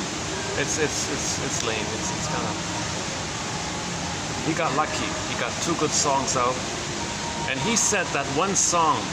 I heard him on the YouTube. He said that one song, the breakup song. Made him financially independent. He sent all of his children and grandchildren to college. He lived in a nice house. Just one song. Unbelievable. He spent his life just playing as a DJ for fun. He retired on one song. I thought, you gotta be kidding. And I think the real reason is because he did the moaning sounds and everyone loved being able to moan a bit. It was a pretend moan, but it validates that we need to authentically moan, although we're afraid to moan. So there's a Twilight Zone. Let's pretend to moan. Let's pretend to grieve. It doesn't work. Pretending to grieve doesn't work. That's why they ended up with the sake. Rice wine. Let me back up here. Hold a second.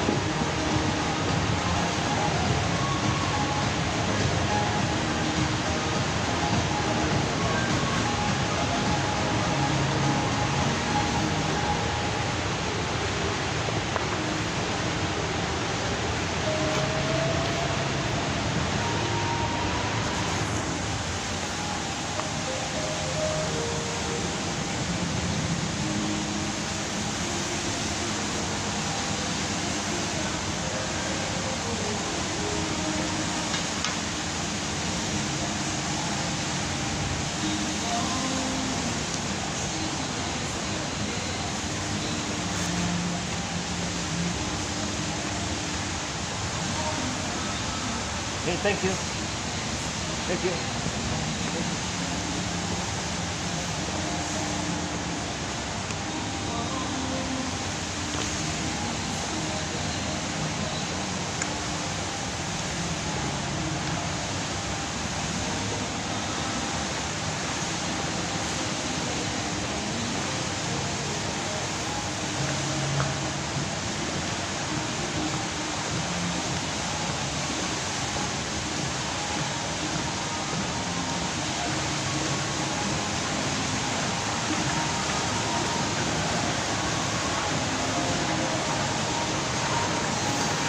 guess this was sort of an average video for me, right? Nothing too, not too terrible, not too special, just sort of in the middle, right?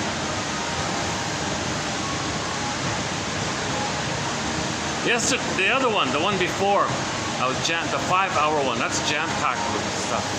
Oh, that's a good video. I felt quite good doing that video. Yeah. There's a lot of my usual anxiety in this video. Here's some nice birds.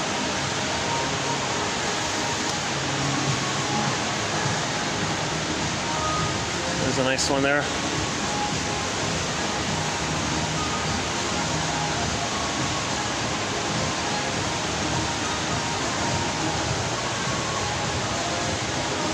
Oh.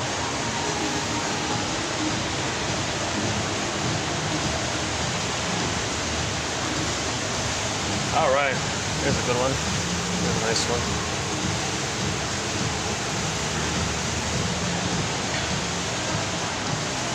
Some cherries. Oh, cherry red, yeah. Midnight blue and cherry red. I think I can use them.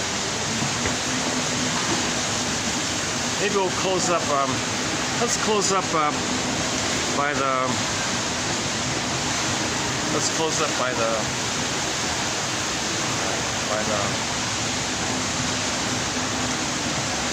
water on the wall there.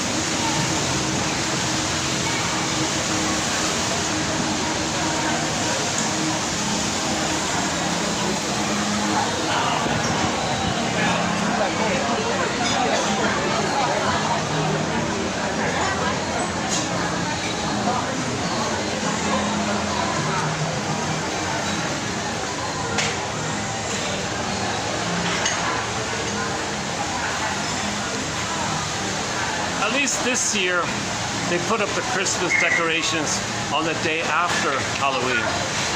Because I remember last year, you had all the Christmas decorations even before Halloween. At least they waited.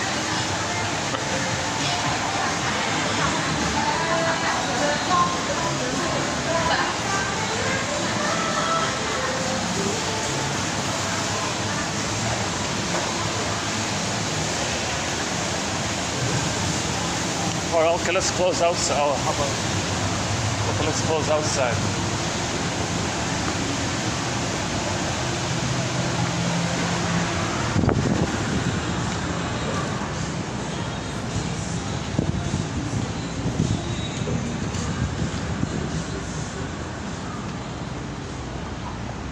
So I can't, it's too dark, eh?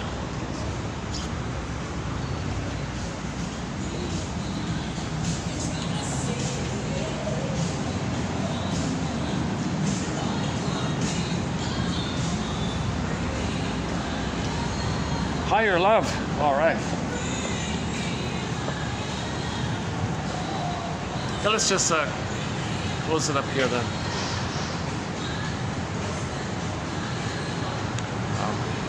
I think okay. Okay, let's just close it up here. So yeah, so thanks very much. Let's close up with our song for today's video. A song called "The Breakup Song" by Greg Kinn, about derealization, idealizing transference, feeling some kind of moan, and if it's not an authentic moan, then you self-medicate or something. And this seems to be very common for our struggle to accept loss, to admit losses. It's called complicated grief, aggravated grief, the derailment of the grief process. Maybe you're starting with a few of the steps and you kind of can't go further kind of thing. So this, oh, one second. Let me change spots here for a second.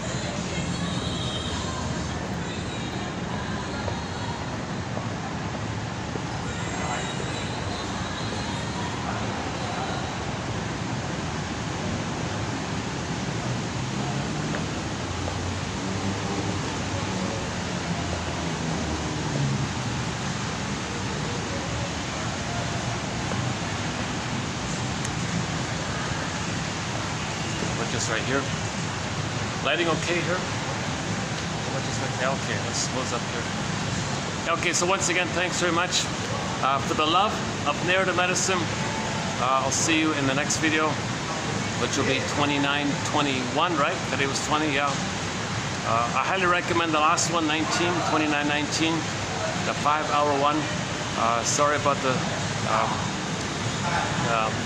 misalignment between the audio and the visual. It's just like a half a second misalignment. It's, anyways, that's an excellent video, I thought. Today was maybe kind of average. However the delivery is in any video, easygoing or a little nervous or anxious or something, it's about the quotes. It's really about the quotes, each person on the quotes. And I think the task is, right, to spend 3 years, 10 minutes a day. Okay, you read 10 on average, and each video is on average 10 quotes. So you read 10 quotes a day and pick out one, kind of thing. A 3-year process. And I think by 3 years of this daily practice, there may be this habit of, or tradition of being okay with self-introspection, being okay with trying to find your story so you can stop repeating. We want to stop repeating because you're losing your life if you're like that, right? You want to enjoy the present. If you're just repeating the past all the time, seeing the present still as the past, you're kind of missing the present. So we got to get the story, okay? And then we stop repeating. Once again, memory, repeating, working through. So we want to remember so we can stop repeating. Okay? So we try to now understand what we couldn't back then, ultimately to feel what we could have felt back then. And so on. For the love of narrative medicine, I'll see you in the next video. Okay, press the play button here.